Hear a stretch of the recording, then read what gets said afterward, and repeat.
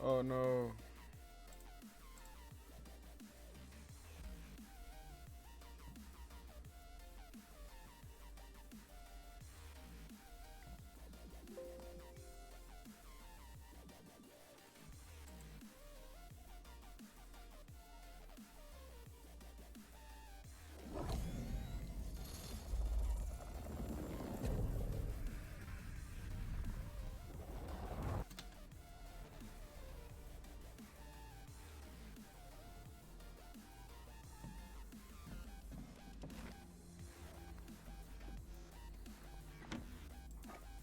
Oh man, I gotta fucking mute this shit.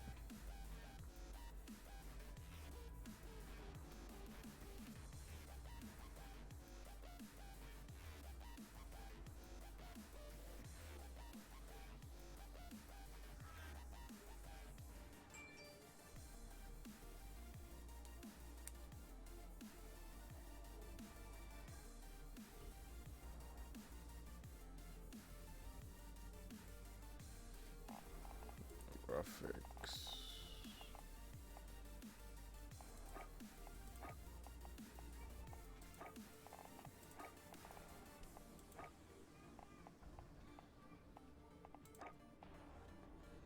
Damn, I really had it at 720p. Gay. Full screen.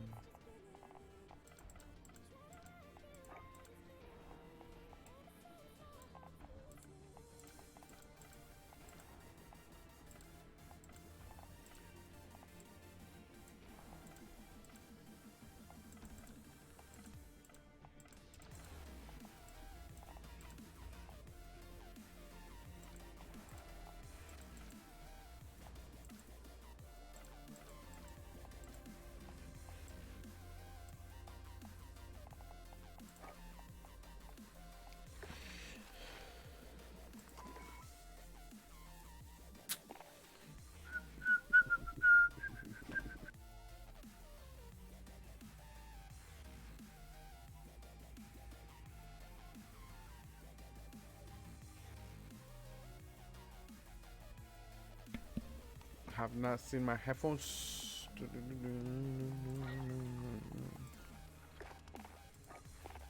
Oh fuck. No no no no no.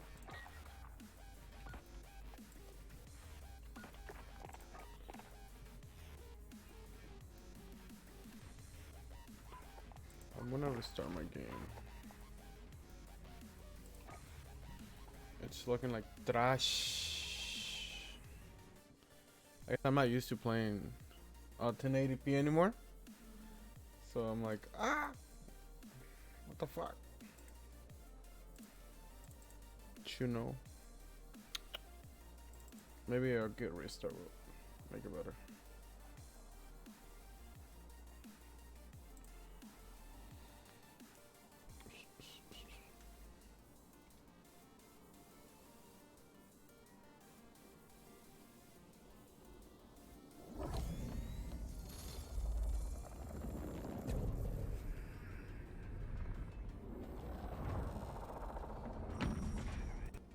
Oh yeah, right. Come on.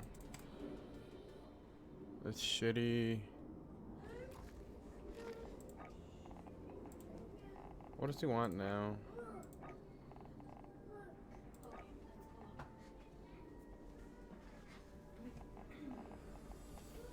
Again? Come on, dude. Why? Why?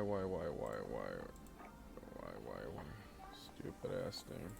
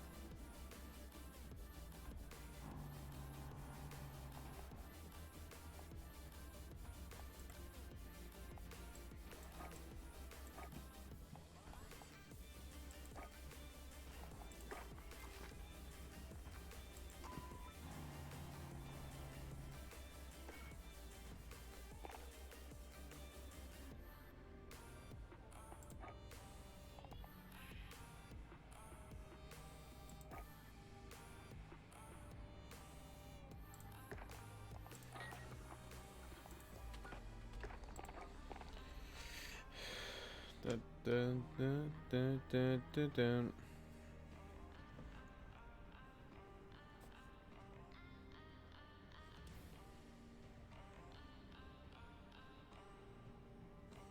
It's literally a 50 FPS. You wanna stay out there with them? No, I'm just asking. What did he want? A juice?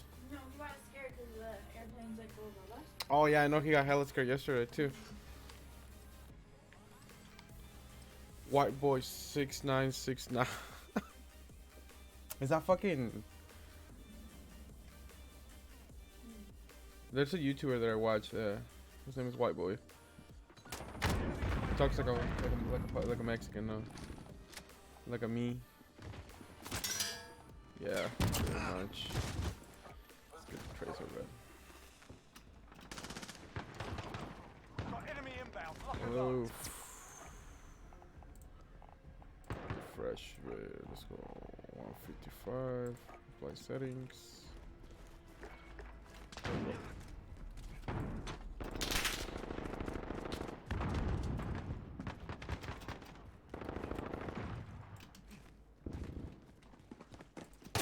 Whoa, what the fuck? That didn't work out as planned. Oof.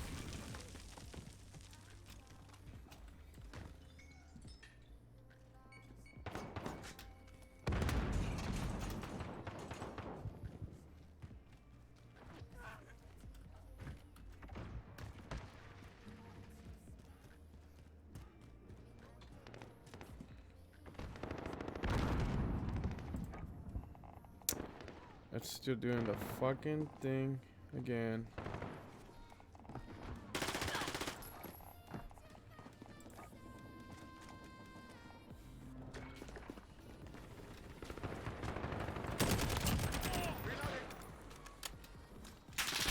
Why is it doing that? Why is it doing that? Friendly UAV overhead. Anything over 60 FPS is fucking up my shit hella bad. So yeah, 60 FPS is working now. That's so ghetto. Just gotta turn off Jesus. I can't play at 60 FPS.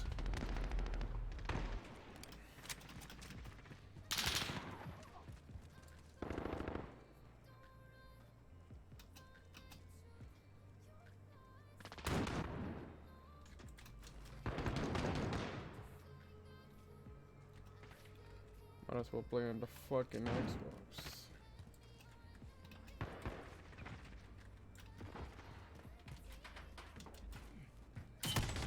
Oh, why are you fucking camping back there, you little bitch?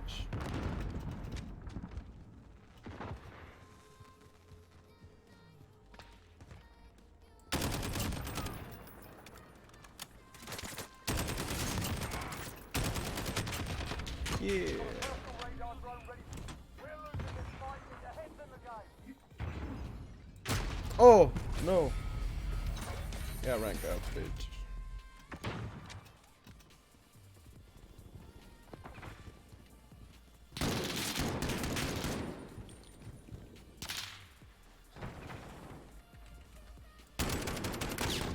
Oh, shit.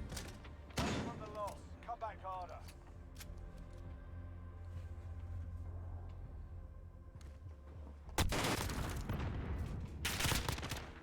Yeah, dude, it's on PC.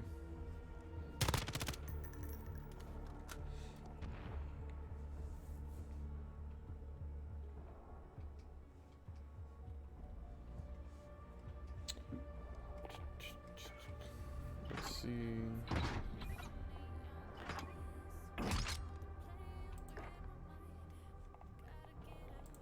Options.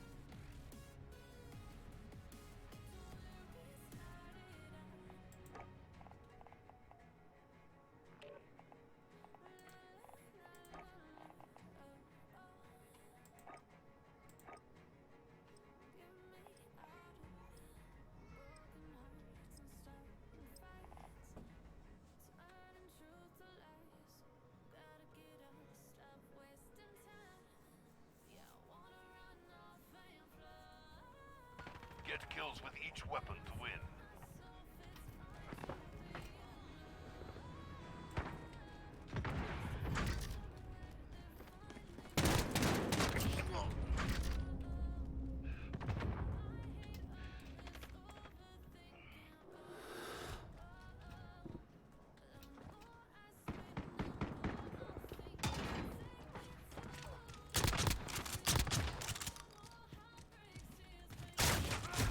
Oh, fuck.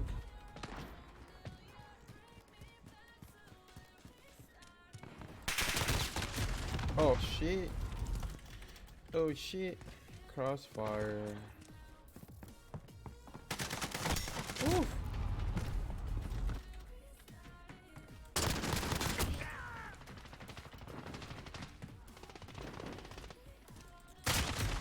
What the fuck? I aim, bro. I You're aim. losing this fight. Get your heads in the game. Oh, if you aim. Okay. If you aim, it don't work.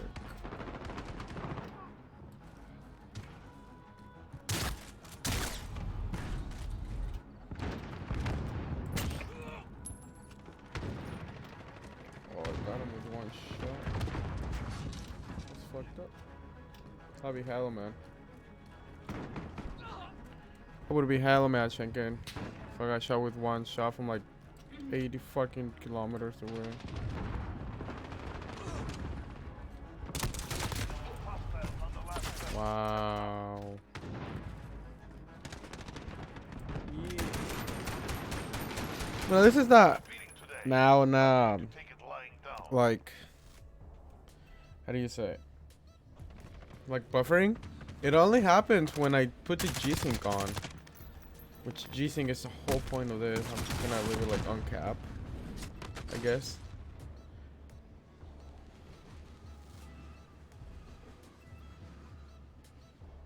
But it's pretty stupid that it's doing that.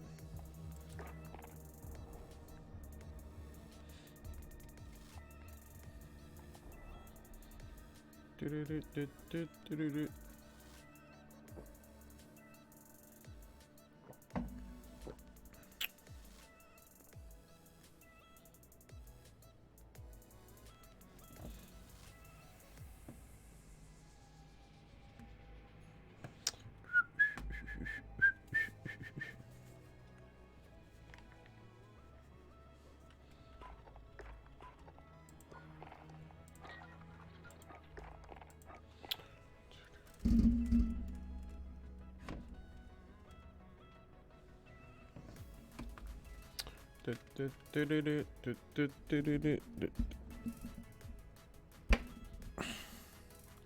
That should be a lot better. Right there.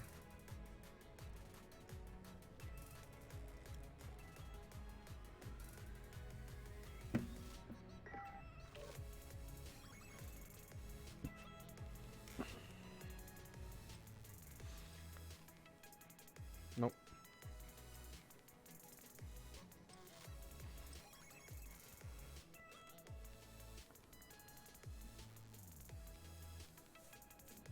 There it is. Now, wanna play some infected, Shenken?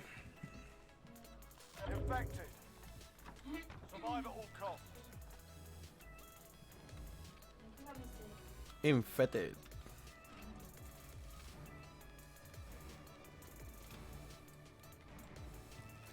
Send the claymore.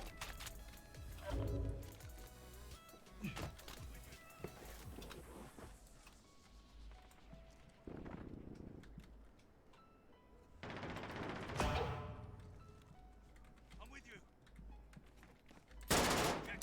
Ooh, that scared me. What other gun do we have? The X. I'm with you. Reloading.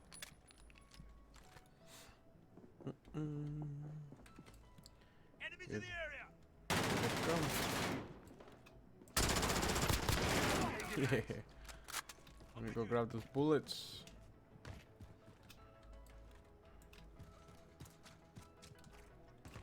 Setting claymore.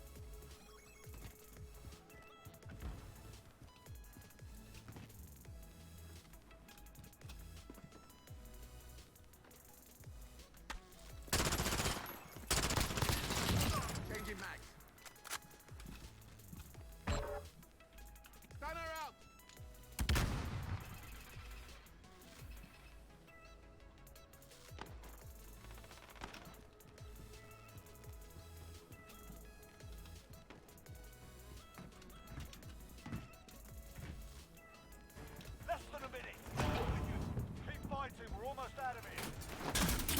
Enemy at the warehouse. Oh, look what this guy's doing. He's standing next to the door, so nobody can come in. That's fine. It's good though, cause we're playing infected. I'm with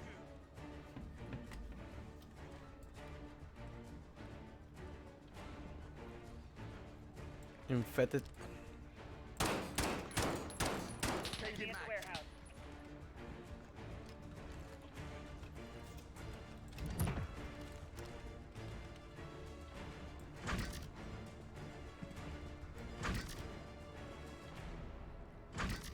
I'm with you.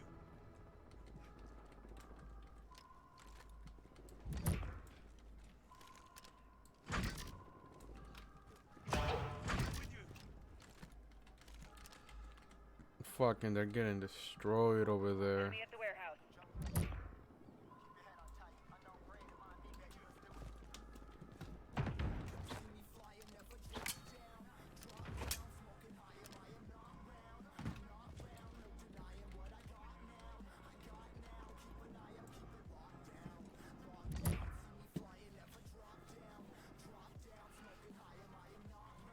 I'm with you.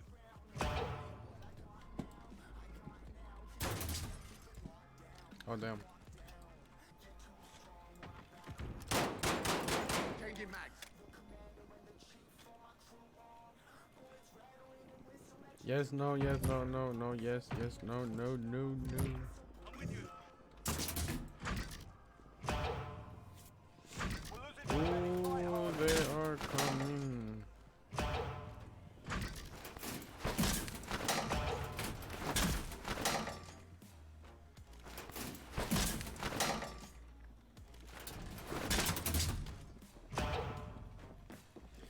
Placing an open. Oh, this guy's name is N-word. Nah. Yeah, look. What? That's fuck. Oh fuck, I'm gonna run out of fucking bullets.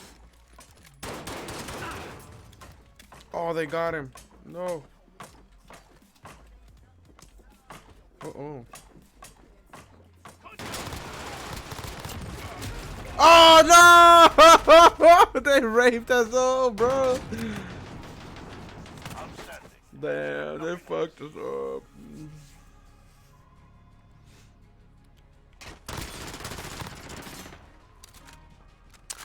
They got us good. They got us good.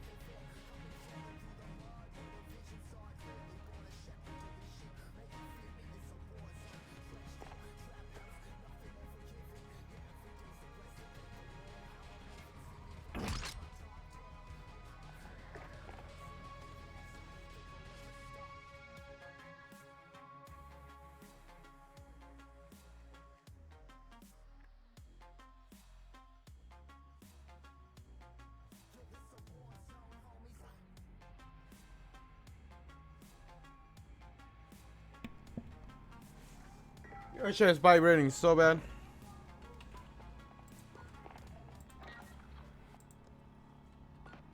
Well, let's do some search and cyber attack. Let's go for it.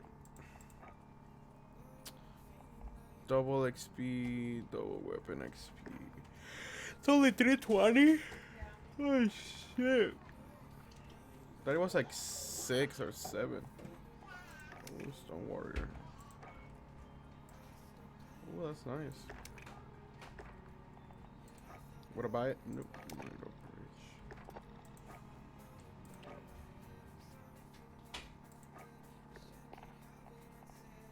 Cyber attack.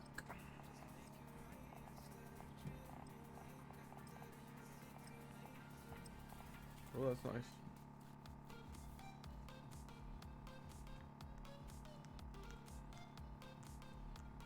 Push, you got the trash. 2, we got way too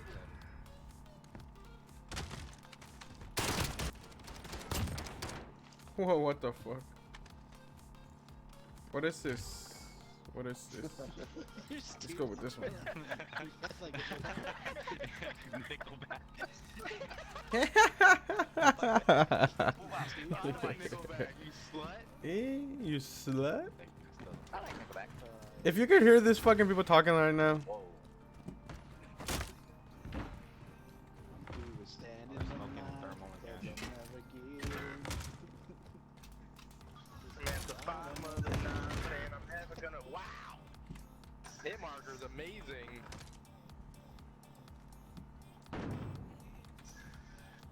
He's at the window. Be careful. Be careful. Be careful. Be careful. I haven't done so.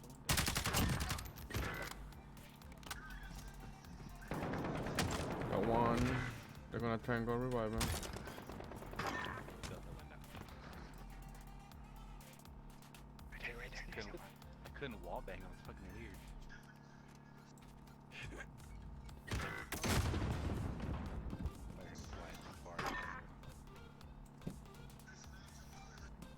On the other side of the wall from you, L. Danny. No, other side of the wall. This wall. No, I'm trying to L. Danny. Nice. He talking to me. L. Danny. He talking to me, man. He talking to me.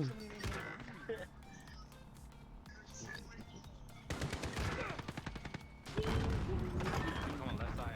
Yeah, that way too. Your left, L. Danny. Killed by blue glamour. L. Danny's being ready. Ah. In the bathroom. Fuck.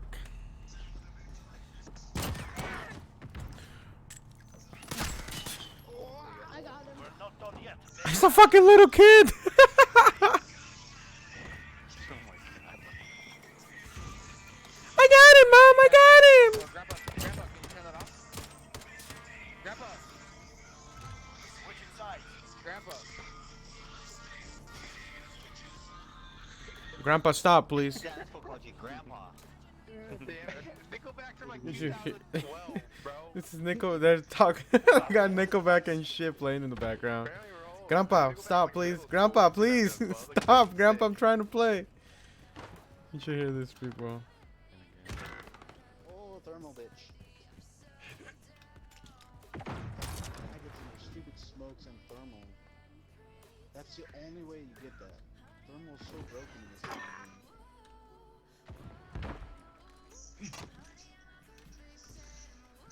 Oh, I'm gonna die. Oh my god. I killed one of them. The one that had it was the Oreo bitch. You shot Uh-oh. Fuck, my man. Just smoking. Ah, I tried moving, dude. Fuck, god damn it. One's coming from.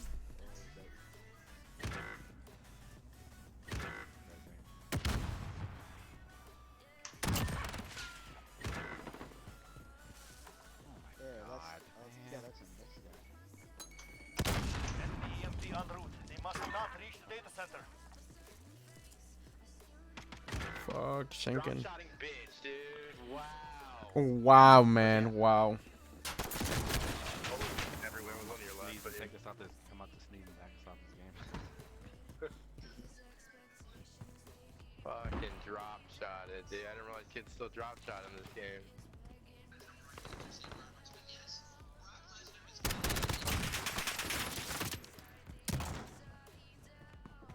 Enemy EMP en route. Must not reach the data center. Let's see how good is that gun. They have the device. Secure our data center.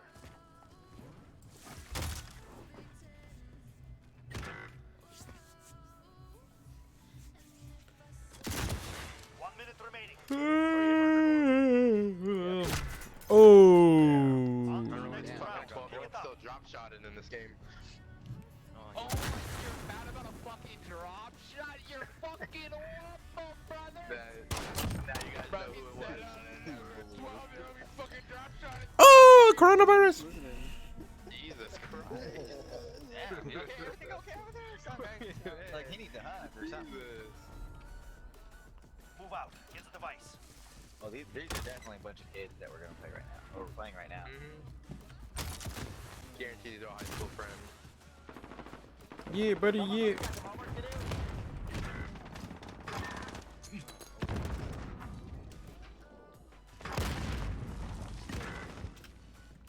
Can't use this again, bro. Drop shot, bitch. Device secured.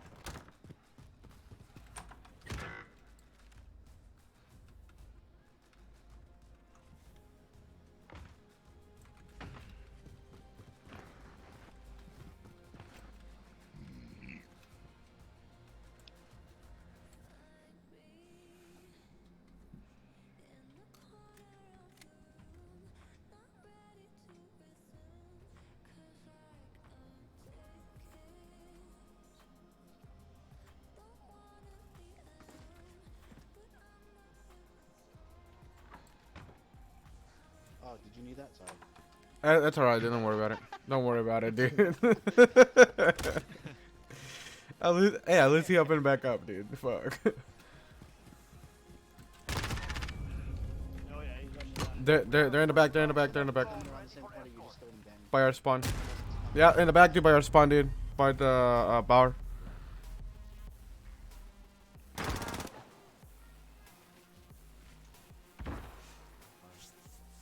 Are you still doing that quest? Yep, he's in that hallway where the stairs are. He went back up, so he might have gone upstairs. You told me I would need more people to do the other one. If you're trying to do the corridors or whatever, yeah. Protect our carrier. Yep. That's They need to how- fix this running red, We're but- not finished yet. You guys What the fuck? Timmy. Who the Timmy. fuck You is have homework to do? that? Listen, Linda. Linda, listen. Listen. Got it, and you weren't even looking at him. Switching That's sides. amazing. You guys are trash at this game, bro. Oh, I'm alright, trash. Timmy.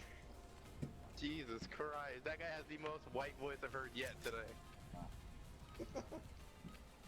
This guy. Retrieve the device. This guy.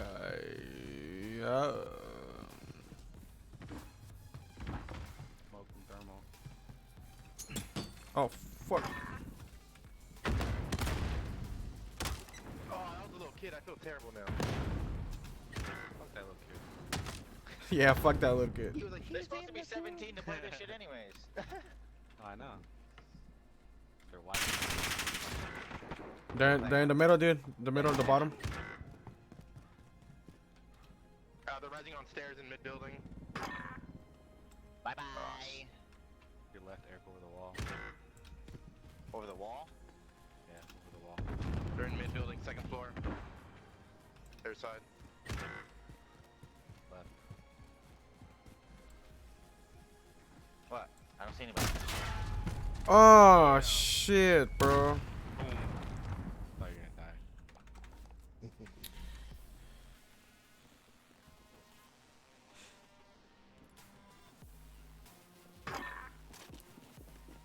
Coming around. Looks you need to get away from each other.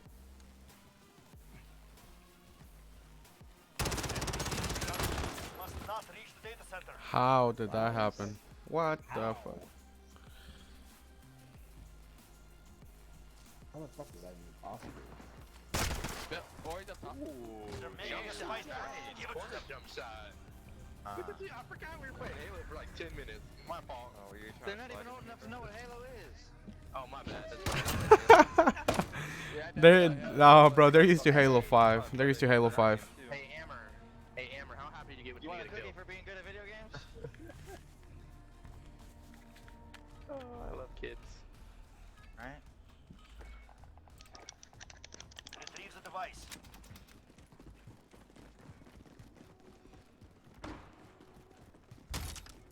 Enemy UAV overhead.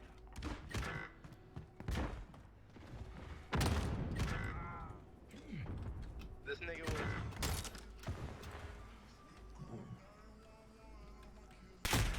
Oh, fuck the smoke, dude. Enemy UAV overhead. Right behind you, EJ, but I'll watch.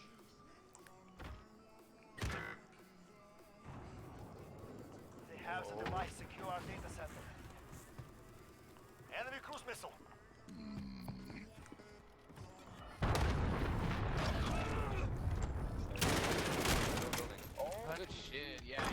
fucked on, bro. You guys are trash. They're all dead.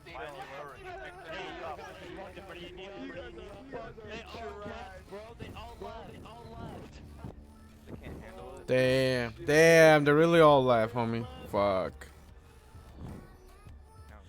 That's shitty. Sorry, dude. That's shitty.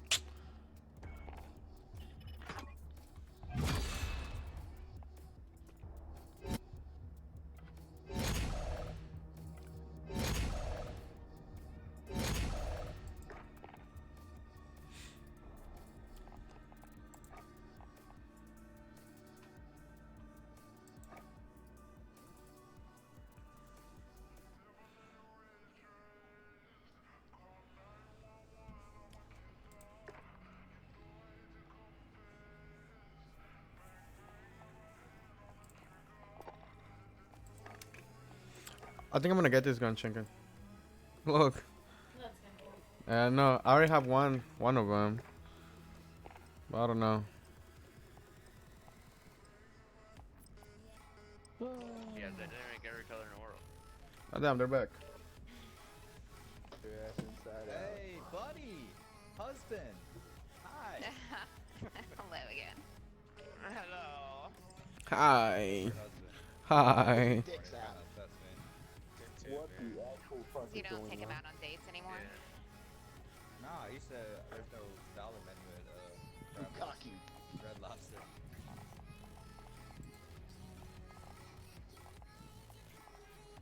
Braid your husband's ass hairs in his mouth. I did that once because he asked me.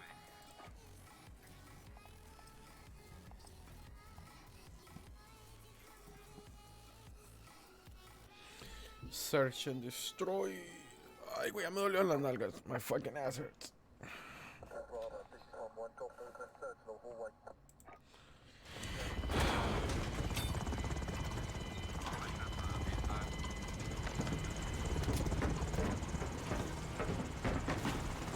Let's go, boy. Yeah, Trump 2020. Alright, Master, I believe in you this game. Enemy asset sighted. Track the bomb and destroy those targets. Bomb is in play. Attack the weapon caches. He's inside A by the van.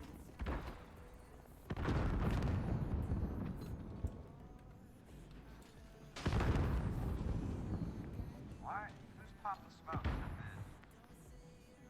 There. Master.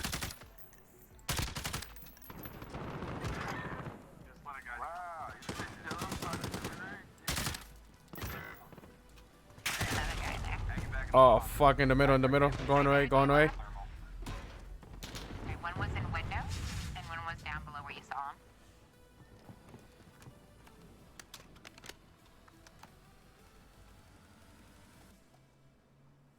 Hey, Master, what gun is that?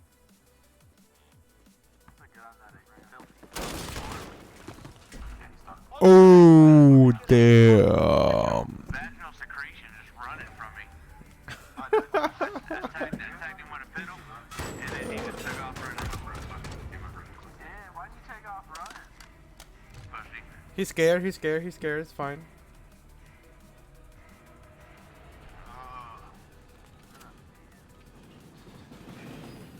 Target's on. Get to the bomb and take it. Are you? Bomb is in play. No fucking way. Oh, fuck.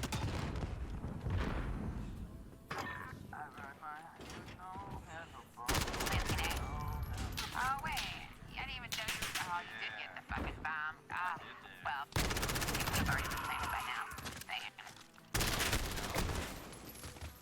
I wouldn't have got my Ooh, he dropped shot like a bitch. And you died. Hey, we don't coming in bottom. Why didn't you shoot him? He went up top.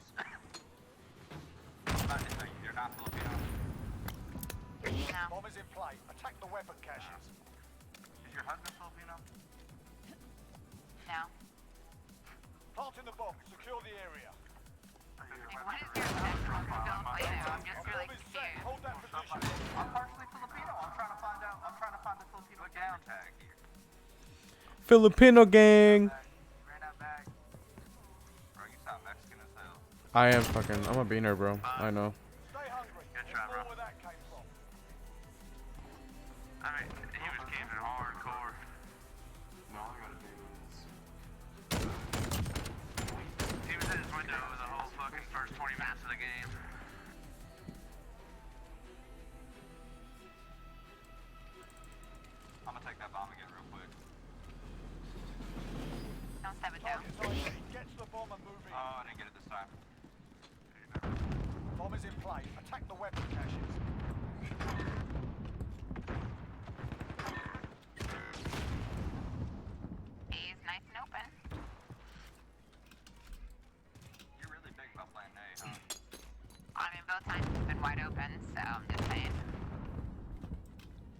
planting the bomb. Secure the area.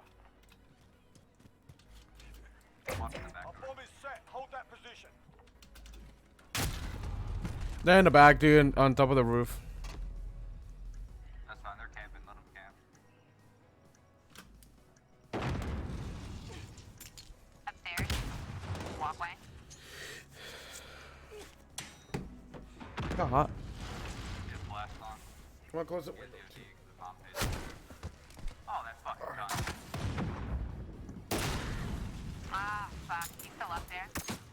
I have a Modern Warfare right now. Oh, damn. I have one, huh? Yeah, because I have the Black Ops 3. No, I have the Black Ops 2, the Black Ops 4, and the Modern Warfare, and then I have the World War II hat. Wow. Enemy has If defused we our could have bomb. actually done it, yeah. And then I had the Fortnite crap. Hey, you swallow, bitch. Shut your ass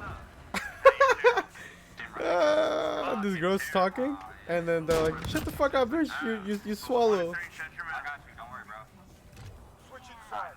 2 cents. That's it. Like a girl plays, and all these guys are like tougher than like anything in this world, dude. Sounds terrible, but that guy has like a really shitty mic to be talking some shit. And then she goes like, "You have such a shitty mic to be talking shit." But I think when people talk shit, it's 1 to 2. like, His mom didn't let him buy another bike. Fucking trash. His mom is You get on top. What do you say, husband? one guy's up top. Mom can't pronounce your name. Enemy Guy is bomber up out. here. Get over there. No.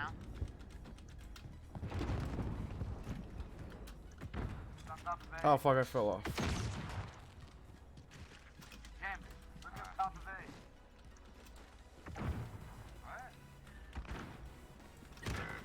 Ah, fuck. He's downstairs, back on the bottom of the ladder. Bottom. Are you eating my ass? Are you serious?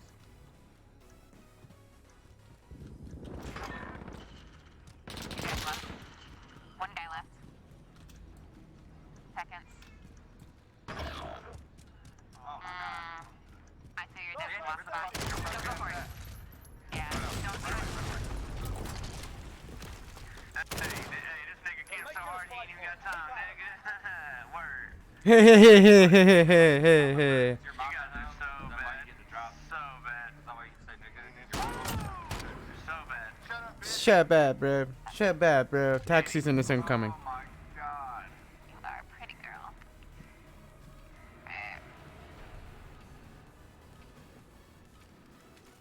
Assets identified. We need to keep them intact.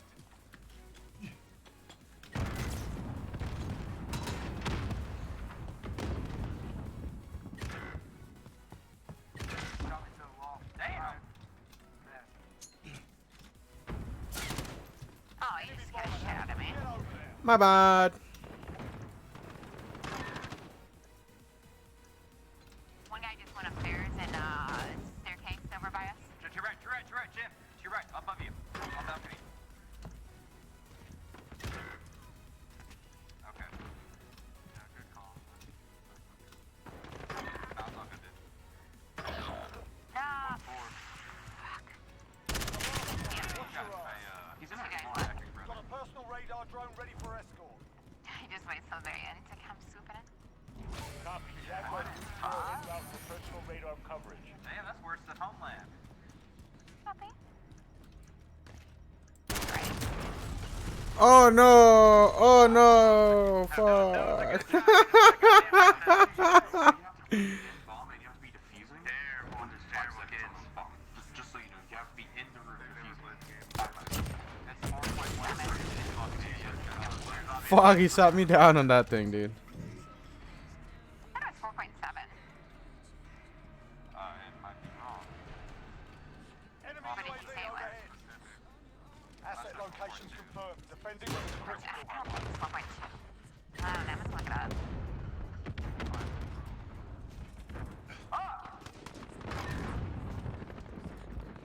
Nice. Bomb planted on Alpha. Defuse it.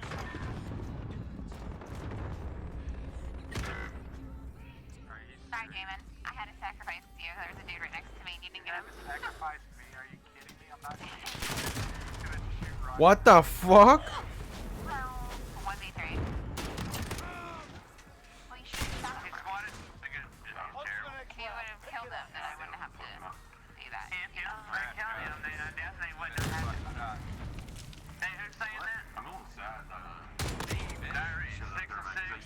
got that big ass window. He's better than you. Switching sides. I'ma fuck with you. I got you. This out. Damn. I'm gonna take that bomb and I'm gonna go to B with it. You're gonna die. Retrieve the bomb into those targets. Come on, dude. You got this. Got the bomb. Get to the bomb.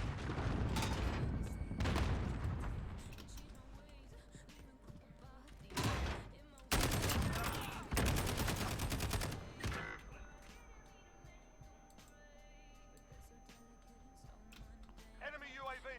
Enemy cruise missile incoming. Planting the bomb.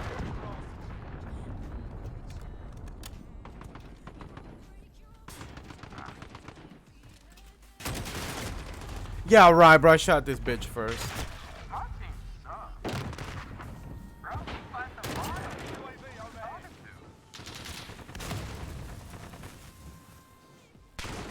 What's that?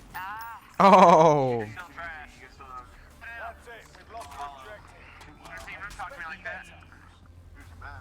Too easy. Do y'all want to party up? Please. Too easy. Too easy. Look at those legs, dude. I'm sorry, you guys suck, but like, maybe you guys will be able to do better next year. We should get a better headset. Husband, Mine's great. terrible. Husband, your husband, great. One.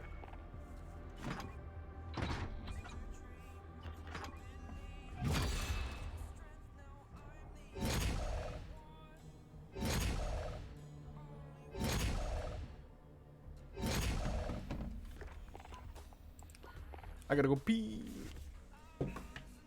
What are you doing now? One of the quests this one. For what? What is it for? I don't know yet. You're just doing it?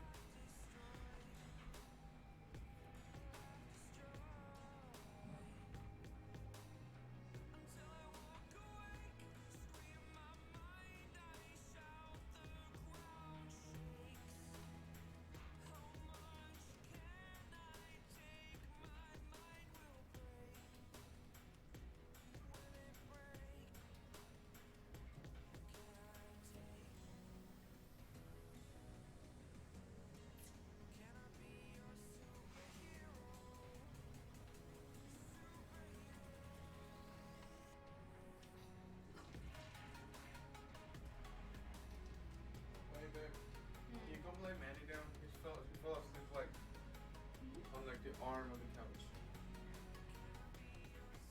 Like straight up on the arm of the couch. Why? I don't know. I have no idea.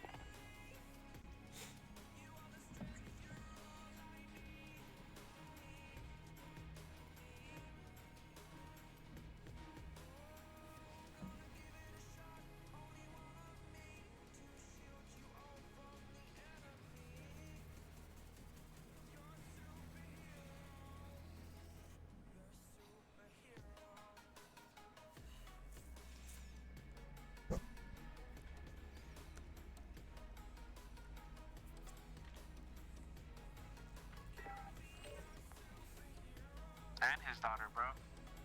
Not on top. It's cold, huh? But we did die. They did. He did, bro. What the fuck? Him and his daughter.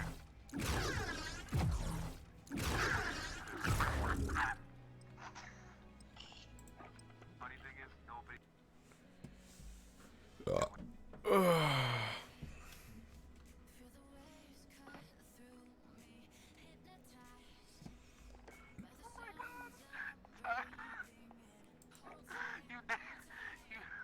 You did it. I don't know, 4 of them. Yeah, it said 4 people died. Yeah. That's still weird. 2 more people. Jackpot on enemy assets. Yeah. Grab the bomb or clear the AO. Why random people in his order?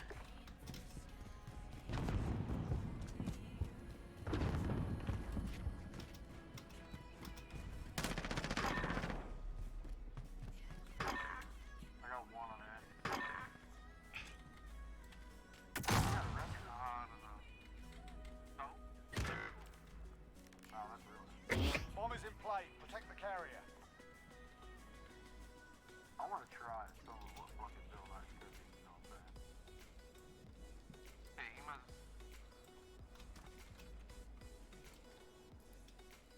Hell yeah, that's fucking Bill Nye, bro. You don't know what type of shit he knows.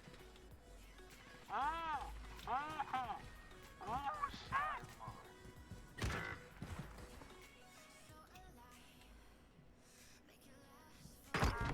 Less than a minute. Wow. I thought you knew he was up there. Planting the Oh, bomb. Secure the fuck. area. Our bomb is set. Hold that position.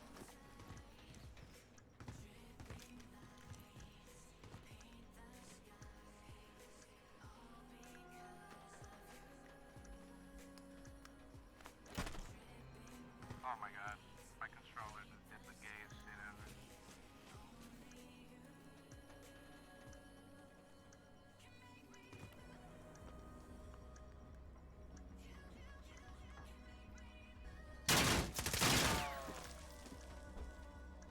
Where?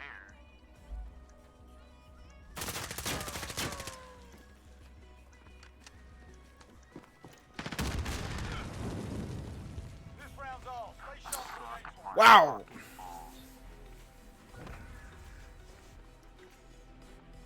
I was so confused as to where that guy was, but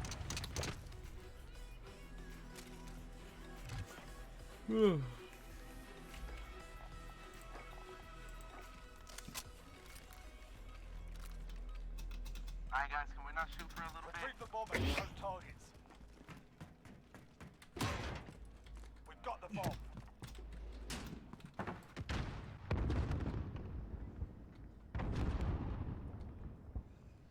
Whoa. That was the whitest. Hey, hey. Talk this out.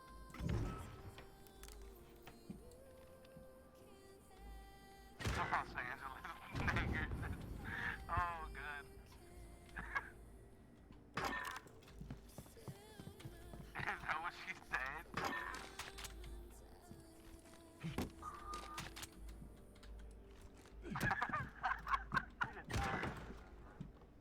That's great.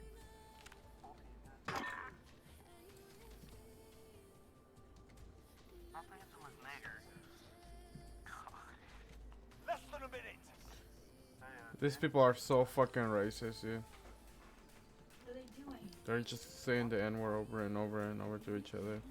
Like, not nigga, but you know, like the other one, the bad one. Well then, fine. You see him.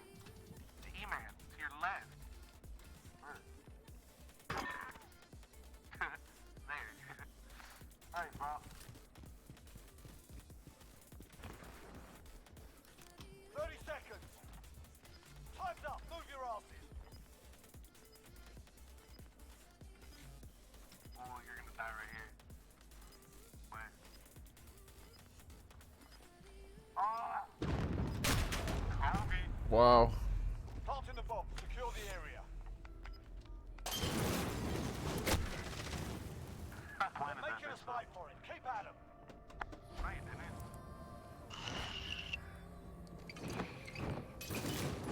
Yeah, nice tunnel. Oh my god. What the fuck was on? Ryan, the chill ring.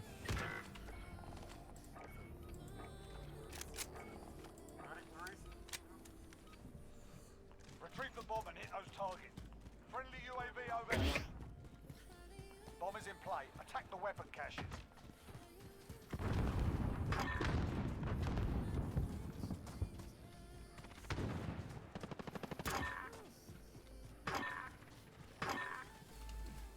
Damn. Go on some more. Friendly UAV overhead.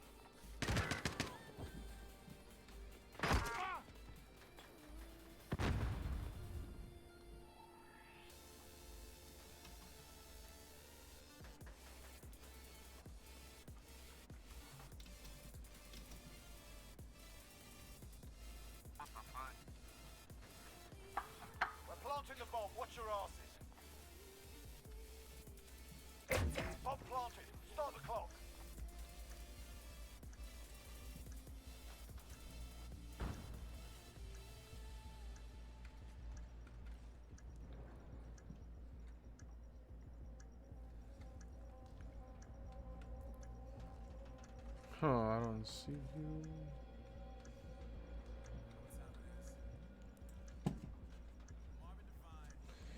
I'm not comfortable playing right now.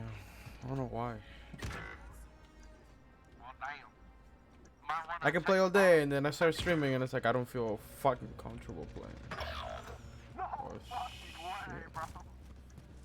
He's gonna get it. We're out. Stop the clock. They've got our back. What the? They're making us fight for it. Keep at it. No bird. That's like Kobe's fucking dad. I'm like, man, imagine taking 5 bullets in hardcore. Switching sides. I don't know where our other teammate was. Motherfucker was gone. Assets identified. We need to keep them intact.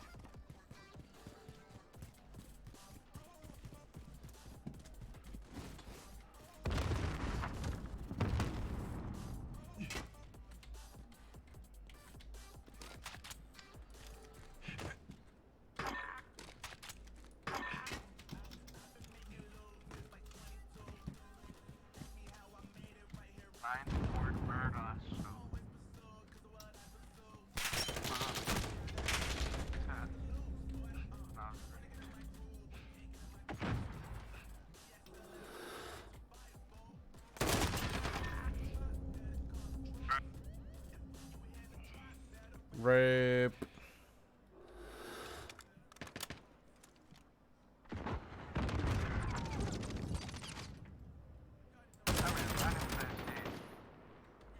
Got a personal radar drone ready. Less than a minute. No! For personal radar coverage.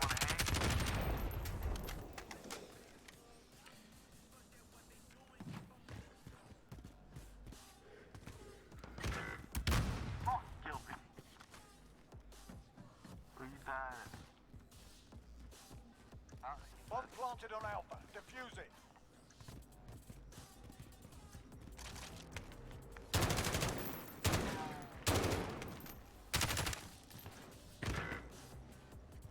Coming through the door right now. Turn around. They're dead. Bomb has been defused. I always thought there was like 3 of them. I'm gonna call me now. Shut up. Kobe's dead. Period. No one cares. Call me a loser.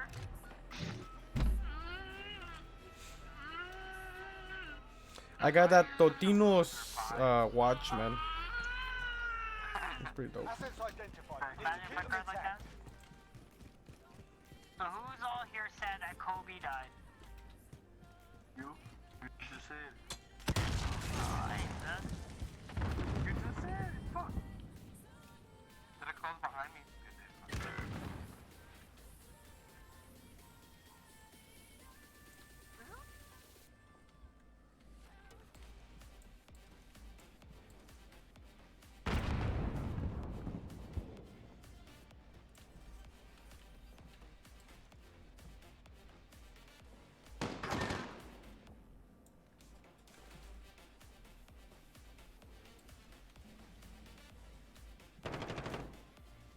Get to Bravo. Enemy bomb planted. Man, fuck no, man. I think we need to go to B.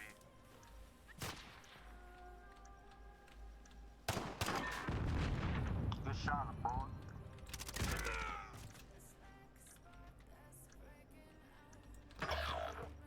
Oh, my leg! I'm dead! Standing.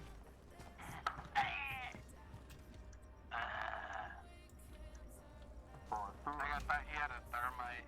And he fucking threw a grenade at me. Damn. Put his nuts in his mouth. He fucking And he loved it.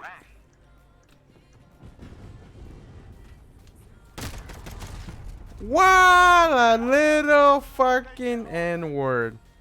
Rush that boy. He said, I'm gonna come fucking, I'm gonna go crazy. Oh, he cheating? He hacking? Not you in the kneecap. How does this Like I just got shot in the kneecap. Really?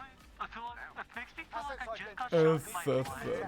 But, like, you know, sometimes the kneecap isn't so bad.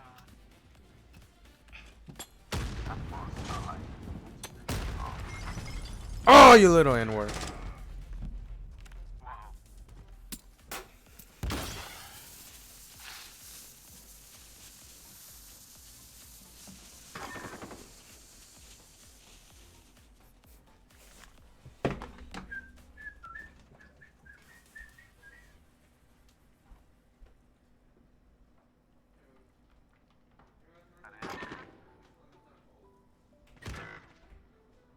Ah, ball got me slipping. Mama, you're gonna have to go A.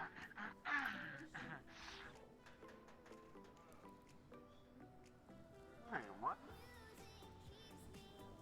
Is there a guy in front of you or something? No. Less than a minute. Why did kill two of the balls? I thought I killed him. I did kill him.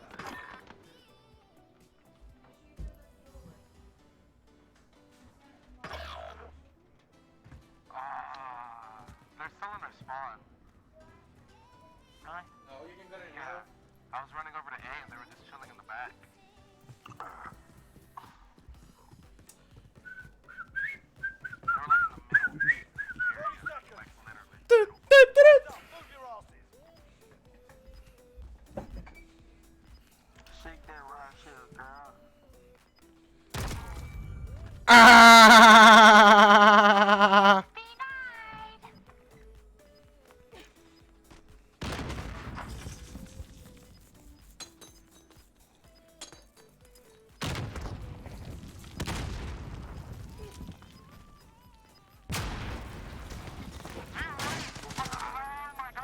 Oh! Tyler, can't kill me, son. You can't kill me, bitch. The coronavirus will though. Oh! Oh my god. The what? Well, what is it? The what? The coronavirus. Target's The ID. coronavirus. Bomb on the screen. The only coronavirus I know about is the corona alcohol from alcohol poisoning. Let's go, boy!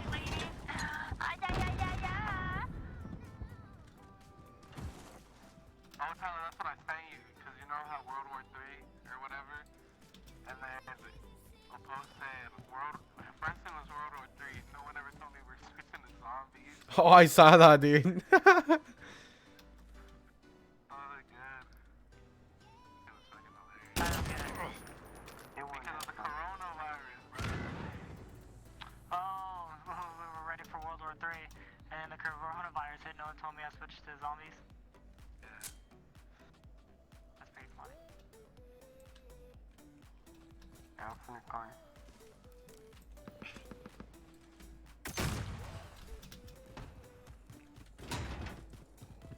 Less than a minute. Damn, B's clear. I'm B. They're in the back, dude, but they're spawn. Watch out, over here on B, dude. Dude, just plant the bomb, plant the bomb, plant the bomb, Danny. Planting the bomb. Secure the area. Oh, what a punk. Yeah, plant the bomb. Why not, right?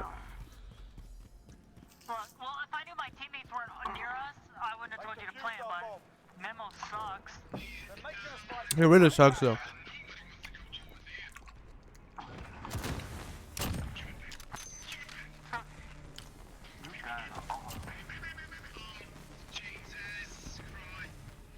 I'm level 41. You're trash. You're a booty, see, but then we It's fine. You're all Tyler. Retreat the bomb. Those targets. We have the bomb. Move. He's probably Asian and he's gonna sneeze on all of us, dude. We're all gonna die.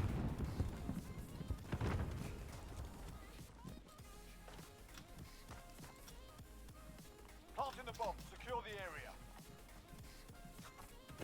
Our bomb is set. Hold that position. Oof.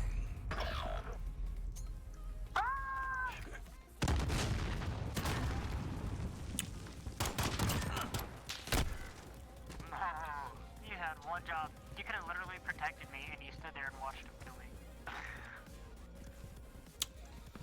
me. He did it for the bind. We're losing ground. Let's take it back. Tyler, get more. Like, bro, you literally watched me die. You didn't even try to kill me. Oh damn. I did kill him. I just thought it was like really at first, and then, you know. The teammate shooting at me? He's right, he really did. Teammate?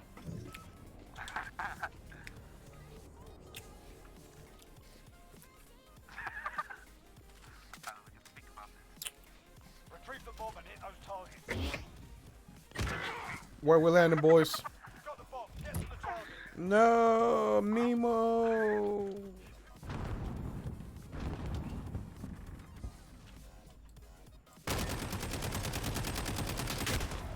Ah, fuck.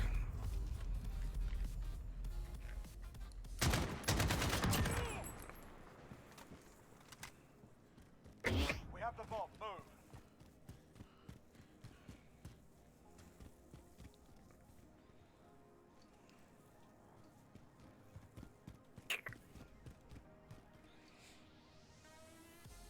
You know what I'm gonna buy? Those glasses that I used to have, the Manny broke. I could play for hours with that and not get a headache. I'll feel dizzy. These things were nice. They're like, I bought them on Fry's for like $30, I believe. Best Buy has them for like 80 though, so I'm not gonna pay 80 there. I'm probably gonna end up building my PC there though. I don't have to wait for Amazon. Or my stuff at a Micro Center when we go to California in March. You old pussy bitch. That'll be pretty cool. RTV. Move out. Build a computer out there, you know? Yeah, you see them boys, huh? Boy, left a nigga hanging, man. Bam. That boy Bang, bang, bang! Oh damn, they left. Yeah, them pussy hell yeah, brother. Kiss my neck, brother. Let's do it. Let's do it. Let's do it.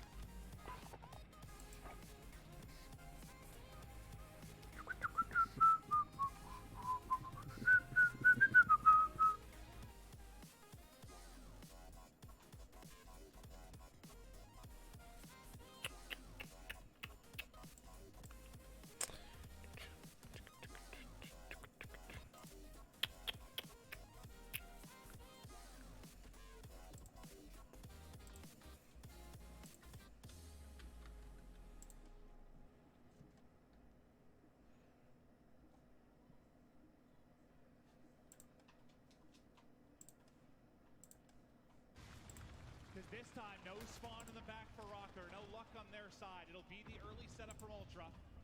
GodRx's POV as they look to try and get this breakthrough. Here they go. The tandem. GodRx and Assault looking for the opening. Doc building pops. Silly's pushing the other side as well. He gets taken down. But can they put pressure through the smokestack? They're trying to push that top parking lot as fast as possible. Methods trying to get in position, trying to stay alive. The pressure's there. That's Alice. He's able to win a big one-on-one. Able to win another one. Just trying to be as annoying as possible right now. Waiting for his teammates to come up off spawn. Minnesota, can they get in? Can they get the clear? It is such a contest fest back and forth. 20 seconds left. Now you see on the minimap, players starting to worry about the rotation. You see the arrows starting to hike across towards the first hard point yet again and get set up. Purple, Rocker will be in first, but really it's been a lot of heavy contests over these last two hard points, but it's going to be, what, 15 or so points for Rocker, 50 needed for Ultra. Ultra are going to have to go so clutch here down the stretch if they're going to take this W. Metals, you've been the hero for Ultra in the big moments to find the multi-kills. Can you do it again? 1 week, there's the finish.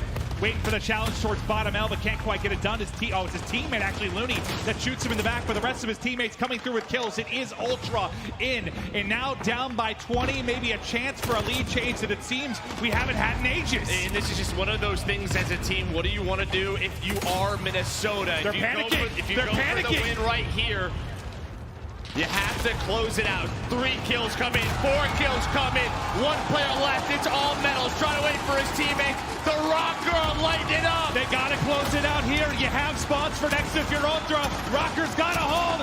They've got a hold to the north stand. Strong Rocker, get it done.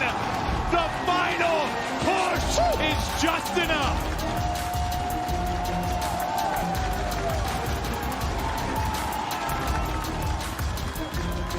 Joe, I had the fear when you said you had to make a decision. I thought they were panicking a bit and they were just going to flood it. And if that fell apart, they were in trouble. But then right after I go, they're panicking. They get 4 kills in a row. That's one way to bust through the hard point. But what a map from multiple players. But it's GodderX, I think, that led the way. 33 kills, most on his team. He's been a slang phenom at the start of this title and really the last few months of Black Ops 4. But let's take a look at this scuff play of the game.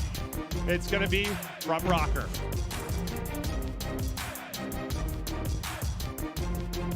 GodderX, what a map it was. As he was just finding kill after kill, you saw the kill feed lighten up. Rocker just dominating it, but it's the final moments as they're able to get the win. They clutch up, they get the break on through. And that moment, though, that is huge. Yep. I know we nailed it a couple times there, but like, if that doesn't work, if the 2, 3 players from Ultra, if they were inside, they were able to hold that. They had 2 players deep for tires. Like, that could spiral out of control quickly, and suddenly it looks like an Ultra win. But it's just a flawless break at the most important of times there for Rocker. Yeah, but I think what we saw in the second half was Toronto really start to heat up. Guys like Classic, guys like Metals. I mean, without a couple of their performances, that game is a mess. It was a 90, 100-point lead early on for Minnesota. That's really due to that tire shop break that was behind Silly. But Toronto, I think they're going to make this a series. That was a fun one. Yeah, and the other thing I want to watch back, too, is like I got to see what went wrong with that one setup for Ultra. You know, when they thought they had docks set up, but they didn't have anyone back by the truck or like back towards the docks building. It was really, I think, I believe you said it was Methods that was sort of near yellow. Near yellow, and yeah. they get that, but the van spawn comes in for Rocker. Things all fall apart. So I don't know if that was a miscommunication, a little luck from Rocker. I'd have to see it again, but it looked frustrating to deal with. Methods, you think you're in a good spot. Suddenly you're spawning out tires on the other side of the map. That's the last thing you want. Yeah, you saw it second time around. Both him and Looney. Oh, they were deep. They immediately backed up. Oh, they were deep. They were like, they're deep. spawning parking lot. They were staying there. Well, they that's were not why, letting that happen. That's why, as ludicrous as the spawn looked, I think they kind of did it to themselves a bit. They just didn't have anyone playing deep from that side. But first map is Rocker to Ramazo. We will go next. And Search has been, I mean, there's been some lights out performances, some dominant efforts. I mean, FaZe haven't dropped around. Then you have teams like Surge that are going the distance, but losing all 4 Search and Destroys. They go 2 map 5s. You know, we've seen some great teams in Search, some poor teams in Search, and it's going to be fun to kind of follow the improvements over the first couple months of this league. Yeah, Toronto Ultra, we saw this map Game 5, Round 11 against Seattle Surge. Right? So, you know, Minnesota, I'm sure they did their homework. We'll see what sort of strategies they come out with. And for Toronto, maybe there was a few adjustments that you want to make. You don't want it to go around 11. And as much as we were highlighting GodderX in that previous game, Alex had a map as well. He was second in kills, but most in damage. So he led the way for his team, 31 and 27, and was putting down the damage numbers. So I think he was one of your key players to kind of watch going into this, just because of the pace he can play out a map like Hackney, and he was good, Joe. Yeah, I mean, when you're sort of looking at like these middle of the pack teams, what we're asking ourselves is who are going to be the superstars, right? I think for Minnesota, one is simple. It's GodderX because of what he did last year. But you need 1 or 2. Who's going to be the next guy up? And, you know, with GodderX running an M4 and assault rifle on some maps, there has to be some heavy sub pressure. That's where you're going to get it from. You're going to get it from Alex.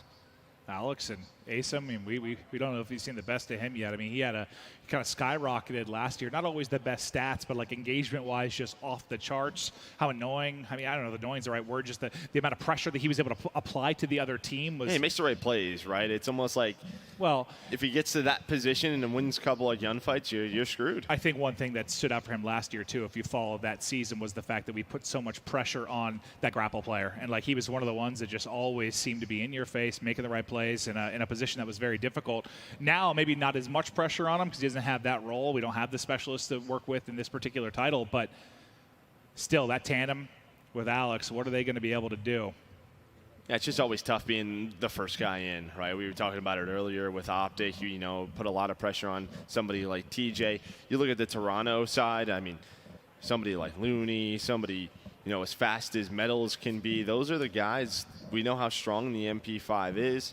Classic, he had around like 60 engagements. It's what we normally expect from him. And we haven't seen, what do you think though, like the pre-match when they were doing the introductions, and we haven't had that a lot in our history of Call of Duty. I feel like I mean, we've got the villains sometimes, like an Aches that's been booed, but not really like, I love it. Not really like classic or like a Looney or a Methods that are getting booed as they walk out. Do you think that frazzles them at all? That was one of the questions, right, coming into the league, was like, are people going to buy into their team? I think the answer is yes, quickly. Absolutely, right? Minnesota has answered that for me. I was pumped up, man. I was happy the crowd has this much energy tonight. Well, they got one map done. Now let's get to the search and destroy. Minnesota fans, Rocker is up and ready to rock into this search. Offense first and off to the races goes Rocker. Hey, look, he's lining up a nade. Now, let's say he's going to try to line up a smoke. We'll see where that'll land as Assault throws that out. But a lot of pressure quickly from Toronto as they take control of this B site. You do have one player top middle, and that's going to be Silly. What can he find? Finds one. Godorex also has that first blood. They have to go quickly, though, because Looney's working the flank. They find all 3 kills at the B site. Looney can't find the second. It's too late. I mean, your front line's already been picked apart by the time the flank gets in. There was nothing Looney could do, but that was textbook. I mean, Godorex gets the first pick. As soon as the next player shifts focus to kind of look towards that tunnel heady, Silly peeks from mid, gets another kill. It was, I don't know, just really nice coordinated push there from Rocker. Yeah, it was an interesting setup from Toronto because you had nobody watching Top Cafe, and that's exactly where Silly comes from, right? He gets into that window, and once I you're think in that there window, was. I'm assuming it disrupted once Godorex got that first blood. Well, I think that's on the where staircase, right? And that player rotates down. Ultra's turn on offense. Let's see what the break looks like as we watch the mini-map, see where they're going to be heading. A lot of pressure right up towards kind of carpets and that mid-cafe. Let's ace him. Just tucked away in the corner. Just peeking the door. He's up for a second, but it's classic. Who was it that went up, just opened the door a little bit for classic to get the angle? Come into my web. Yeah, I think that was Looney that was working together with Classic. Nice little bait and switch by that door. Peekaboo, here's my friend. No Assault's watching this cross. It's bad timing. All right, Looney didn't go though, so that's good. The bomb didn't cross. Now he's gonna know a nice little team shot, team nade. His Method's able to find that one. Yeah, I think that was a nade, 1 bullet to the noggin, and he's gonna get dropped. 4 versus 2, massive advantage now for Ultra. And I like this from Toronto because this is one of the maps where you can rotate so quick, right? The bomb sites, middle of the map, not far apart. So they're playing their numbers. They're waiting to see if they can catch Minnesota on rotation. I think dead silence maybe just got popped by Godorex. Both teams, you see. But there's one right in the corner. He's going to get shot in the back. The trades come through, but now 1v3, the re-challenge in. But nice job getting away by Ultra to make sure he don't fall. And the mid-map is Metals. More than up for the challenge. 1-1 through 2 rounds. I like what we saw from Toronto, working middle cafe. Bottom, first it was Classic and Looney, and then up top it was Methods and one of his teammates' nades. That just opens everything up. You leave the guys at B on an island. They have to make a decision. They try to rotate towards construction, but Toronto, they have the numbers. They're already there.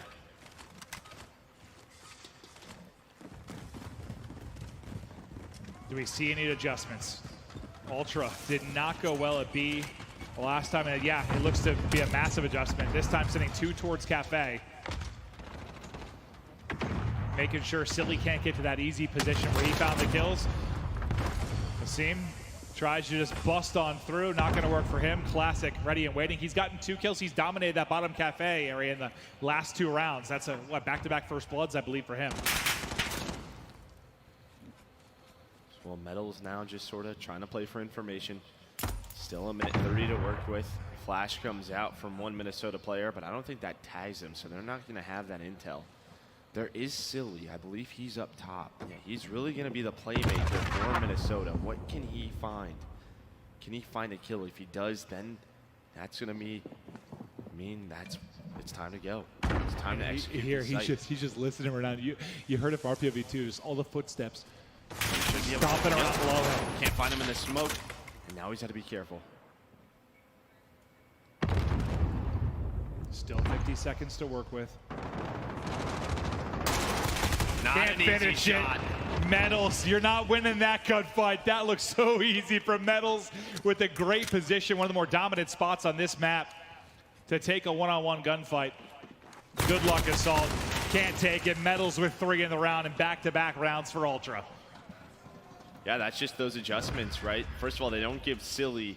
I don't know how Silly's going to get up there with, not anyone noticing him, or maybe they have a smoke for him to get inside that window room. But they made the adjustment. They didn't peek him. If they did, they threw a smoke in him. I think it's another round. To that position. They're sending both players low. I don't think they sent anyone top cafe. So it's sometimes tough. I know to tell on the mini map like who's high, who's low.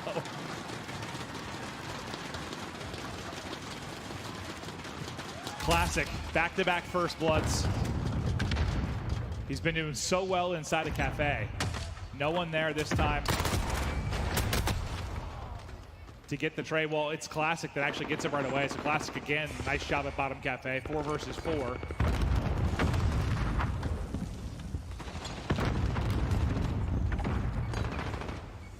Assault with a nice angle. Easy pickings from the step. And gets away with his life. Well, Methods, I think he's chasing. I think it's Assault. He knows he's there, but I think he gets some bad timing. I'm not sure what's going on. Assault's going to have a free kill. Now a 1 versus 1. Classic versus Silly. Classic has Deddy popped. He has Deddy popped. He gets spotted. Silly can't quite finish him. Classic's going to reach out, but Silly wins the gunfight and brings us all square. I immediately thought as soon as he gets into this staircase, he was just going to dip down the road and go to construction, just rotate the bomb. I actually don't mind the re-challenge because he ended up, I think, just because of how high Silly was aiming, like he kind of got the jump on him. It looked like there was enough time for Classic to take that gunfight. I don't know if he missed some shots or just the reposition from Silly, but I like it. I disagree. He almost caught him off guard, man. I think he had a chance to win it. We'll trust your opinion, though, as you're a much smarter Call of Duty brand than I am. I mean, it's a free plan A. You know, yeah, that's true. He's not there. That's true. I just like confidence. Or stupidity. Yeah,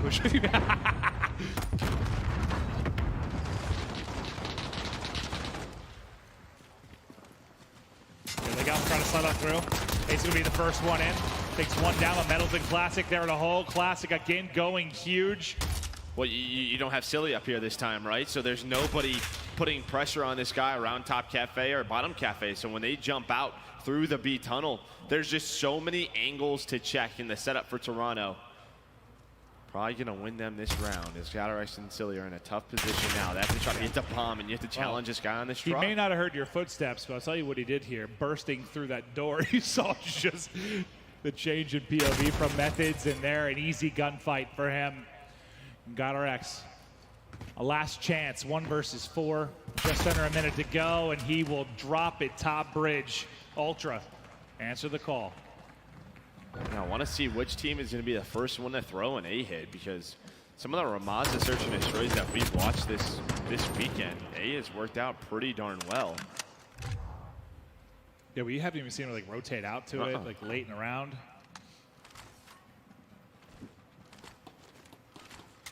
So who's leading the way stats-wise? You got Classic at 8 and 4. Excellent job from him. Still waiting to see who's going to lead the way on the Rocker side.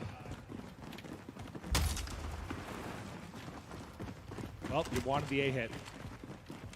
Everybody towards top rugged bridge. I figured it was about time to switch it up. You still have 2 at B for Minnesota. Asim's all the way back Cafe, so he's not going to see much of the cross. But it's Silly, Assault, locking down that construction area.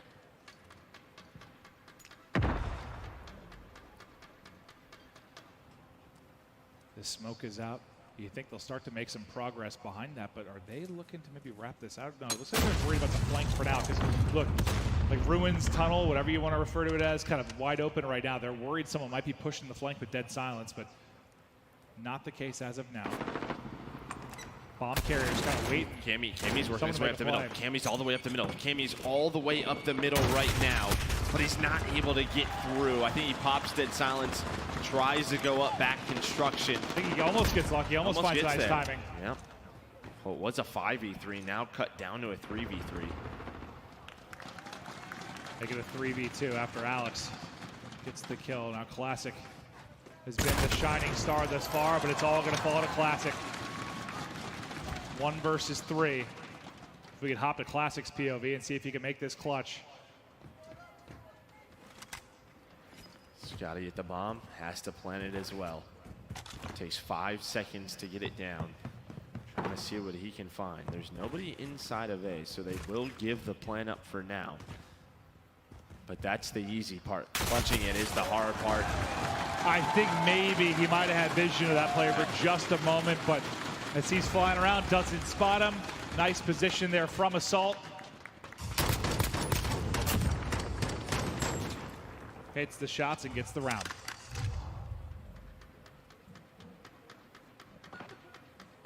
Any major adjustments you're seeing need to be made? Who's going to win that offense, right? I mean, that's really been it. You said that to me multiple times this weekend. Yeah. Do you think that's a trend earlier in search for titles because it's a little bit harder to get efficient on offense for teams early in titles?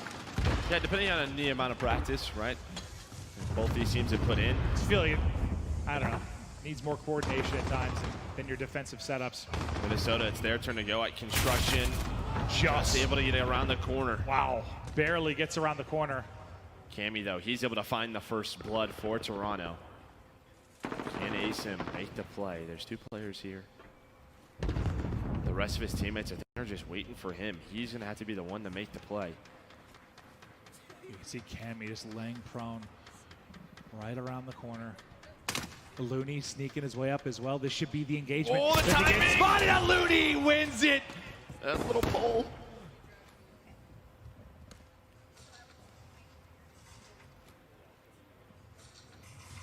Silly biding his time across. Assault, I believe with Deddy Pop, is going to push right up mid-map. Can he get behind enemy lines? He might have. He might have got around him. Can he do enough work from here, though? His teammate's trying to stay alive, but Cammy gets another one. Assault, he's going to pop, but Looney almost takes him down. It got very, very close, but Assault able to finish it. Not going to matter as he's ultimately going to drop. GodRx falls right behind him, and it's back-to-back rounds for Ultra, who now take control in this game, too. That little game of cat and mouse between Asim and Looney, that goes differently. Sight might get opened up. They probably push behind that. Things go very differently, but Looney with a crucial one-on-one within that round.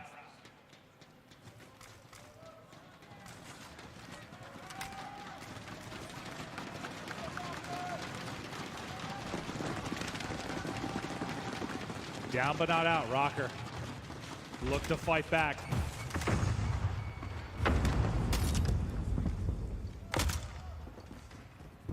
They fly on through. They fly right on through. This could actually work out. There's nobody pushed up B side. Only players in the B bomb site in that building. Look at the risk that they're taking. They lose the gunfight, but they do have site control. But it's Alex and Asim who find kills.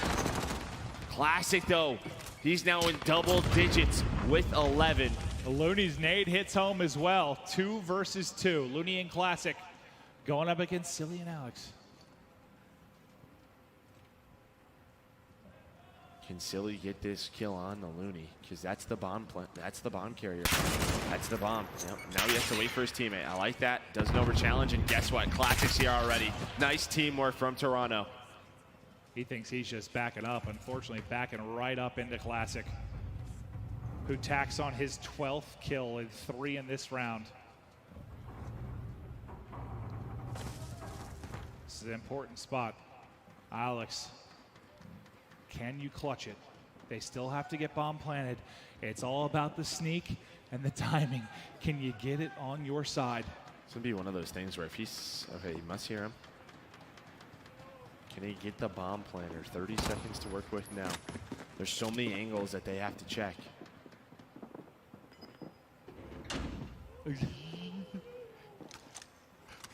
Here he comes, right on through, gets him up, but the trade is there.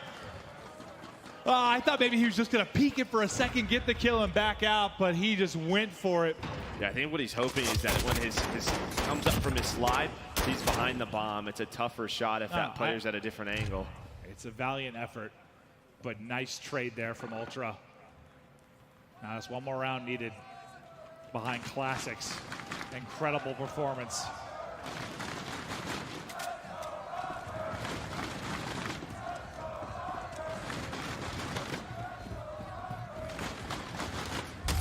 Got 3 on defense.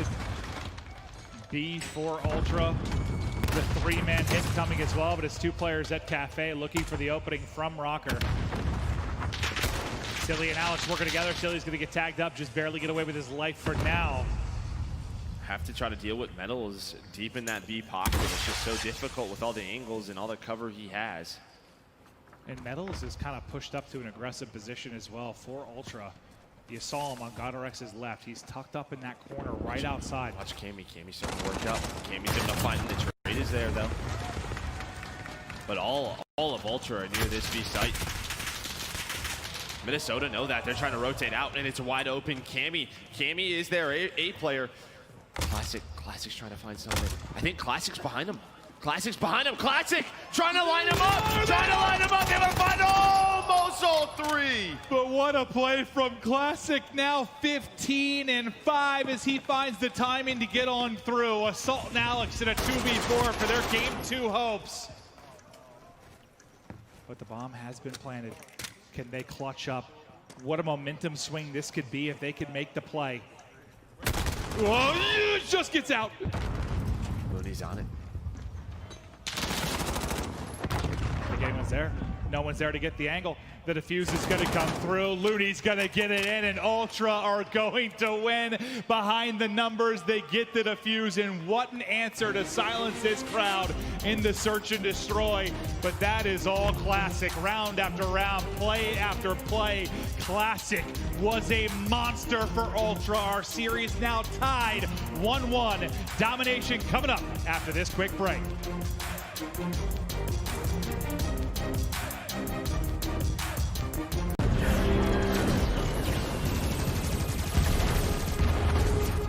Everybody loves an underdog.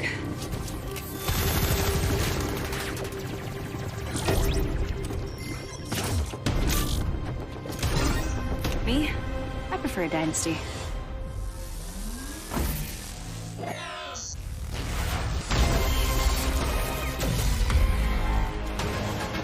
Mountain Dew Amp Game Fuel. Victory in a can.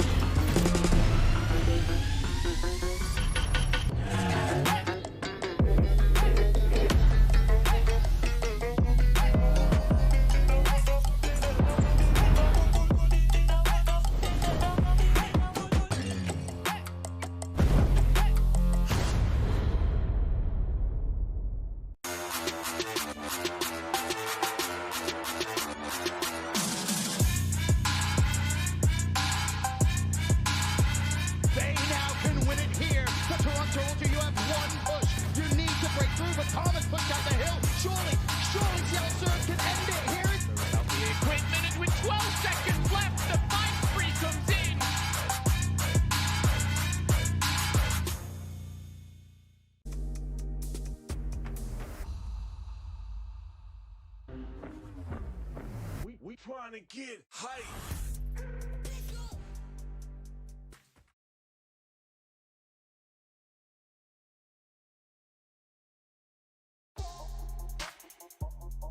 Metro by T-Mobile. Complete your mission with the best deal in wireless. Hello and welcome back to the Call of Duty League. It is Sunday evening and we're into our Battle of the North right now. And it's pretty even Stevens, actually, I might say so myself. We've got quite a battle on our hands to crown the North champions here today. And I just want to talk about what we've been seeing recently so far.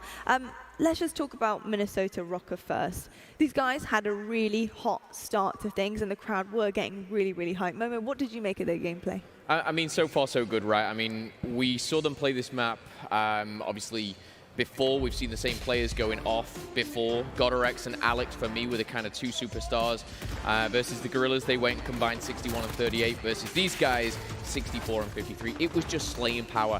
And honestly, heading into the Search and Destroy, we just see kind of more of the same. Very impressed so far with Minnesota. Indeed, and Nameless, you know, looking at Search and Destroy here, what was going wrong for Minnesota ROKKR? What couldn't they just quite get that lead on Toronto Ultra?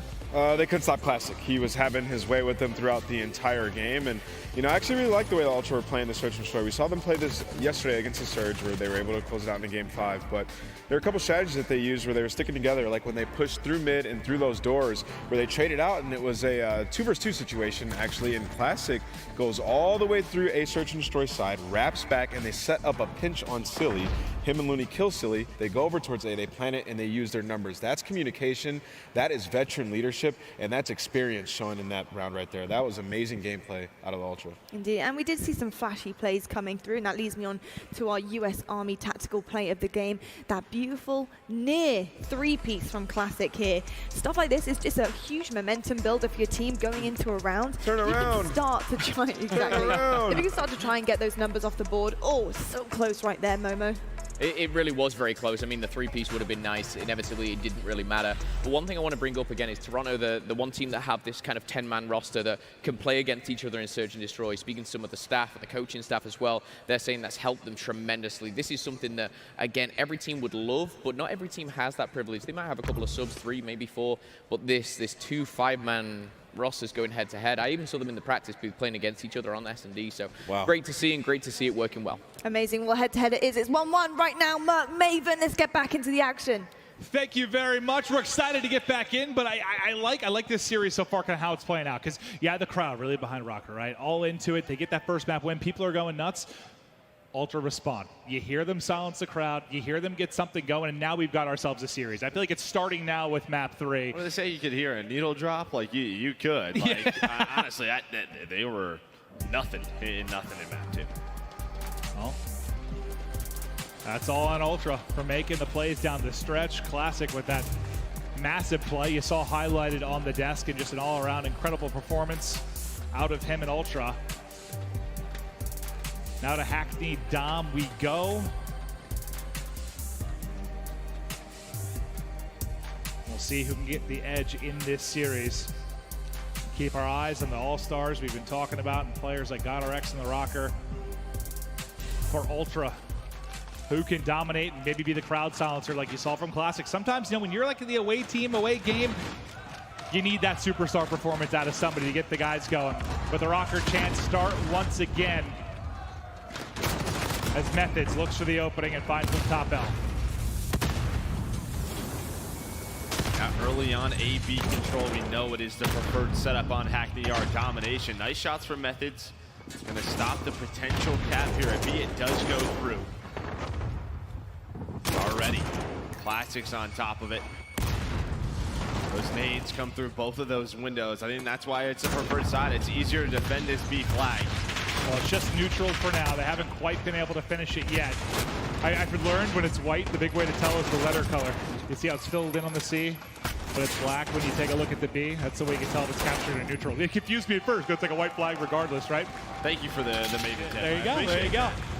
I had to pick that up the other day because we were commentating a white color team, and I was like, I don't know if it's neutral or they got it. So for fans at home, that's also how you can tell.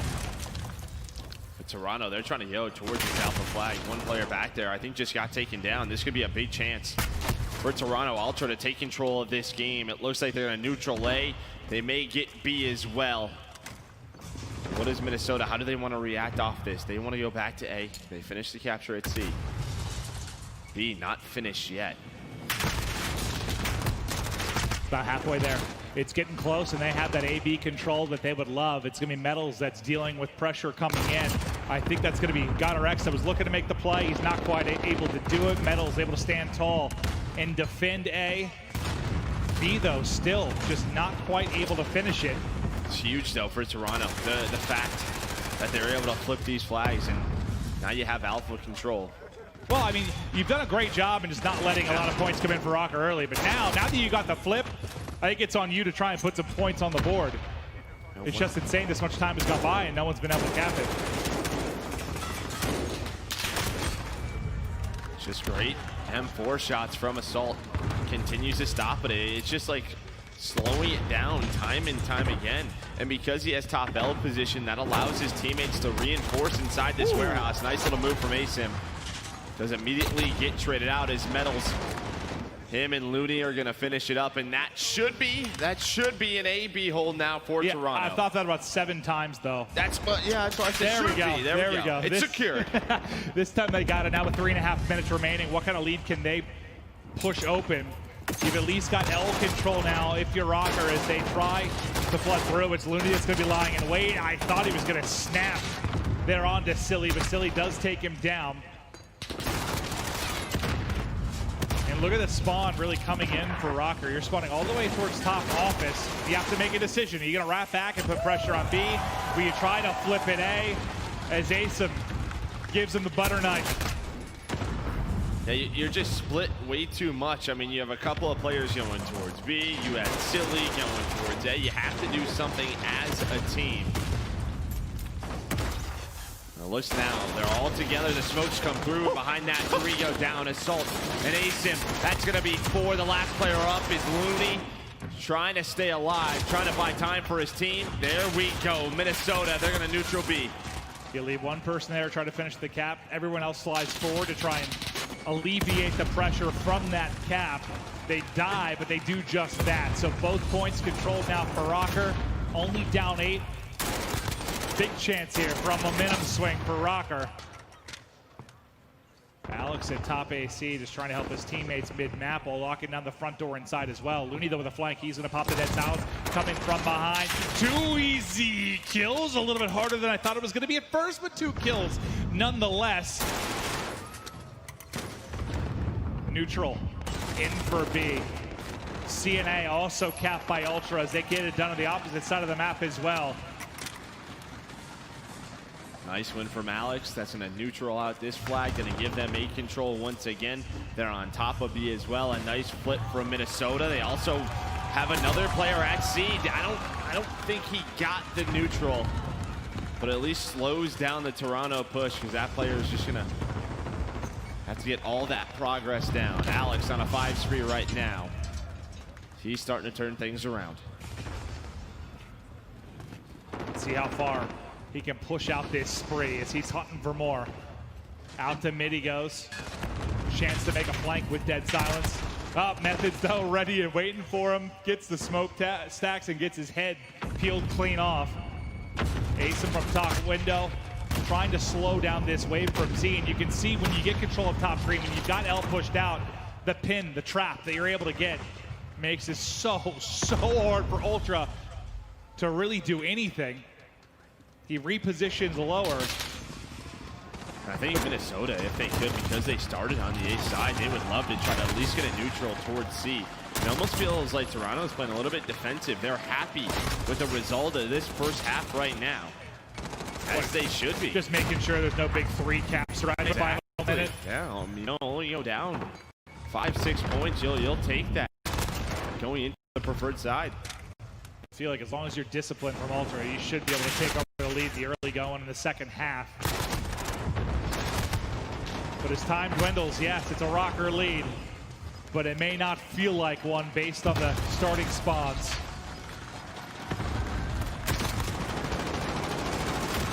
All right, Rocker up, what, 8? That's not much though, Joe. I know the crowd's getting behind him, but that is not much of a lead. It's hard to even call it a lead on this particular map. Well, you didn't have to kill the tribe like I know, I sort of did. I apologize, but that's the facts of the matter, Joe. We'll see how they're still winning. It's okay. Like, okay, all right, okay. I apologize.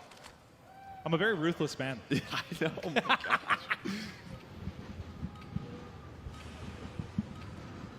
See now, what will Minnesota do? What's going to be their starting push? And already 3 headed towards mid-map and top green.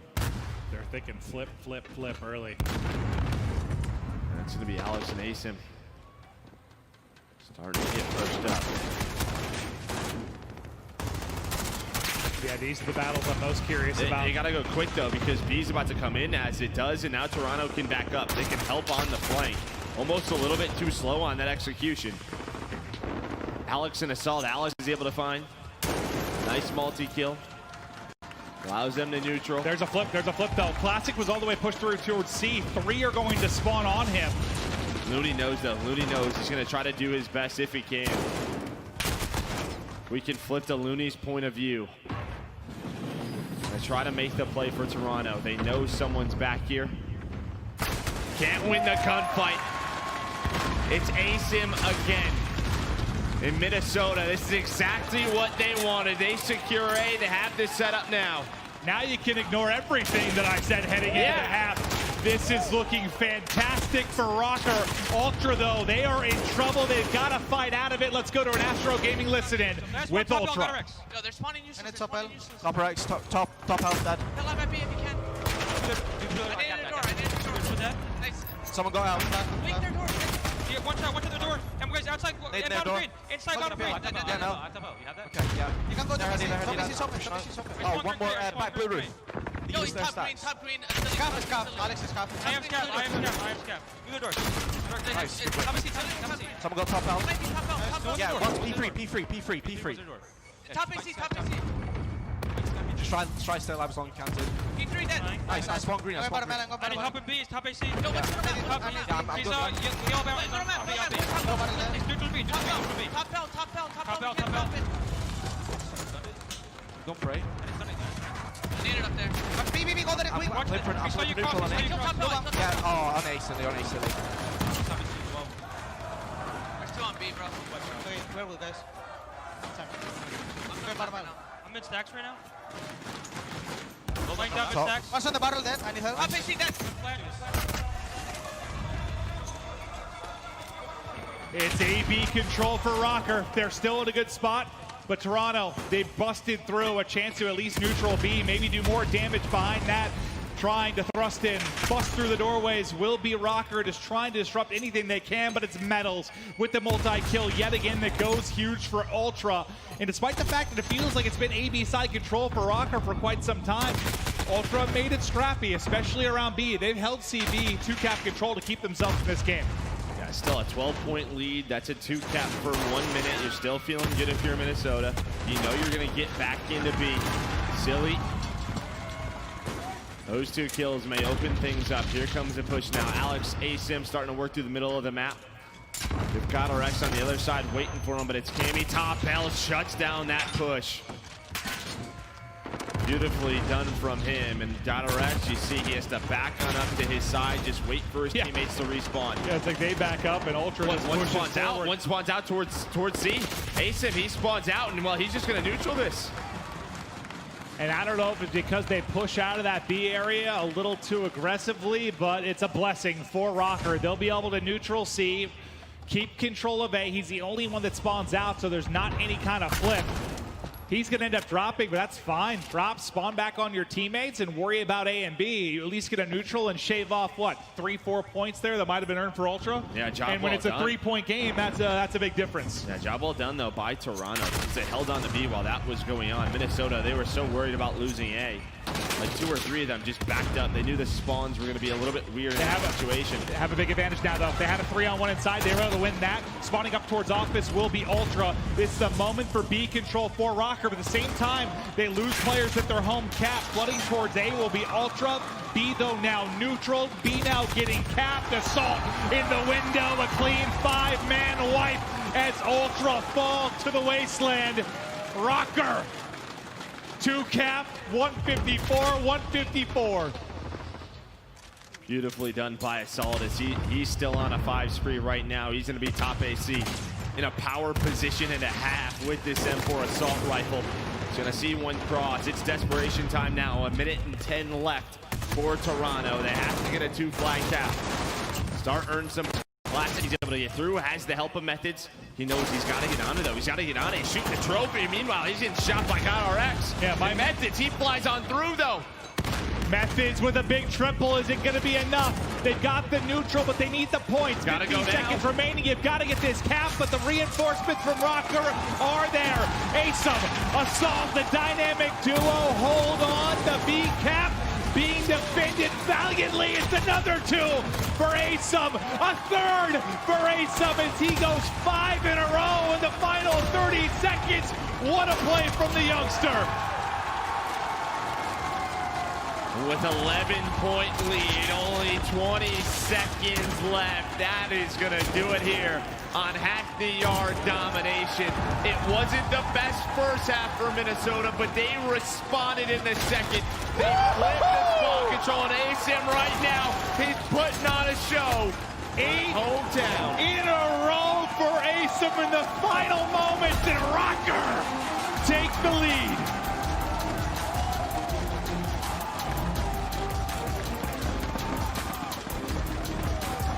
There were some moments there at B when it got scrappy, when it got nasty. Aesum and Assault would go huge in and around the site, and the crowd loved what they saw there. It's like Toronto may have silenced them for a while, but not anymore.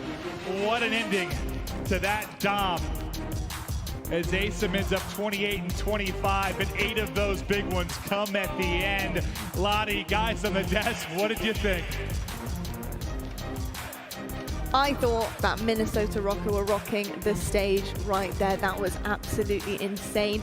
I love a good close game. I love a little bit of rivalry going on as well. I think the North are in trouble. I'm not sure who's going to be taking this. I think there's going to be a split decision. I think the North are in for an absolute shock with who they're going to be following here. But, you know, I do want to talk about right now some training. And I know that all different teams have different ways of training. But I think Gary V has got a little bit of a crazy training scheme for his boys. So check this out.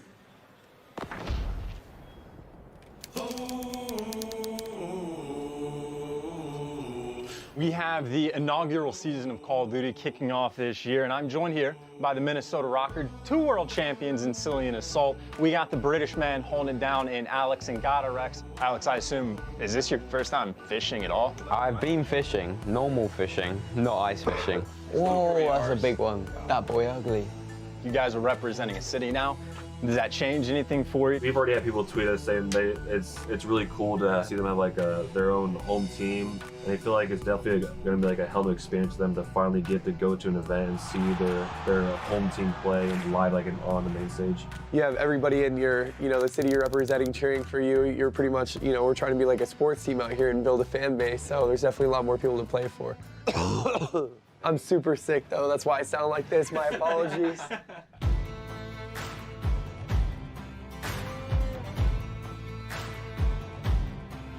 So why do you think we're not catching any fish? I think they're a little camera shy or something. I don't know.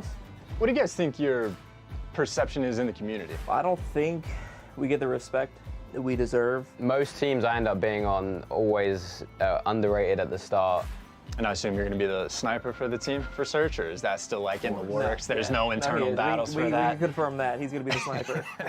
I think just the chemistry we have outside of game, we all just got along right away, which is kind of huge. Certain teams, they don't get along behind the scenes. Oh, so, you wouldn't I think that's just like a huge X factor for us. What's y'all's like records against each other? I mean, I'm up on everyone on this team. You guys think I'm as slow as everyone made it out to me? I don't know. You're pretty slow. I'm not gonna. No! No! What, did you have one? Yeah, I had a big one, yeah. So the first match you guys have of the inaugural season is against the LA Gorillas. With the lack of practice they had, I feel like they're going to be very unprepared when it comes to our first match against them. The LA Gorillas are just not that good. So what are your predictions for the series? 3-0. Ooh. I think we're really going to prove people wrong with the whole middle of the pack thing, and come out swinging. When you guys are going against Toronto, the Battle of the North, The fans should go absolutely wild for us, you know, because we are the actual most northern city, not Toronto, and we'll be sure to prove that on a Sunday night.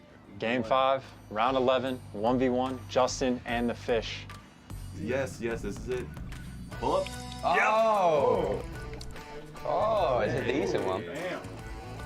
Well, gentlemen, thank you for coming out. I had a great time ice fishing. I really hope that your cod skills this year, though, are better than our actual fishing abilities, though. Best luck this year. Appreciate it.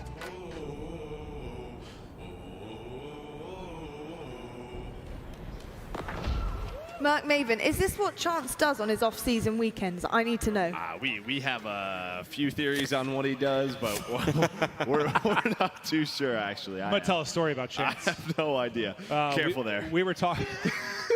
We were talking last year. It was hysterical about what the schedule might be like this year and the change to what was going to go down. And we had one of our guys working with the talent say, you need to just move kind of middle of the country near a major airport. You're going to be traveling a lot. A week later, it's like, I'm moving to Minneapolis. And we were like, what? All right, why? He's like, I don't know. It looks cool. First events here. Like, what are the chances of that? He had no idea at the time. Driving to work? Yeah, he lives like 20 minutes away or something. It's just absolutely crazy. He picks this city, and this is where we start. But no, he seriously moved like a week after that. It was hysterical. Chance is pure comedy. It wouldn't surprise me if he ice fish more often. Oh, no, he's definitely an ice fisherman, for sure. But back to the series. Rokkr have the lead at 2-1.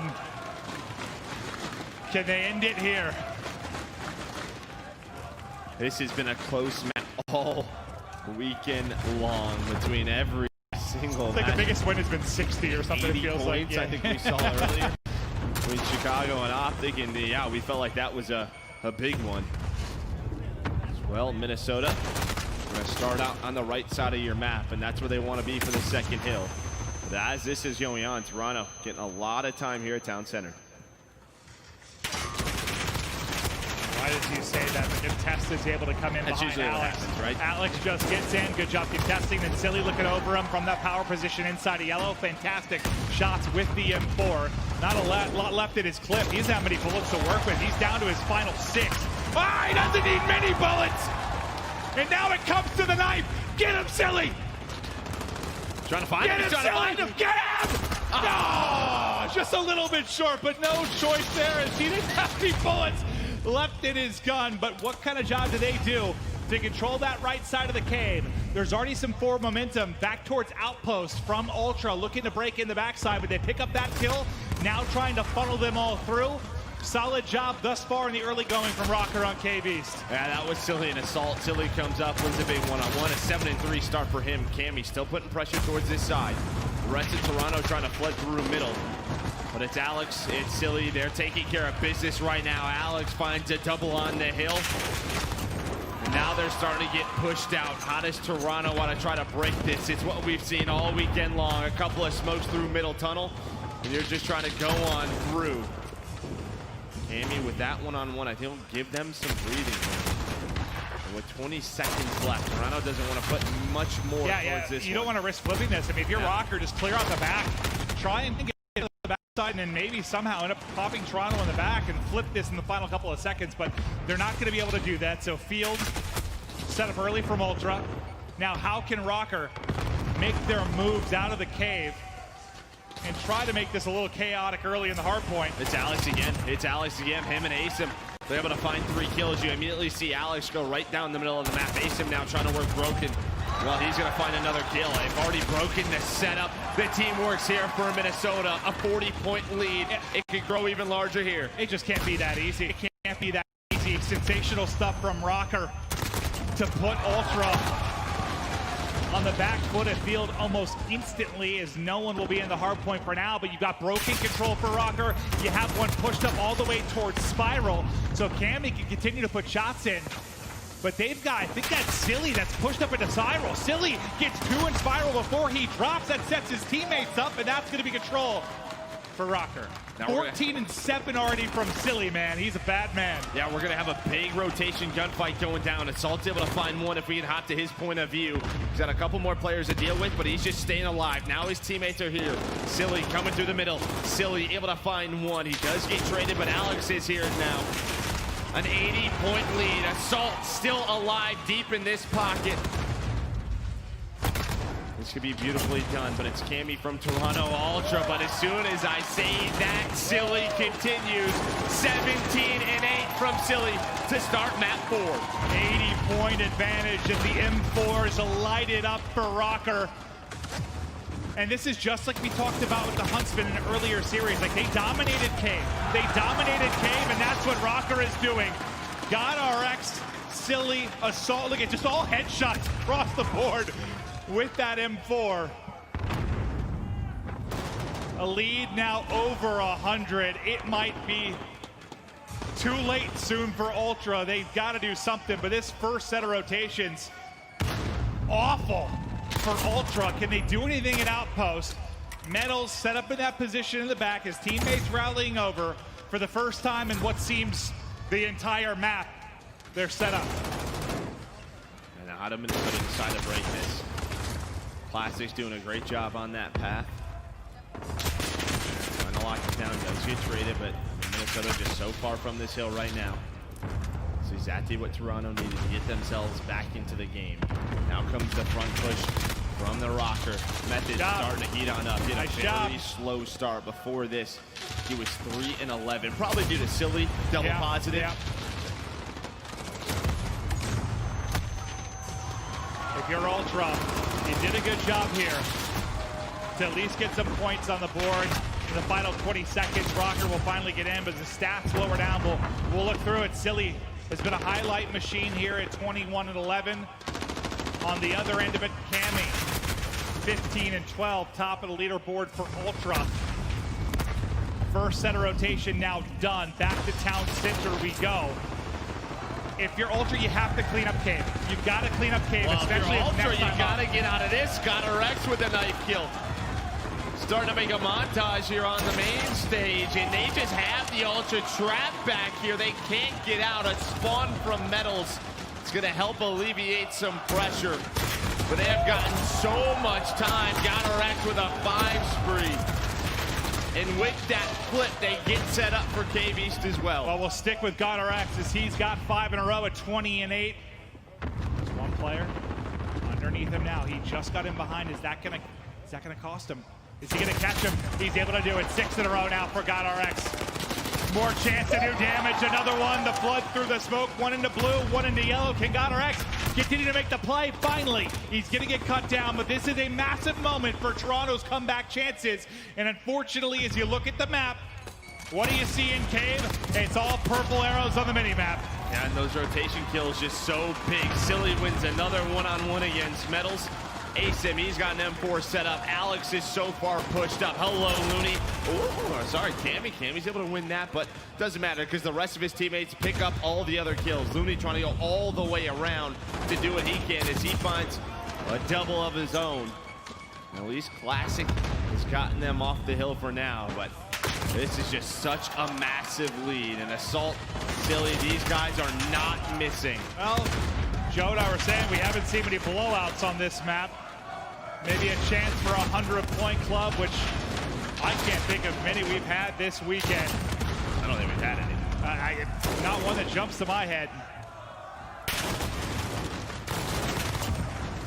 200 points to 58. Rokkr showing who reigns supreme in the north right now, just slapping Ultra around. At least it's better at field. You didn't let Alex just get 2 kills instantly and break in as soon as it toggles over. Okay. So here they come. Grouping up. Just as I say that, 4 in a row for Toronto. We'll slow down the push. Now you have to regroup. Silly's going to wait for his guys to spawn back up. Classy tried to get push out of blue. He gets cut down. Alex with 2 more. The trophy is going to protect from those throwables. So behind that, Silly, the rest of Minnesota, you already see the top of the mini-map. They've already rotated for Cave West. You have such a big lead, who cares? Yeah, you can have that. Yep, you're up 100+ points. Rotate 20 seconds early. You don't need to throw anything else at field. Just get the perfect setup that you want. I thought one might be able to sneak through yellow, but that's Classic, who does get caught by Alex. So No two-pronged attack for Ultra to try and break in as Cave West now pops. How long can Ultra keep them out of the hard point? Just 40 points needed for Rocker. Classic doing everything he can. Where it gets a little bit scary. Obviously, when you rotate with so much time, you have to be able to execute. And I think behind Alex, who's on a 4-spree, another 5-spree for him, might be able to do so. He sneaks through the smoke for his 6th in a row, tries to find number 7. Only 30 more seconds here. Classic does it again, and look at the mini-map, that white arrow trying to go all the way towards the bottom side. That's going to be Metal's side. So, I mean, Toronto, they've done pretty darn well here considering... To stay alive, stay alive. How early Minnesota rotated. And Metals is there, already at outpost. Where's the spawn come in, though, for Rocker? They're still spawning on the east side of the cave, so very close at outpost hardpoint. Now 3 players from Ultra have to hike it the entire way across the map. At least you have Metals pushed up from the early rotation. Trying to do what he can. I mean, he's just staying until his teammates get there. Did a wondrous job to at least take one with him as now the reinforcements come in, but Silly. Delightful shots over the top of the outpost to pick up a kill, but 3 through for Ultra as well. They're keeping it scrappy for now. I said Looney went on a big flank. He was able to find 2 kills as he pushed on through, but the spawn stuck. You don't say. You don't say. Thought he would have influenced them out. I thought wrong. And behind that close spawn, Rocker goes huge. They can win it here. Rocker can take the map, take the series, dominate the North with these final 8 points. Scrambling in is Ultra. Can they get in? Can they slow it down? Can they get to a map 5? They can't do it. It's a Rocker victory.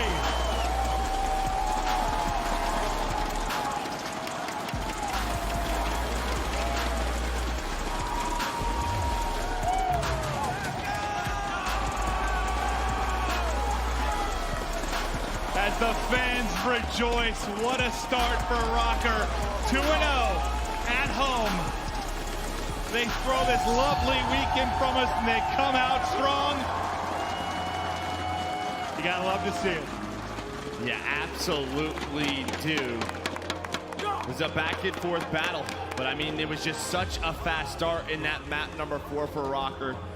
Toronto, a good fight. We'll see them later on. I think they're in London, but man, Minnesota, this is exactly what they wanted to see. The Rocker did it. They get the 2-0 start. Let's hear from the man himself. Silly is on stage with Puckett. Thank you so much, gentlemen. That's right. It's time for your instant reaction powered by PlayStation. And I got the man who just had his name chanted, Silly, on the main stage. Minneapolis, did you enjoy that show? Silly, they have had your back since the very first minute of this launch weekend. How does it feel to be playing in front of your home crowd? To finally have a home team advantage is an awesome feeling. I'm glad we can come out and represent and go 2-0 for all the fans out there, and I love it here. It's been so fun to watch because coming in, no one knew what to expect from this team. We heard you guys were great in scrims. You showed up strong against the LA Guerrillas, but tonight you made a statement in the battle for the North.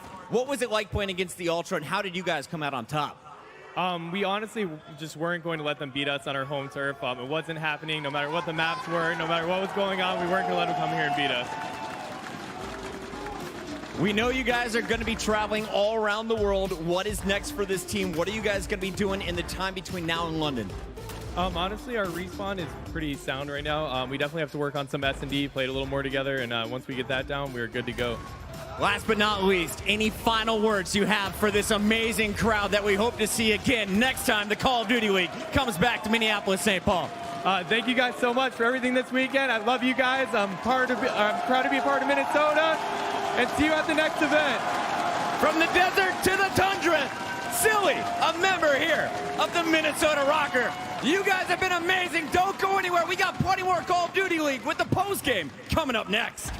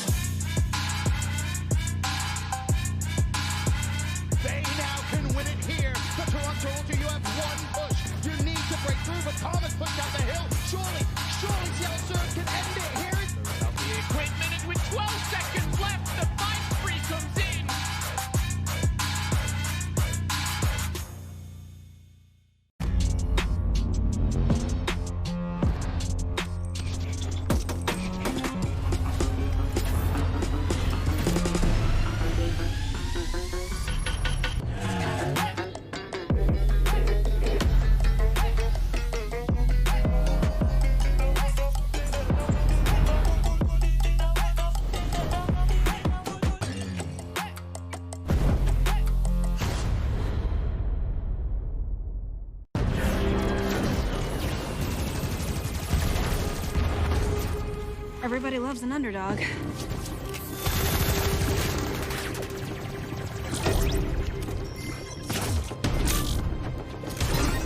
Me? I prefer a dynasty.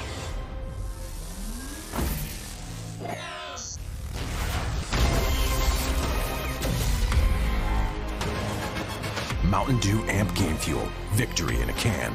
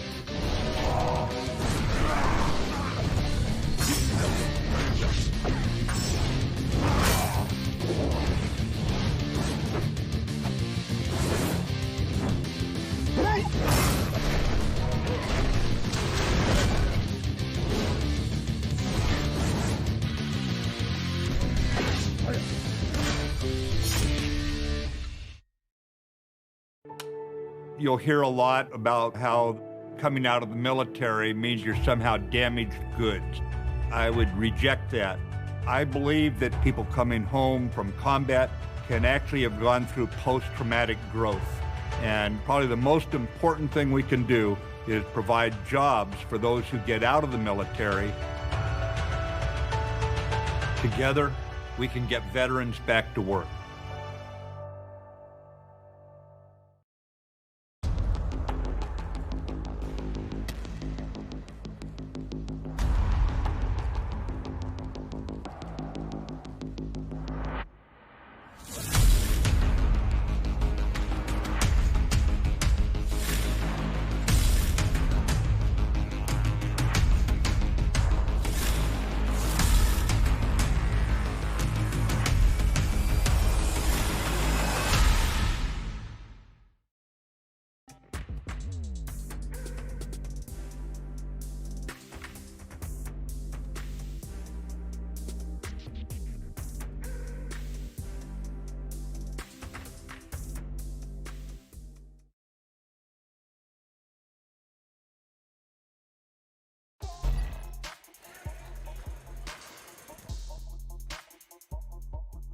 Metro by T-Mobile.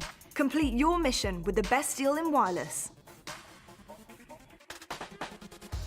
Hello and welcome to the CDL headquarters post-show. Before the break, we actually did see Minnesota ROKKR absolutely take control on the stage with an amazing victory against Toronto Ultra, which means, Alex, joining me here as well, that crowns you guys technically King of the North, right? Yeah, well, it was always kind of expected. It was indeed. I mean, seeing what you guys were playing like yesterday as well, you've got to be so impressed with your team and how you've come out of the gate straight away. Talk me through how you guys are feeling right now, two for two. Well, yesterday we started a bit slow, like a few things happened. We ended up getting the win.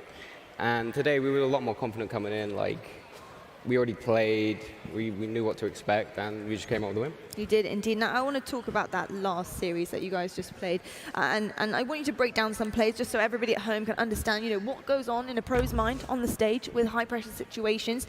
We're going to talk about Hackney Yard hard point. I want to know, how did you guys manage to seal the deal on that final hill in Warehouse and stop all the pushes coming out from Ultra? Well, we just know how to play the map. Like, we scrim every day, we practice every day, we know what to do when it comes to a high pressure moment, and we kept composed and pulled out the win. You really do, and you work together really nicely as a team with chemistry. So talk to me about how you guys are able to create this vibe that you guys have, and a fast play, good communication. We see you guys working together really nicely. So what is it like playing with a brand new team? I mean, we've all, ever since we've met up first time in Minnesota, we all instantly clicked, got along. And ever since then, we've just been we live in the same apartments, we all get along, we're all friends, which obviously helps in game. And we just have good chemistry. I think one thing that I wanted to kind of chime in and ask was, it's very different. Obviously, we go to franchising, we see Zero with New York, we see Zed with Paris, and you're kind of the lone wolf over here with some of the Americans. What's it like kind of not having that British sidekick next to you, or that European person, you know? I mean, I feel like eventually I knew eventually I was going to end up on an American team, and I just thought, why not make this year it? So I just did it, and it hasn't really been a problem, honestly. Yeah, enjoying the experience of obviously like a world champion next year. Minnesota in general, obviously the crowd is awesome, but I mean, my first time here, very cold. Yes. I saw the fishing video. How are you adapting to kind of life out here? I mean, honestly, I'm not adapting to the cold. Neither am I. I've been here for a week. I mean, I don't know when I'm going to get used to it, but hopefully soon. I'm sure you will. I'm sure. It looked like you had you have an edge up there, so it seems like you're adapting pretty well to the cold, because you guys are performing absolutely outstandingly. Now, I need to take everyone into a recap of today. Obviously, it has been a day of rivalries, almost, because we've had quite a few sweeps as well as a close encounters, to say the least. So we're going to have a look right now at what we have seen. We had Royal Ravens to start things off against Paris Legion, and that one proved to be a real bummer for the London guys there. Paris Legion coming out strong here, Nameless. Were you impressed with this European squad? Absolutely. They shot up my power rankings here. We're going to do that here in a bit. I was absolutely mind-blown by the performance that they had. Kismet getting really hype, on that first map, and then just using that momentum throughout the rest of the series. I don't think anybody expected that after what the Ravens did yesterday, 3-0ing the Subliners in dominant fashion, Wuskin going off, and then they just looked flat today. So, going into London, they have a lot to work on if they want to please that crowd. They do indeed. Now, Momo, I want to know, what is your favorite moment from this weekend? We've had so many incredible games, but can you pinpoint one? You've got to say it. For me, the crowd in Minnesota has actually been a big shock to me. I didn't kind of know what it was like here. I've never been here before. These guys turned up. The way that this has been put together, I mean, down to the lights, down to everything you see on your screen right now. But if you're talking gameplay, I think it's just got to be the surprise. The teams that were being put right at the bottom, the likes of Paris Legion, coming out here, ending strong, and just kind of the storylines that we're building so fast in like 3 days. Absolutely. Alex, has there been any teams that have shocked you, or that you didn't think, actually, you know what, you're pretty damn good? I mean, I kind of expected Paris to be a lot better than people expected, because I've teamed with people on that team, like I know how they are. I always thought they were going to be a solid team. I mean, London, well, the biggest shock has to be London, the way they beat New York, and then how they came in today. That has to be the biggest shock. There we go. That's Alex's biggest shock. But we have to have a look right now at the CDL points presented by GameFuel. It's our current standings, people. Where we are at, of course, we have this incredible point system all tournament.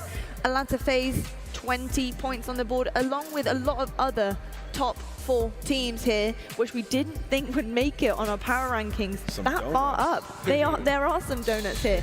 Any shockers there? Any shockers there, Momo? I think it's kind of shocking to see Dallas with 0, but it's also kind of not, because they had a very tough weekend. They played 2 very, very good teams. I'm sure they'll turn that around going forward. But again, I think Minnesota, for me, kind of coming out strong and representing, and Paris, for me, incredible. Take your hats off to them. They were fantastic. And I think they've got to continue that. I am, London wanted to go into that. Speaking to the guys backstage, they wanted to go to London with a 2-0, all the confidence. Maybe a loss actually might help them. Bit of kick up the backside and get the gear into top gear. Absolutely. Well, your boy Nameless has been on fire all weekend, right, from you guys, all you haters at home, about these power rankings. We've given him a chance to update them, because, I mean, how you're supposed to know before even seeing anyone pretty much play is so difficult. So tell me where everyone's at right now. All right, so I believe we have a graphic to pull up, but if not, I'll start to list them off. We have FaZe at number 1 because they just look incredible. I believe they lost 1 search and destroy round all weekend long. Huntsman 2, Legion number 3. They were number 12, but they played so good. I mean, they beat, obviously Optic Gaming, and then they went in and played the Subliners and beat them as well in dominant fashion, or Royal Ravens, excuse me, beat them as well in dominant fashion. So I think you can see there was a huge shift. Subliners, Optic, and Surge were a bit higher on my first iteration of the power rankings, and they fell down all the way to the bottom. And I still have Empire up there. I know that that's going to be, questionable to a lot of people out there on Twitter. But they did play the 2 teams that I had at the top, and I still think that they're very capable of being a top 6 team, and I think they'll work on it and get better for the next event. I'm not as salty about Seattle anymore, because I know I was giving you a little bit of... Yeah, you were a Seattle fan. Now I'm eating my own words. But Alex, you've been put at number 4 there. Do you think that's kind of accurate? I mean, probably us over Paris. I feel like we play Paris when we play Paris, we will beat them.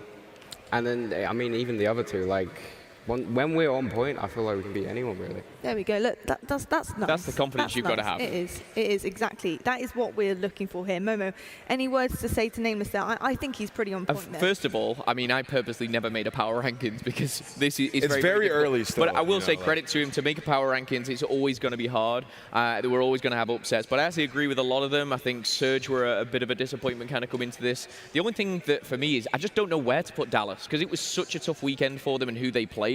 I still maybe would put them kind of top 3, but like, should they? Top Do they? 3? That's tough. But again, they don't deserve that after this weekend. But yeah, top 5, and I think, you know, maybe after London we'll put them back up to top 3 if they perform. Only if. Need a big you guys weekend. need to bring your A game to London. Alex, thank you so much for joining us on the desk. Appreciate it. Huge congratulations. Appreciate Massive start to CDL for you guys. Go away and practice. No more ice fishing. Your hands might get a little bit too cold. We're going to head to a break right now. But when we're back, we have plenty more in our post-game analysis. And we're going to actually go now to the Astro caster comms because you may know our casters do have a bit of a personality of their own as well. So let's have a listen in.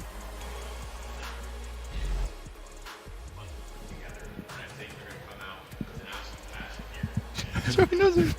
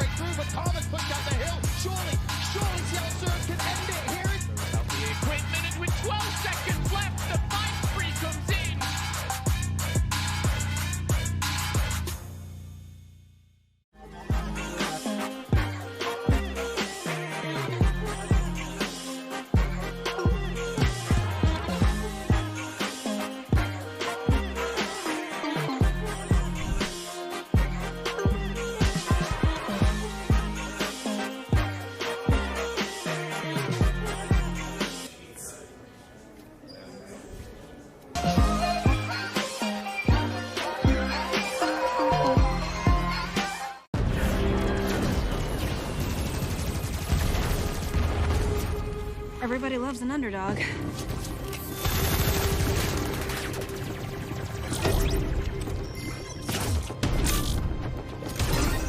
Me? I prefer a dynasty.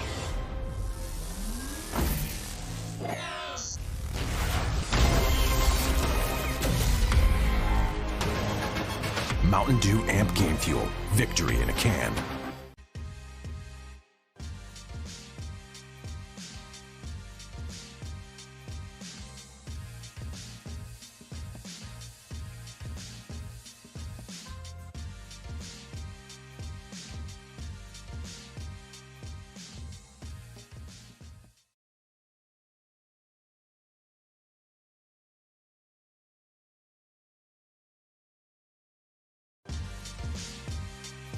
Metro by T-Mobile.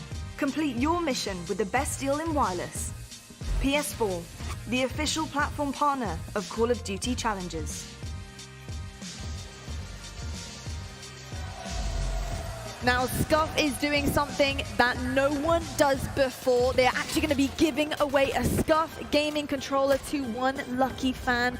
We love having these fan interactions, and so does Scuff. They want to get them as close to the game as possible. And as you can see on your screen, Silly earlier on gave away a Scuff controller to a very, very expected Minnesota Rocker fan.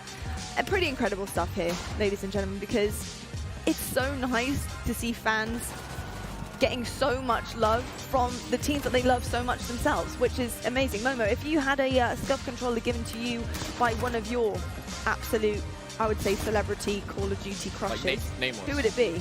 Nameless. Oh, I mean, if Nameless was to hand me a personal scuff, preferably signed, with a personal message, that would make my day. I'd love that, yeah.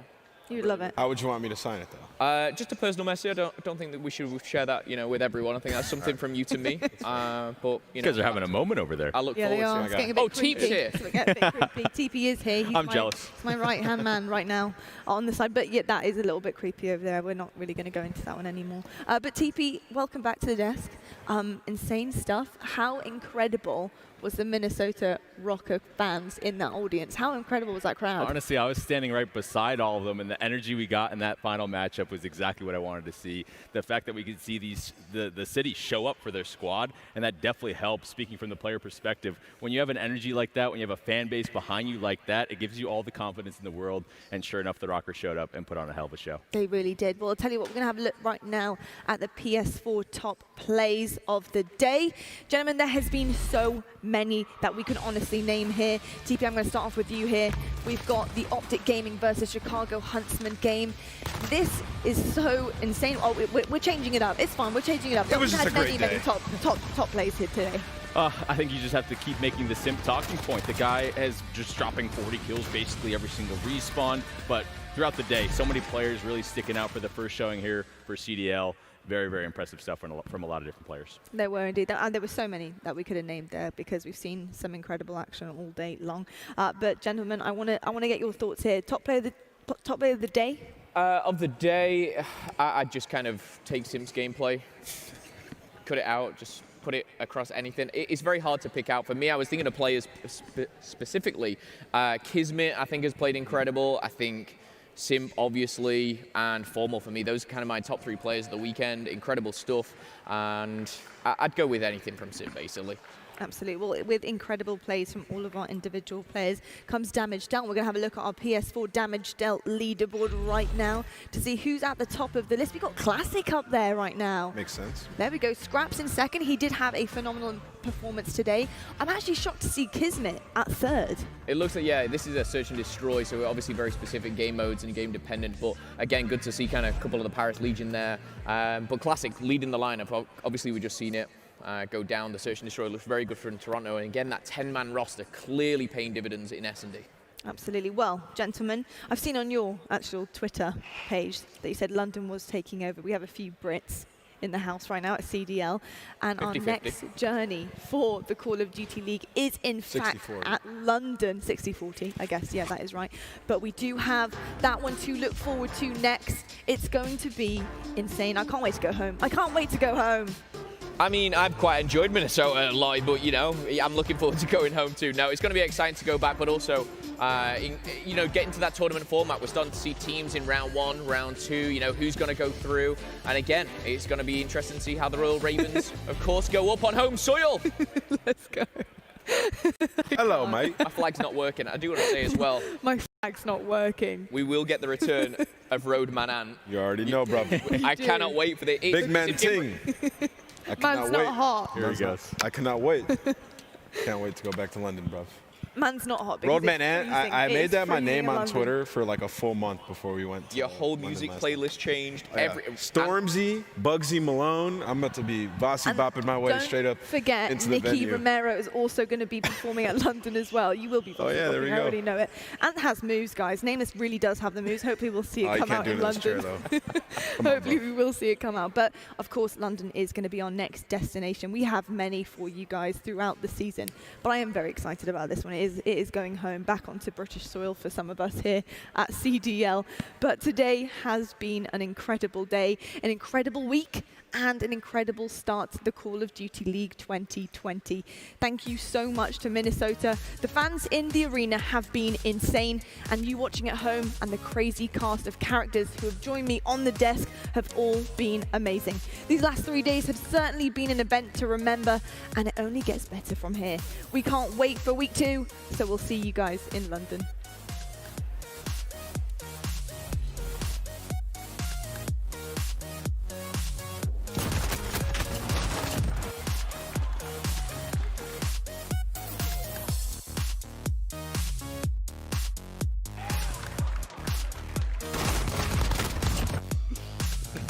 Don't fall.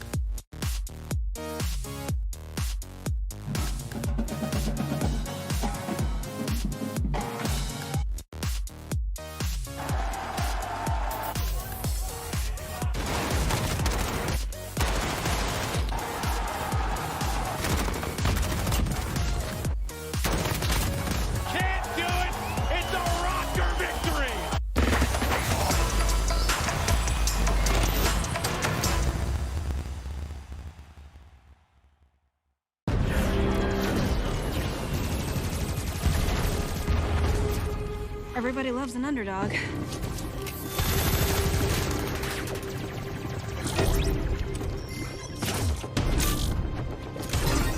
Me? I prefer a dynasty.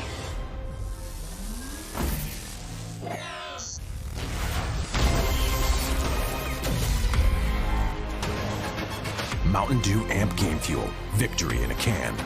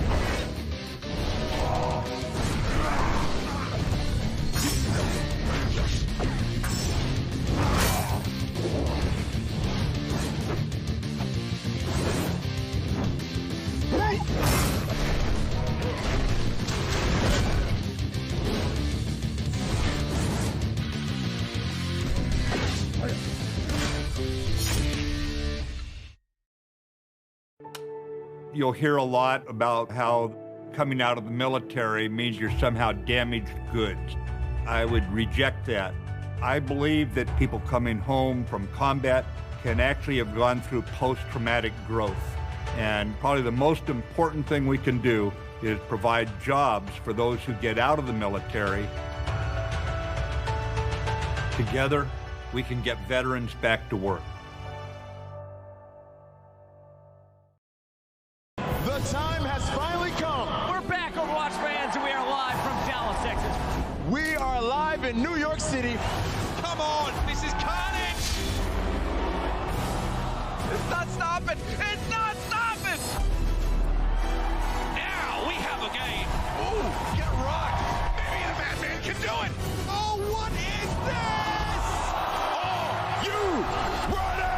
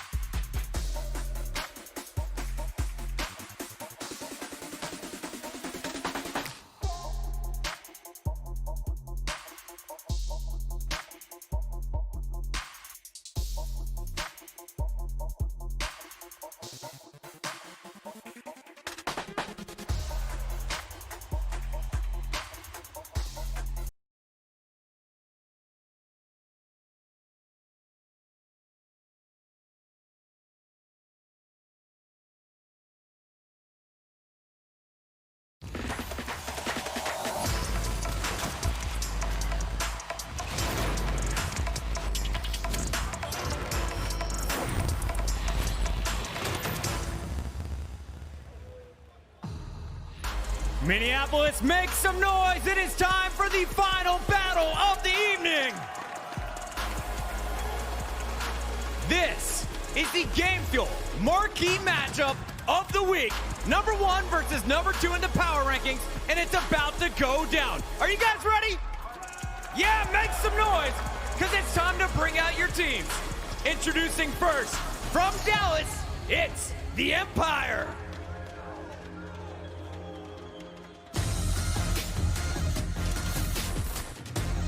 Careful on the flank, it's going to be Clayster. And Clayster's going to get bumped. 4 going to drop 3.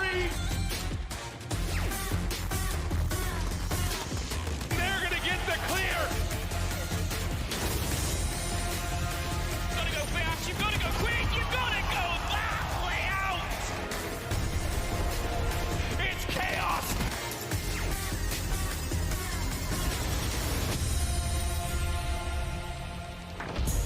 First to the stage, but always gets in the last word. Give it up for Clayster!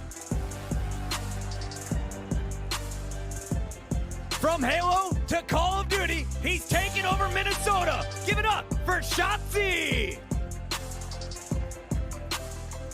His first ever professional year. Give it up for Illy! The winningest player of all time. This is C6.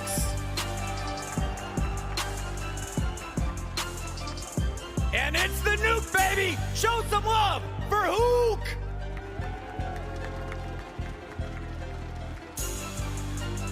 The Empire going up against the number 1 team in the power rankings. For the first time, it's my pleasure to introduce you to the Atlanta Face.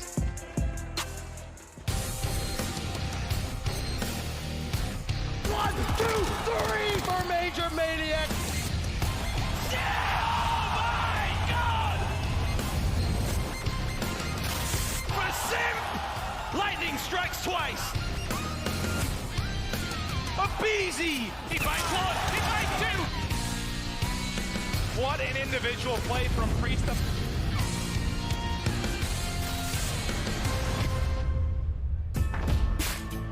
Father, forgive this man because he does not know what he does. Give it up for Priesta!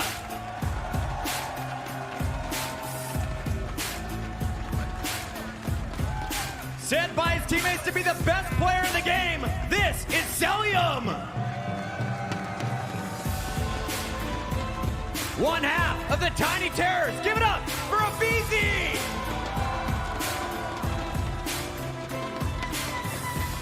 And who's that? Oh, it's Mr. MVP, Simp!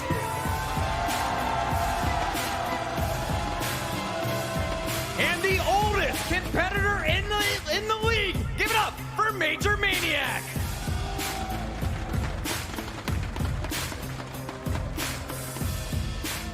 Ladies and gentlemen, it's the Game Fuel marquee matchup, and it starts right now. Desk, take it away. Thank you very much, Chris. Incredible introductions, as per usual on that main stage. And it's pretty incredible to see all of our players coming out, looking pretty cool, getting to do their own thing. I'm liking it. All the personality is coming out from them, and I love seeing it.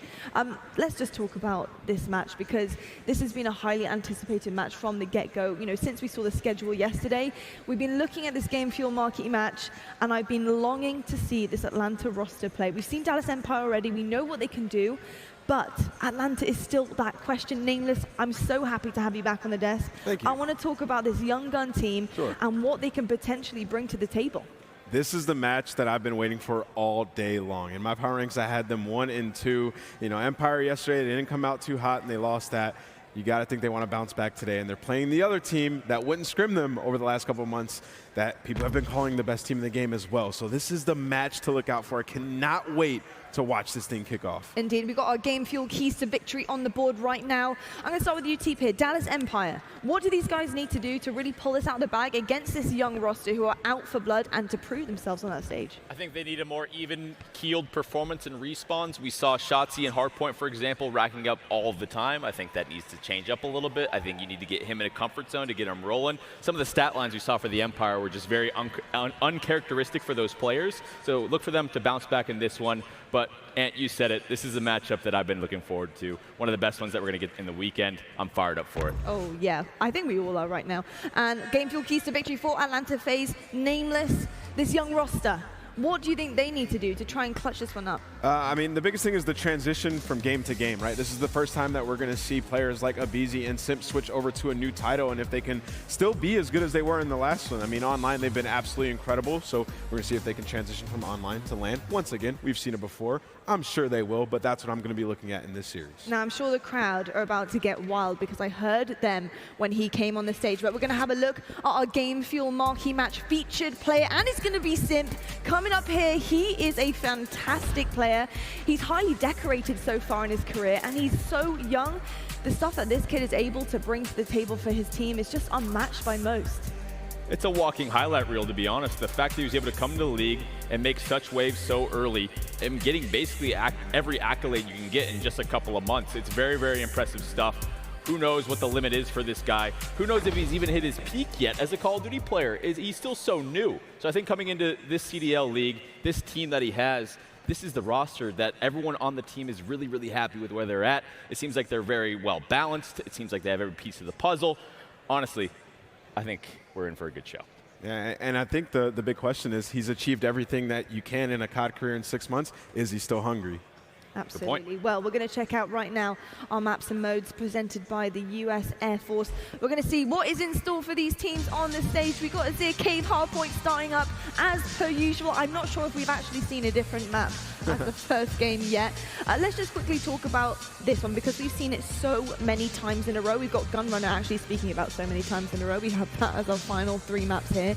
But game 1, Hardpoint, this is actually where I think we can see real respawn potential. We have a clear comparison from the rest of the teams. We've seen it over and over again. And I'm so excited to see how Atlanta FaZe are able to try and totally get on top of those rotations. Dallas Empire are not short of brains on that team. They're not short of experience either. And that could be something slightly lacking in terms of contrasting ability on the Atlanta FaZe team just because of how old they are. So, Nameless, do you think that Dallas Empire might have that experience edge?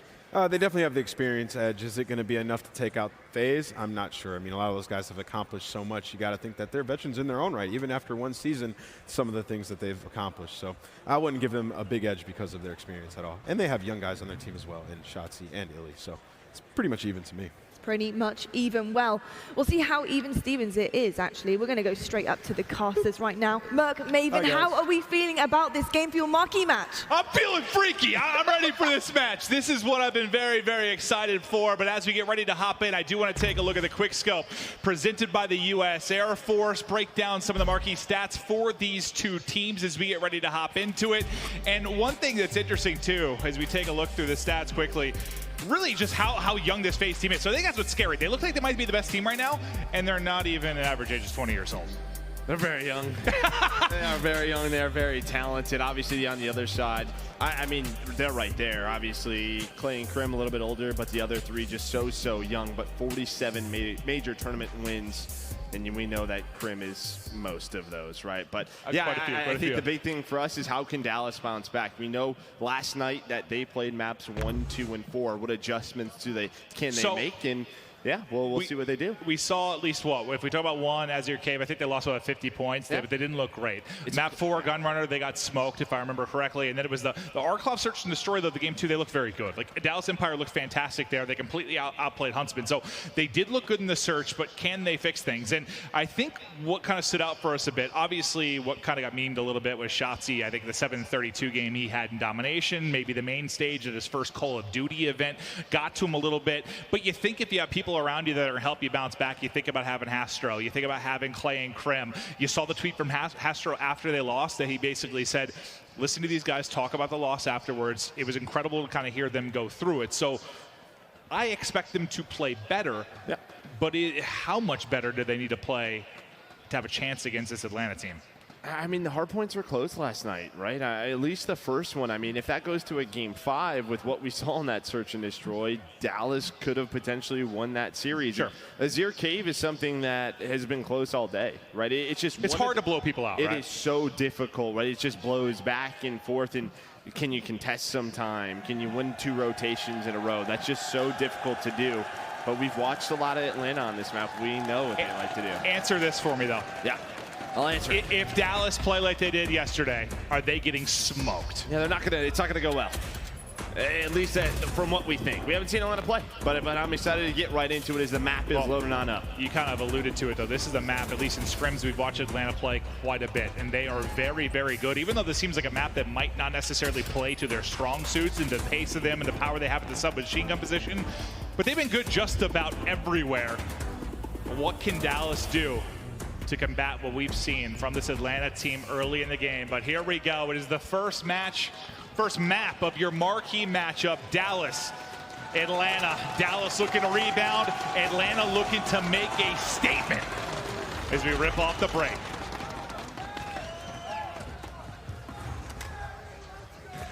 And we're gonna be watching a lot of this player, Sempri. Okay, well, his first aid maybe not great as he sticks it on the roof of the game, but we're gonna be watching a ton of him for years to come. You heard Teep talk about how much he's done in such a short period. Have we even seen the peak of his ability? And I think we can all say the answer to that is likely no, but it's a good start, at least in the opening moments from Dallas Empire, putting up 20 points off the break to get set up. They've got town center control. Good effort thus far. And I mean, the side of Atlanta FaZe, they're playing very conservative. They have the east side of the cave that they want to control for the second hill. So what they're trying to do right now is just not give Dallas a ton of time. But you're going to see on the bottom side of your mini-map, those dark blue arrows start to push towards this bunker. FaZe, they know the push is coming. They're starting to push towards back tunnel. Major Maniac is able to find one, him and Priesta. Big couple of kills come in, but there's still one more player. What can Hoop do? He's gonna have to do it all, but he gets taken down. That's gonna be 4 that go down for the Dallas Empire. But still, look at the top of your screen. I mean, 44 points off the break. A hell of a start for Dallas. Yeah, it's like great job for Atlanta, at least keeping that side, but you got to get some points, or at least try to contest a little bit better than they were able to do. So that was textbook stuff in the opening. The only thing you could have done better if you were Empire was somehow get a flip during the middle of that hard point. Now, though, Sips POV as he's trying to hold the pressure from the front. It's Dallas through the smoke, trying to make it messy. Sips going to go ahead and push through, catches one player. Not able to finish the second. This is already great, though, for Dallas. I mean, they've ripped 30 seconds off of the clock where Atlanta FaZe hasn't gotten that much time. That's what we talked about. You have to keep this messy if you don't have the spawns that you'll want for each individual hill. 2 more go down, make it 3 as Clay's able to win a big one-on-one. Priesta already thinking about that rotation over towards field. But Dallas Empire, they use that contest time, and now look at the mini-map. All of the red arrows are trapped on the right side of the map. This is exactly what the Empire want. That was fantastic from Empire. You give FaZe the setup, but you don't allow them to get anything going. At the beginning of that cave east hard point, now out to field we go. It's Illy inside of yellow, finding the angle, picking up the kill. His teammates shut down 2 as well. Smokes come in from Atlanta, trying to look for any kind of break into field. Is Illy now swaps over to blue, tries to make the plays from there, and they keep it going. That's 6-7 kills in a row for Dallas Empire. Finally, something on the board for FaZe.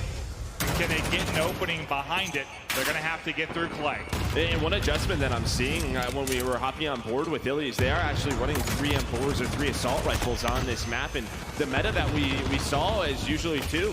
So maybe Dallas making a couple adjustments, maybe trying to win a few more of those hills when you have this spawns as Illy finds 2 more kills. Maybe that's helping them. And then we're taking a look at the scoreboard. Crim and Illy already in double digits. We know that they had a rough series against Huntsman yesterday, but how big of an advantage to not only have a series under your belt on land, but also having played some of these maps on land? Is that big?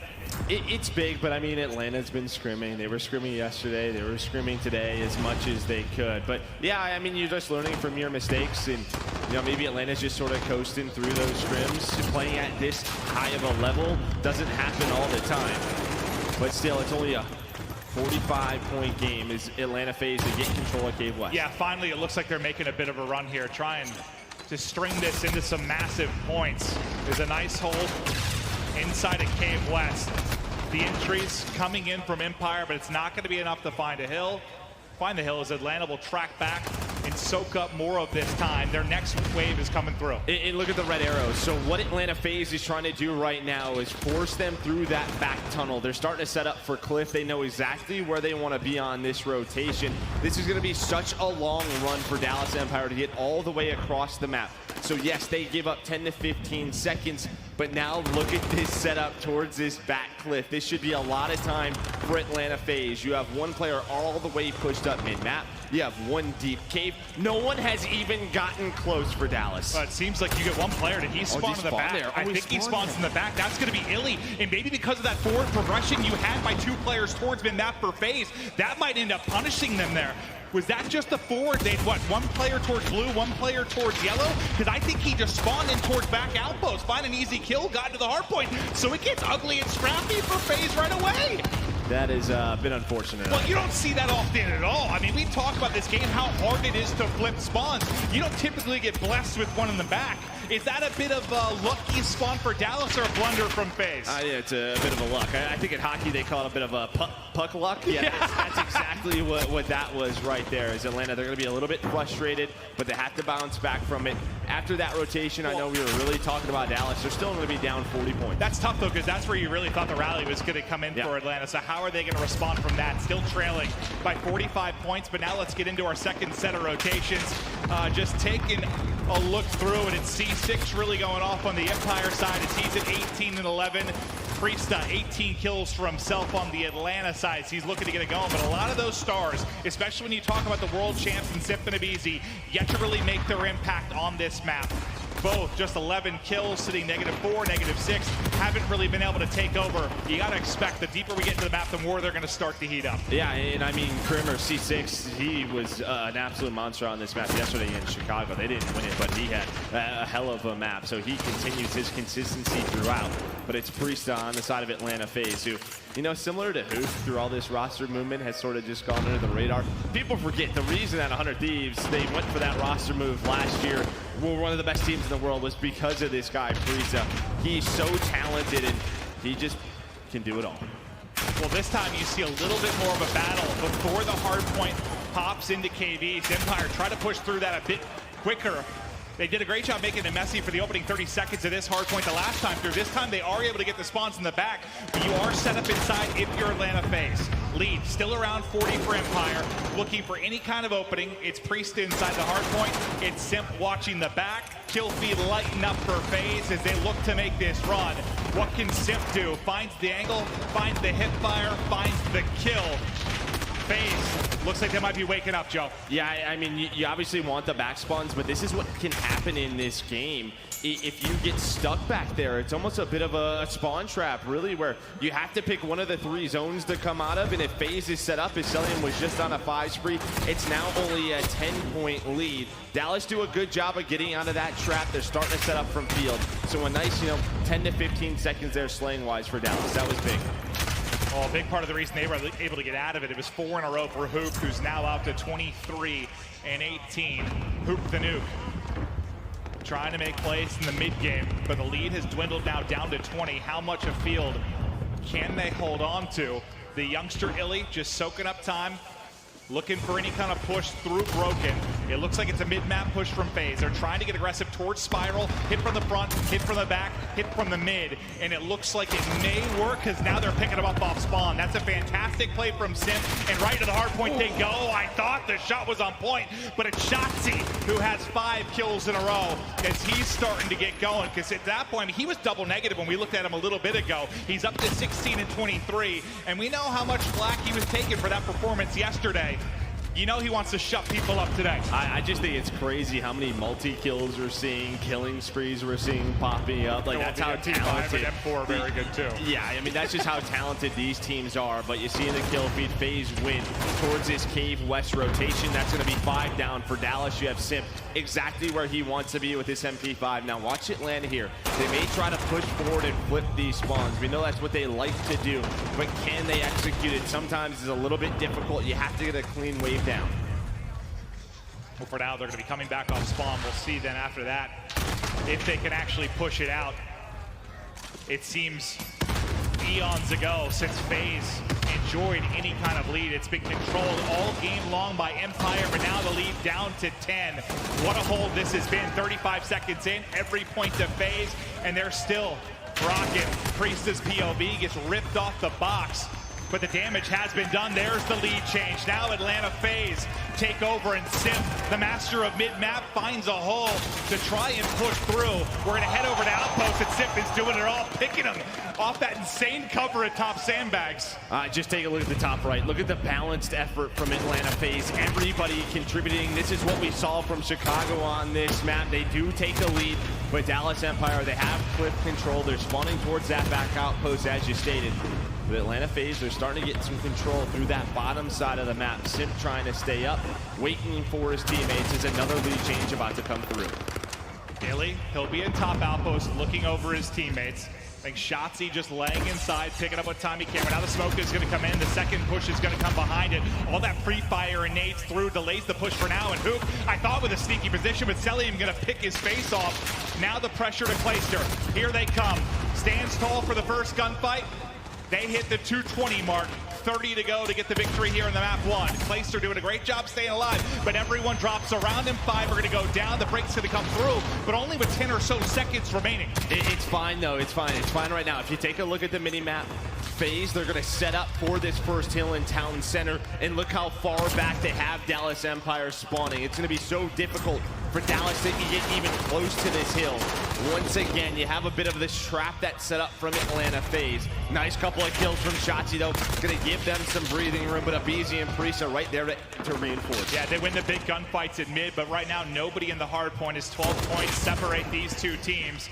Major Maniac looking to get a rockin' and rollin' with the M4 inside a cave. It's Hook that's pressuring him from the rock, the stun, the nade, the shots not on point, not quite able to pick up a kill as we swap over to Illy. Illy snapping all over the place as he will lock down 2.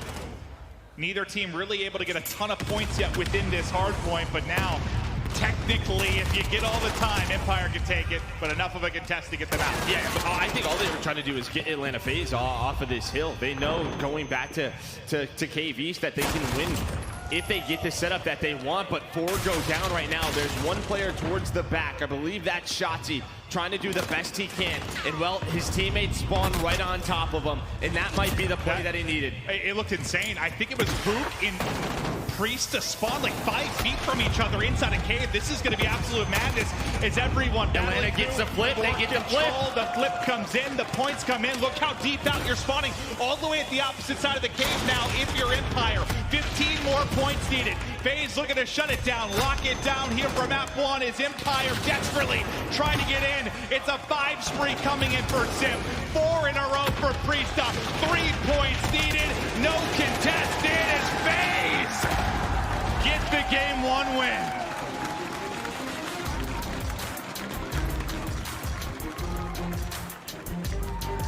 And that was Empire for what? I mean, they had the lead to what, around the 180 mark? I mean, they had it throughout the entire game. And granted, it was always pretty close. It fluctuated between, what, 20 and 40 points or so. But, Joe, I see you looking at the scoreboard. What really stood out to you? Shotzzy once again, Shotzzy and Illy, the 2 young guns, both around. Shotzzy 20 and 36, Illy 25 and 36. I mean, obviously there's a lot of kills that are going down on the map, but I just look at that last rotation from the middle towards Cave East. That was very clutch for Atlanta FaZe. They got the kills when they needed. Well, FaZe get the W. Now let's take a look at the scuff play of the game. It's Cellium coming up big in this map 1 as FaZe are able to do it. Cellium out in field, looking to shut it down as we head to break.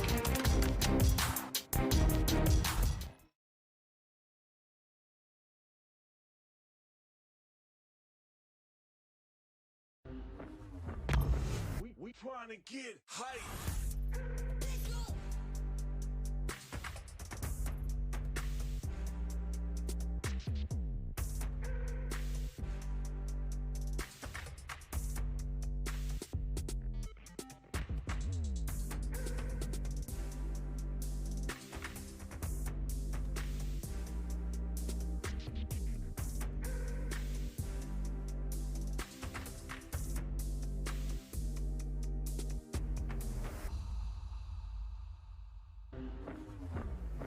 We trying to get hype.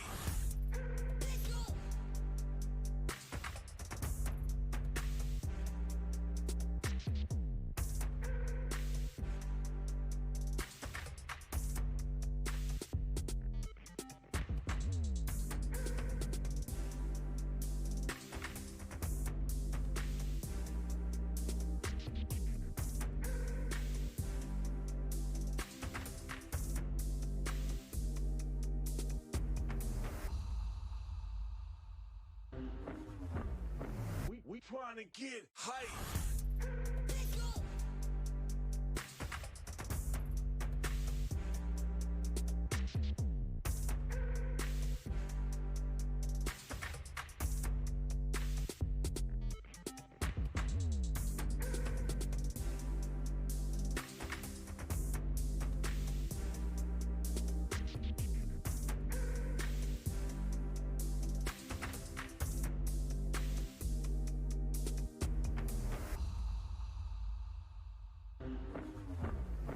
We trying to get hype.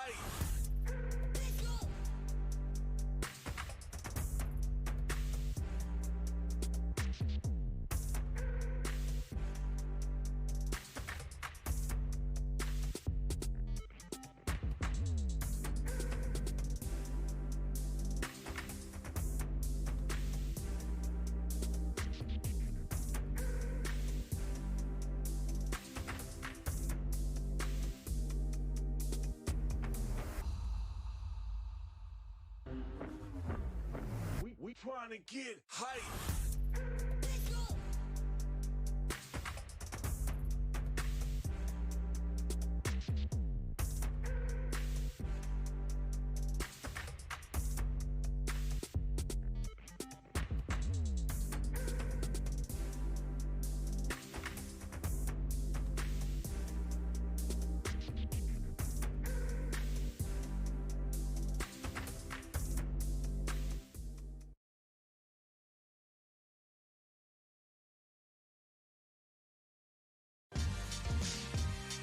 Call of Duty League is brought to you by Mountain Dew Amp Game Fuel, the official energy drink of the Call of Duty League.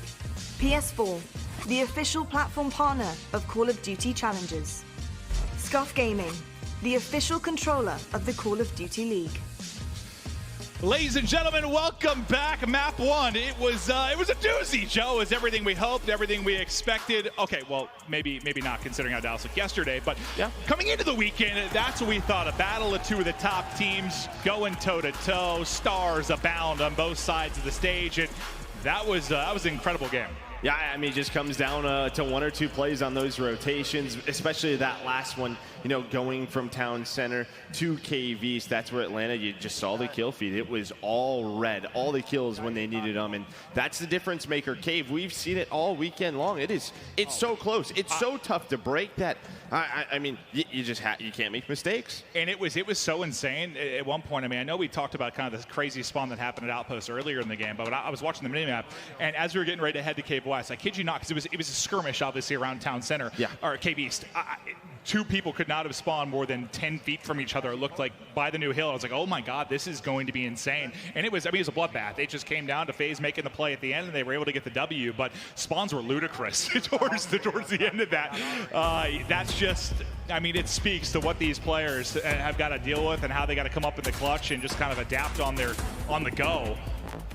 But I mean, now we're focusing on Search and Destroy, Arcloth Peak. We saw this yesterday from Dallas. They looked perfect. What stood out to you about them? I mean, they had all the answers. The snipes were there when they had to switch it up in offense. They did that. However, there's an advantage for FaZe.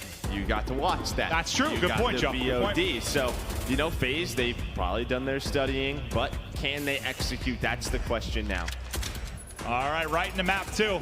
Dallas, a gut-wrenching loss in map 1. Can they rebound here? But on offense first, it's FaZe. Yeah, you know our observers are so sad right now because they went to Sim's point of view and he didn't have a sniper. No, he's going to have it. He's going to have it. No, the only person who has it right now is Shotzzy, but he's got the MP5 and immediately FaZe going towards this B site.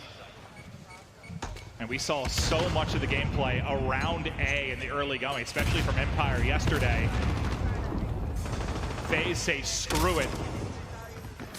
Learning it right in towards B. Priest, I thought, going to stay alive with Bomb in the corner, but he's going to get tagged up and dropped. One down for either end of this. It's Shotzzy who hit some lovely, just delicious snipes yesterday.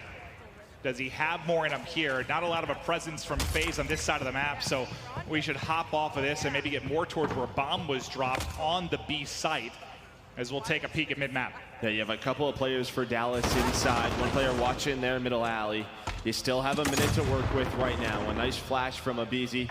Just going to get them some info. They're still taking their time. They're waiting for Cellium on the top side of the map to try to get across. He does get across, but is spotted by Clayster.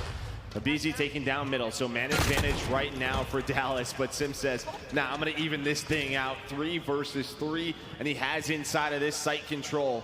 And well, Cellium, we saw him cross through that window. He's able to find the pick, so man advantage. And this is exactly what you want. You have Major Maniac watching over him, but it's Cellium who finds his second of the round. He'll finally get traded out. Now C6 in a tough spot, 1 versus 2. Just under 40 seconds to work with, M4 in hand.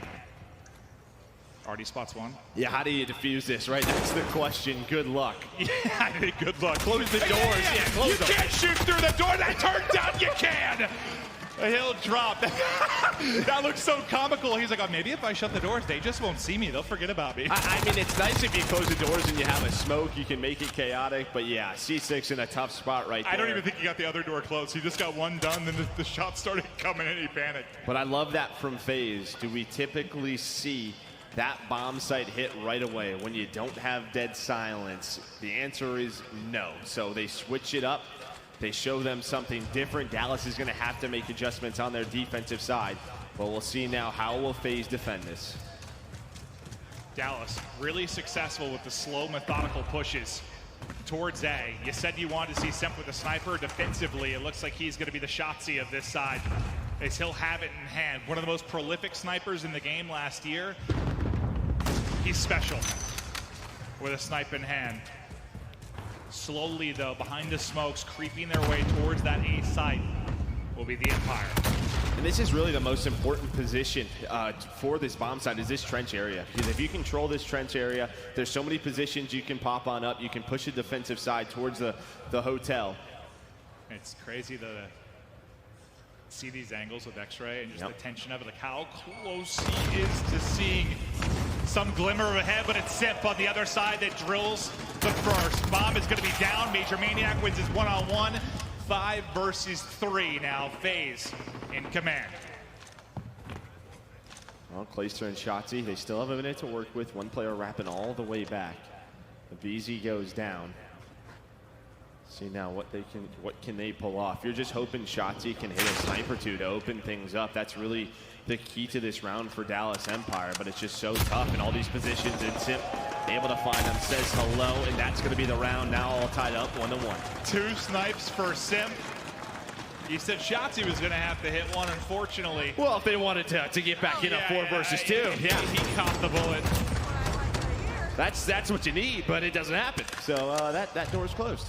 Well, how much scarier does this Atlanta team look if they come in and just dominate this search after how good Empire looked on it? I mean, that was, to me, this is why they're world's #1. It's because what game mode do they have a weakness in? Like, this team was literally built with search and destroy stars, so they should be a fantastic search team.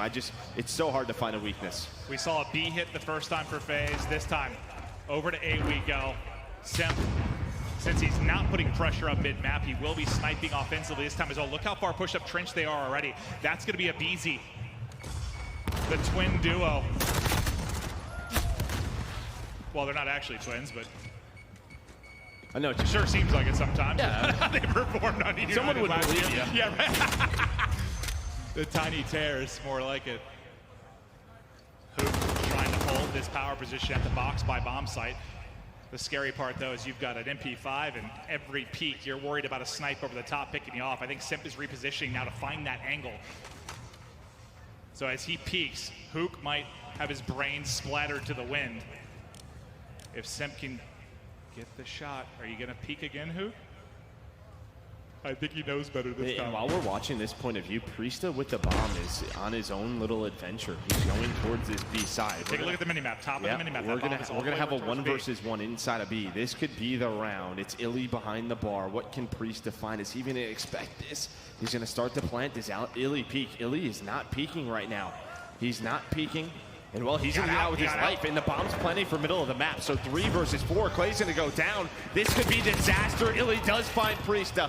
2 versus 3. They still have to get on the defuse, though.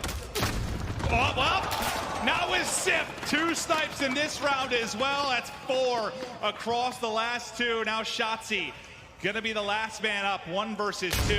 Only a few seconds to work with, but what a wondrous shot that is in mid. Shotzi's on it. He's going to get caught in FaZe. 3 in a row. Love that round from FaZe to go up 3-0. They know in a 3 versus 4, it is just so difficult to hit the A side. And they distract with the snipe, with the smoke. Exactly. It's just like, I'll go for it. You knew, you could see it kind of from Hook's POV when he was playing on the bomb site. They were keeping him honest, right? Yeah. He was getting information. He was spotting at least one player every time I peeked. The smoke comes in, like you said. But that entire time, you called it perfectly. Police was like, all right. Yeah, I'm out. Illy just has to get the kill. That's just what that comes down to. He has to be in a position to get that kill faster. Just the fact that he's able to get out gives his teammates to reposition. But a nice start from Atlanta FaZe. We'll see what Empire can do on offense. A slow start. You're trying to wait out the nades. Don't want to get first blooded. But Sim gets into a great position, but I think he was spotted from that Semtex now. There's going to be a second nade to follow it up. He missed. I think that's a miss, yeah. I mean, you got to hit him there. You get the information, he's here. You got to finish him off with a second grenade, but they can't quite connect, and the first blood comes in from Priesta. 5v4 situation for FaZe Clan. As Shotzi can't quite hit the shot, and he's getting tagged up. And that'll result in him backing up. Just looking for a new angle to BZ's being so annoying. Just keep peppering him with shots, not let him get comfortable. Simp was still in that position and broken. He's able to find the kill, and I love that he doesn't over-challenge. He knows the advantage they have in this 3 versus 5. Okay, he challenges there. I lied. He went for it. I was just kidding. Right as you said that, he's like, you put a couple shots in, I'm about to smoke you. But now they're starting to group on up, and it looks like they're going to push it out. Priesta watching over him. Here comes a trade, but they have the numbers advantage. There's a second for Priesta, all down to Shotzi once again with the sniper, and that is it. Atlanta FaZe right now up 4-0, and this is why these guys were so dangerous, why we wanted to see them play this weekend. Well, I think the first conversation you and I had last night after Dallas struggled, after all the hype of them coming in, was, do you think Atlanta, the same thing could happen, right? Like this number 1 team coming in, and both of us kind of thought, no. We really didn't have that same fear with them. They're showing why. A great comeback in map 1, a dominant effort in map 2, but it's not over yet. Empire, obviously, still a chance to come back in this, but there's just nothing really to write home about right now. If you take a look at the top right of the screen, 1 kill for Clay, 2 for everybody else. Like, no one having to kind of take over game that you maybe feel good about them coming back in it. And I love this from FaZe, because look at the adjustments that Dallas had to do. They send 1 player top, they send 2 towards middle. What does that open? That opens the A side up, and they find those 2 kills. Now the rotations have to be there from Dallas, but it's already a 3 versus 5. You've given up so much map pressure. Red's moving up middle. Arrow, Cellium trying to find another kill. And they pop it. Billy, he popped Denny to try and make a play trench, but I think he got hit by an 8 or took damage almost instantly, so he could make no play behind it. Suddenly FaZe is getting aggressive. They've got nowhere to go, and Empire gets smoked for a 5th round. And this is what happens when you give up trench, when you don't have 3 members towards this site. Why don't they have 3 members there? Because, well, FaZe has been going B. And I gotta think, as you saw, when you see that flashing happening with the X-ray, you know they used that silence. I think Illy's play was to try and do that, but I believe the second he went for it, he just gets caught. Yeah. 1 more round needed for FaZe to secure the 2-0 edge in this best of 5.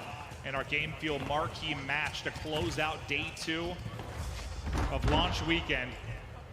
All right, here comes the adjustment for Dallas. They're just going for mid-map control right now. You have Shotzi still looking over A, but there's a first blood for Priesta with the grenade. He's going to stop that push mid-map. Priesta, he started a little freaky on the rocket, wanted to go for a ride. But he gets taken down, so now a 4v4. He went to a ride to, well, probably map 3, to be honest. I was going to say that extra round, but I don't know if that'll be the case. Cellium with the prone patience. Pushed up mid. They got the information. There were multiple mid as Priesta dropped, and he should have an angle to at least take 1 with him. But look at this rotation late in the round. Well, we still have a minute left, but late in the round coming in from Empire. But because of Cellium's position, they can 3-stack this, and you already have 1 player inside of Broken. That's a BZ who finds 2 kills with the M4. As Dallas was trying to rotate over, because of Cellium's position, they could stack that site. C6 trying to make the play. Cellium shuts it down, and that was a quick one.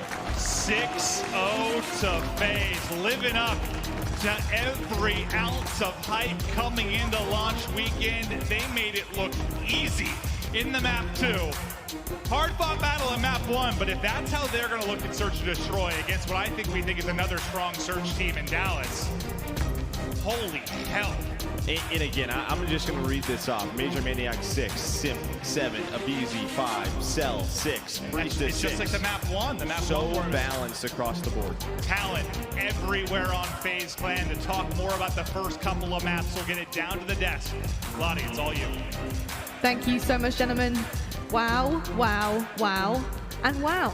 That's all I have to say right now about that. That is my initial reaction, because I don't think I've ever seen S&D be played so perfectly in all of my life. Nameless, I saw you literally just shaking your head in disbelief with how well-rounded that team looked on S&D.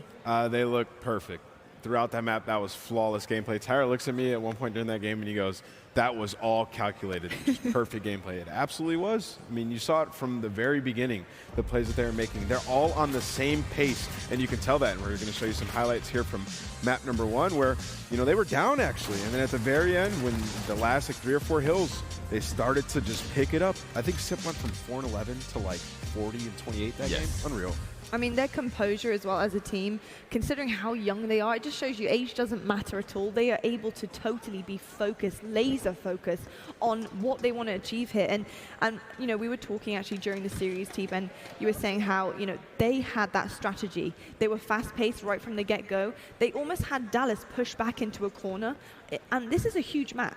Arkhov Peak is not, there's no small map there at all, but talk to me about what these guys were doing that made it work so nicely for them. There's a lot of talking points here. First off, we saw how good Empire looked on this specific map yesterday. So the fact that they're able to come out today and look so flat there, I don't know if I was more impressed with FaZe's offense or defense. It was all very calculated. Every single kill, you had to work really, really hard for it. Every time they took middle control on defense, they had multiple line of sights on any player that could peek. If you're Shotzzy sitting in one of those top windows, you don't feel comfortable at all. So what do you revert back to? Your normal A strategy. Well, then you got to do a Simp in a top window in the back of his spawn, switching his peeking spot every single time. And then on the offenses, when they would go down in numbers, they would slow down the round, keep a presence everywhere on the map. They would rotate the bomb solo. That Priesta play was fantastic when he took the bomb over towards B. Amazing. Everything they were doing was very calculated. They looked practiced. They had a plan for every single scenario on the map, and it showed there. Just dominant. Absolutely dominant. It was stunning. It was stunning. And something else that was stunning was, of course, Simp. We have to highlight this guy. Let's have a look at the stats for this guy, because this was insane gameplay. We have highlighted this guy so many times now, being someone that we really need to keep an eye on. And to be honest, I don't think we have a choice. We can't help but see his POV, because he is always going off. 7 kills to 1 death. I mean, it's him, but it's also everybody on that team. We saw Major Maniac make plays, Priesta making heads-up plays, and even Abizi. Like, every time he got to mid, and in those mid doors, he would just poke out, get some information, and just be a nuisance, and that's just going to make it so much easier for the rest of his teammates to do damage. That was flawless from top to bottom, and that switch up in hardpoint from P5 to P1 to P2, when they pushed from first hill to flip the spawns for second hill, it was so perfect at the very end of that hardpoint. It's like, Empire knew what they were trying to do, and they could not stop it. It was amazing to see. I think one of the biggest things I noticed in the hard point is we've seen a lot of teams play Cave throughout the weekend so far. When you're on rotation and you are focusing on the spawns for the next hill, FaZe was so much closer together. The pacing, I think, is what sets them apart so far when it comes to respawn, and even the S&D right there, too. They're on the same page. They have a general idea of how they want to play the map, and it's not 1, 2, 3 people doing it. It's 4 or 5. And when you're able to do that and influence the spawn so strongly at the same time together, it's going to make the breaking process, the rotation process, everything on the map probably feels so much easier for them. It is indeed. And we're going to have a look at our US Army tactical play of the game right now. And we're talking a lot about perfect S&D. Well, let's take a look at a perfect bomb plant here. Nameless, so much goes into being able to set your team up for this scenario here. Talk me through what Priest is able to do and what his team allowed this to happen. I mean, this is just genius plays out of FaZe, right? Like, right here, he's just being a distraction. And, you know, you're going to see Simp pick up that kill. And I think the clip is going to go away there. Well, either way, it was flawless plays out of FaZe, and you know, that's what you like to see out of those guys. And the biggest thing, like before that, what made the play so impressive for me tactically is they left those 2 people at A for a little while, and they're throwing their utility. They're showing like they're going to go and do a normal plan at A. Meanwhile, Priestess sneaks away. He's crouching all the way over towards the B side, used the time perfectly in the round. The guy watching middle and B side has no idea what's going on because he's crouching the entire way over. So it's like the play itself was awesome. He won the gunfight. He sets up Simp. it's big brain. It's awesome. I love to see that type of stuff. We could talk about this all day. This is like just insane stuff to us on the desk. This was literally pitch perfect practically, but we do need to move on, and I want to show you guys what's been going on at Challengers and take a look at the Challenger bracket as well, because it was an action-packed day 2 in the CDL Challengers bracket, and the stakes grew higher, believe it or not, and the excitement went through the roof. We witnessed epic gameplay by teams including Renegades, Hybrid, Mindfreak, Team War, Optic Gaming Academy, the list goes on. And grand finals take place here tomorrow, and it's going to be an absolute incredible brawl, and you need to check it out. It's going to be happening on the main stage, 12:30 p.m. EST. Don't want to miss that one, guys. It's going to be insane. Challengers has been awesome across the border. I need to go and check out that bracket myself, because $250,000 on the line, gentlemen. Amateur people coming in and hopefully making that move to the Pro League, and that's insane. You know, pro level Call of Duty, it's what everyone dreams of getting to, and these guys are able to literally have a taste of that. They're in the same venue as the pro players, and that's pretty incredible. Even players on the stage right now. We've seen examples of that path to pro experience paying off for these players, and the trend in competitive Call of Duty lately is these young players coming in, getting their first reps. They're having a lot of success early on. Challengers is a good way to get that first start. We saw it last year in Simp. You know, he won an open bracket, and same with Cellium. And now look, these guys are on your stage destroying some of the best players of all time. So that's definitely where you can get your footing and try to become a pro. I mean, check out this footage right now. This is a little bit of a highlight from Challengers that we had going on today.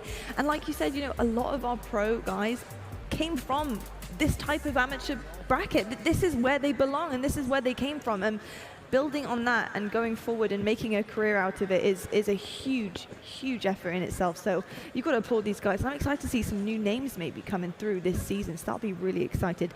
I am actually going to throw it to casters right now. We are ready for the gameplay. Let's see what this FaZe roster can do. Can they just seal the deal right now? Gentlemen, what do you think? I think I'm less worried about what FaZe are going to do, or if we're going to see any life out of Dallas. I mean, you get punched in the gut to start yesterday. I expect more from them today. It's a tough matchup, obviously. They had the hardest schedule probably of any team here. Yeah. But you can't get 3-0 bopped in 30 minutes. Just for our sake, dude. We've been seeing no, I got 10 hours, or we're about to have a 30-minute series? What did we get here, like 11:30? We got here like 11:30 in the morning, and I knew we were casting the last match. We came in, we're watching the match, staying out with the guys, and at one point I looked, I was like, I've been sitting here for 10 hours watching that. I haven't even commentated yet. I'm like, I'm ready to go. Give me some Call of Duty. Give me some action. And I was like, okay, they're about to get 3-0 smoked. Yeah, 27 minutes. Come on, Dallas, for me, for Joe. Please. For the fans in attendance here in Minnesota. What was that? It's one of your stream accents. You gotta be careful there, brother. Oh. I have been told I'm a master of accents. You are horrendous. Thank you, Joe. At those accents. Thank you, Joe. I'm not sure they just switch all the time. Yeah, they do.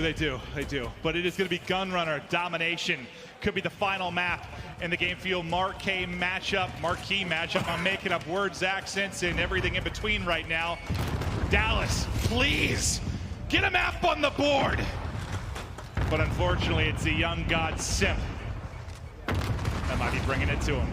Yeah, Priestahh trying to go to A. I mean, the preferred setup for these teams is going to be A-B. So look at the Atlanta FaZe off the start to try to flip towards that A flag if possible. Priestahh tried to get a little sneaky off the start, but C6 was able to find him. Still, nobody able to capture this B flag, but aBeZy and Priestahh controlling mid-map. Here comes the A push, though. Can we hop over to Major Maniac potentially, because he's wrapped all the way to the back. We'll get over to his POV as he now looks to make the play. He snuck in behind A. Now, can they get the flip and also get any kind of pressure towards B as the spawns might get a little bit wacky here? Well, this is one of those situations where his teammates died while he was doing this, so he has to wait for them to come off spawn, and that's going to be 4 dead. Okay. This could be perfect for Atlanta FaZe. There's one player left at B.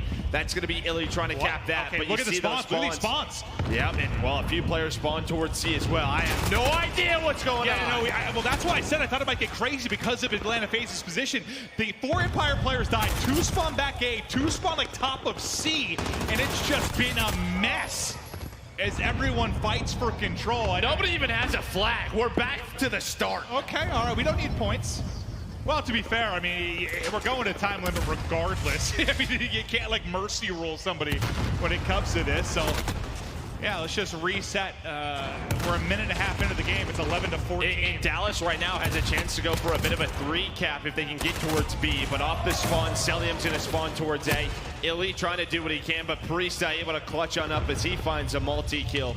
But it is just all over the map right now. But this is good for Atlanta. Exactly. When the dust settles, it looks like it's going to be an A-B setup.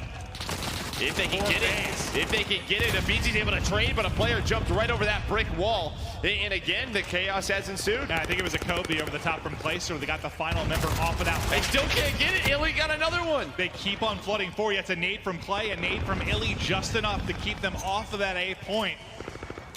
Battling over towards C as well, I think was Abizi before he dropped, trying to keep them honest at their home point as well. Inside event room, it's Simp, who's wrapping back to mid. So now that they have mid control, they can finish the capture at A. And now FaZe, they have the A-B set up. This is what they prefer it. Because of the pressure at the B side, a couple of players from Atlanta just go towards C. They're going to try to go for a bit of an AC setup. Keep them trapped at Minecart right now. Because there's just so much going on. Yeah, Dallas, I mean, they were able to neutral B, but they haven't actually been able to get it. So 0 points coming in with each tick right now for Dallas Empire. As FaZe will, I mean, we've had moments where no one was getting points. We've had moments where both teams were getting points. Now only FaZe is earning points. It's been crazy and chaotic. And both of this just comes down to both teams reacting off one another's pushes. They're like, all right, if you're going to go B, I'm going to go towards A. If you go towards A, I'm going to go towards C. It's a bit of a circle right now as Major Maniacs trying to stay alive, trying to make sure Dallas can't get A control. Look how quickly it just changed. Suddenly it's a 2-cap with nothing for FaZe. Major Maniac still back there, though. He does not want them to finish the A-cap. So they're able to retain C. 4 go down. There's just one player left. Major Maniac going to try and hop this flag. But the Dallas spawn's just so close, but they at least get some B control.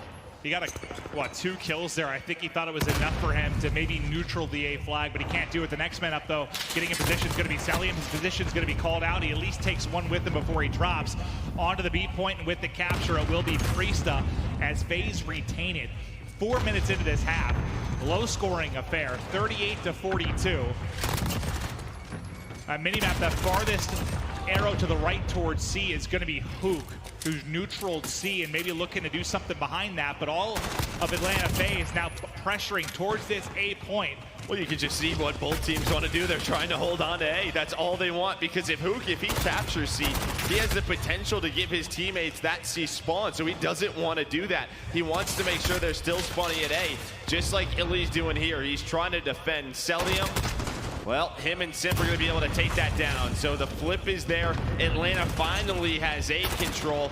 And we watched online. Typically, a really good game, you get like between 250 and 300 points. Like a really good game. Yeah. From a point standpoint, this is the opposite. At least you're talking about scoring 50 to 50. Yeah, no, this is absurd. Pretty rare, yeah, when it comes to domination.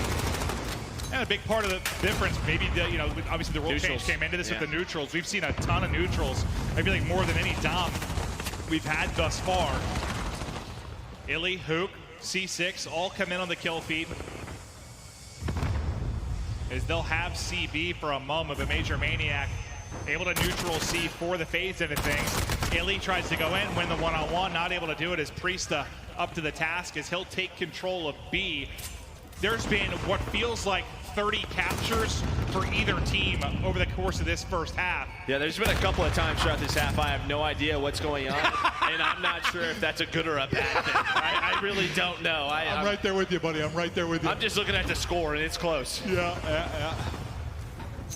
15 seconds left in the half, a 3-cap at least for the moment now for FaZe. Maybe they'll push out a bit of a lead heading into the second half. Over to Simp we go, trying to do some damage in the final couple of moments, gets them off the point, but they do get the capture. They'll get 1 point from that at the end of it as the final point goes through. FaZe takes the first side in one of the wackier halves of Dom I think you're gonna watch. Well, and when the dust settles, the good thing for Atlanta FaZe is they start up on the C side with the less preferred side, and they have a 17-point lead at half. Now they're going to be spawning at A. We'll see what Dallas can do to try to flip this, but yeah, those first 6 minutes were a lot. I mean, what stood out? I mean, probably the difference in the score was just you enjoyed a 3-cap, even if it was only for 2 or 3 ticks for FaZe. That's accounting for a lot of this separation. And I think they had a 2-cap for a tick or two as well, where Empire had nothing. Yeah, so you see on your mini-map number 1, that's going to be Major Maniac towards the bottom. He's making sure nobody from Dallas is going towards A. That doesn't happen. All of Dallas go middle of the map. They go towards B. Simp with 2 nice headshots, not able to find the third, but he gives his team numbers advantage. But in the response is Illy as he stays up towards these pipes rooms. Oh, as you call him staying up, he gets put down. Both teams vying for B control, but I mean, Vint, in my cards, utterly dominated by FaZe. So you think that should be going through any moment now. The lone defender that tried to come in for Empire, he's going to be taken out. They're trying to flood in, can't get there in time. FaZe secure B. FaZe going to neutral C as Simp wins a big one-on-one.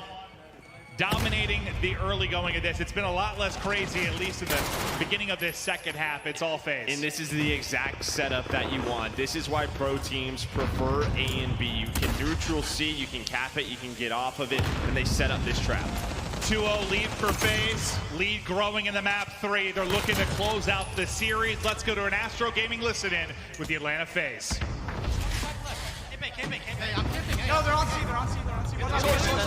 Jump B, B. Very not clear, very not clear. Jump B clear, B clear, B clear, B clear. Illy was our P3. Yeah, Illy was P3. No, he's still there. I smoked him. Watch out across. P3. Let me see. One fork. One shot dead. I don't think he was the one who capped it. We were B now, that's 3 down. Water. Lane down, Clay dead. Nice. Five. Yo, I need to see. Jump. Hop in right. Got it. Stop to be tracked. Stop. Nading over me. Oh, he chased me. Yeah, he got me. Bunch of nice. I'll go to Yo, try short. Looks like short. Plays weak on A. Go right, guys. Go right. You sure this guy doesn't pitch us? One guy can play C. One of you guys play C. We'll hop out of the listen-in. And now it's going to be Empire with the 2-cap. They're controlling A and C. You know they're not going to be able to control that for long. As it gets messy towards the push coming into A, can they get any kind of progress on B? But the entire map's being dominated by FaZe. Look at the mini-map right now. They've got 2-3 at A. They're neutraling C. They've got B controlled by Major Maniac. Empire is spawning all over the goddamn world as they're trying to get any semblance of control on one of these points. And again, it's just this fight over A. Nobody wants to touch C. Somehow a player from FaZe spawns towards back C. Simp, Cellium, they're finding kills, and now it's just a matter of time. 3 minutes left. You're going to need a 3-cap here for the Dallas Empire. And I guess it's because they had a player poking out of green right as he was spawning in, so maybe he gets all the way back towards C, but that was interesting. Now the 2-cap, it's neutral on C. Spawns and control have been a bit nutty throughout the course of this, but second by second, moment by moment, FaZe Clan getting close to putting this out of reach. You're gonna have to see some kind of a run from Dallas Empire in the next minute or so if they're gonna be able to bring it back. They're just stuck right now. They're stuck. Finally, Shotzzy's able to win one. Maybe they can get C. Picks up 2 kills, but Priest is there this time, and the knife comes in. Is able to find the third as well. Now a 50-point lead. A beautiful play from Priest that runs out of ammo, but has a quick little switch. The Butcher just chops him up. An incredible play there from Priest. A lead exceeding 50 points now with 2 to play. All you can put up with a perfect 3-cap is what, 36 a minute, so. You need about 90 seconds of that. And I do not think that is going to happen. But just taking a look at the scoreboard, it is the Tiny Terrors, Priesta as well, really get in there. Simps at 29 and 19. You have a BZ at 26 and 20. Priest at 27 and 20. Everyone's positive or even. And just to give you an idea how crazy this was, and I don't know how it would stack up exactly against some of our other DOMs, but they've got, try to do the math real quick. I think it's 40 captures on FaZe right now, with Simp and BZ leading the way with 10 apiece. Like, it's just been nuts. I wonder if a neutral counts as a cap. Yeah, I'm not entirely sure, because that patch just came in, obviously. I'm not sure if that was added to the objective total. I would think so. I would think so too, but that's crazy. And they know, yeah, I mean, this one, even with the 3-cap, this one is mathematically done for the side of Dallas Empire. Well, let's talk about both sides of this then. Sure. I mean, they can't bring it back. This is going to be a 3-0 for FaZe. There's nothing Empire can do. So we'll take this final 60 seconds and kind of talk about these two teams. Breaking down for me after this weekend. Let's start with Empire. They played both their matches. Tough schedule, but they're both It's just so it's so tough because Dallas Empire have probably played the 2 best teams in the world right now. But we expected more out of them. I think a lot more, at least, to make these series a little bit closer. I don't know if it's one of those things where as soon as you lose the map 1, I think that's what either Teep or Nameless, they were saying on the desk, was you have to win map 1. And what that does is just gives you the boost of confidence. When things are sort of out of your control or not going well, if you can win that first hard point, give yourself some confidence, just doesn't happen. And FaZe is just like, yeah, we're just having fun. But yeah, it's only 3 maps from FaZe, but yes, I think I'm with you. It is a statement. This wasn't really close outside of the hard point. But they look to prove that they're going to be winning tournaments this year. They might be the best team in the game. FaZe Clan, 3-0 Empire. And it's unbelievable. What a result for them. It is clean.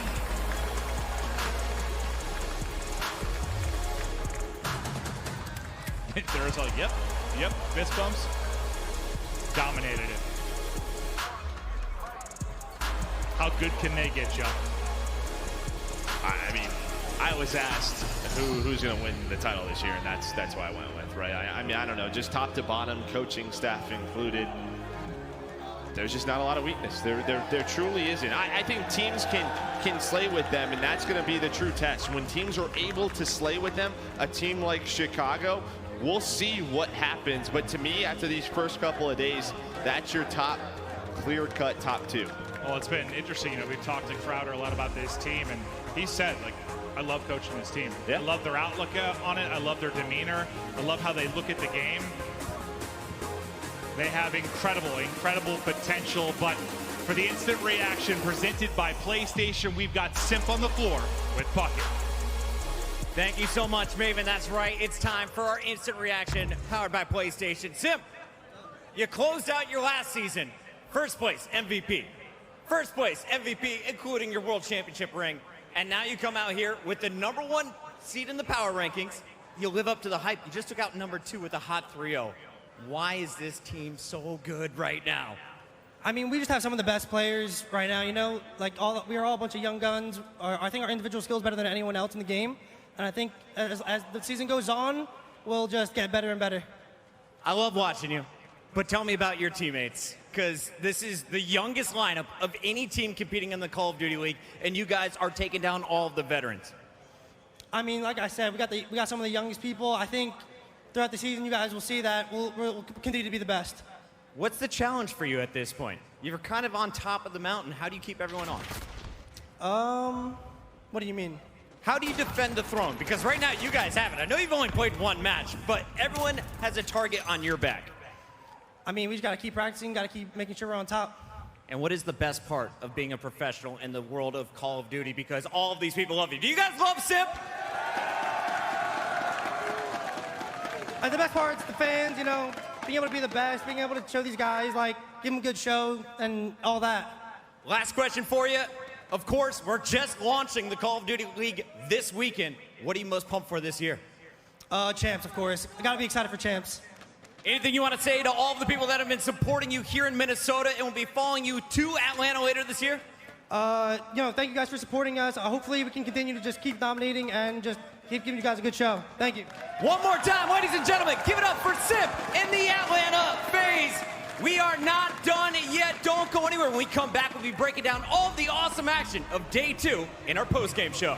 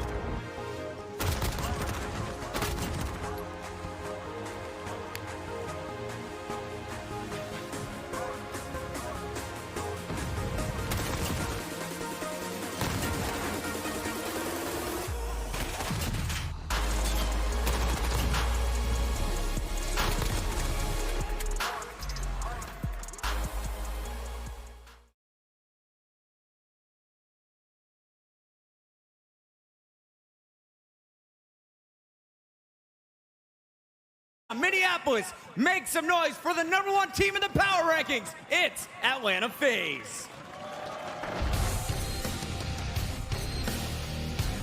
1, 2, 3 for Major Maniac. Oh my God! For Simp! Lightning strikes twice. aBeZy! He might close, he might do! What an individual play from Priest.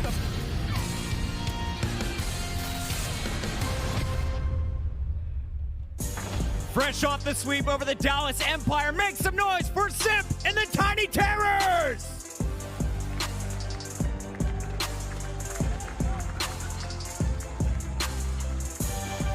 And their opponents on the other side of the stage looking to bounce back after that 3-0 loss to London. This is your New York Subliners.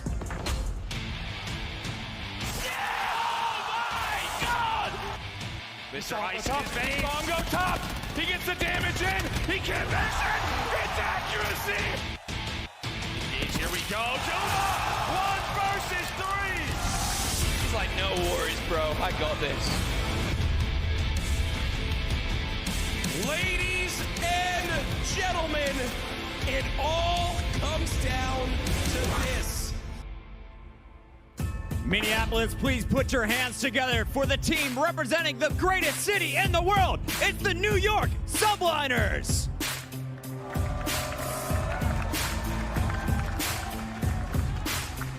Atlanta, New York, it's all going down right now. It's time to send it up to our casters to get this party started with Benson and Chance.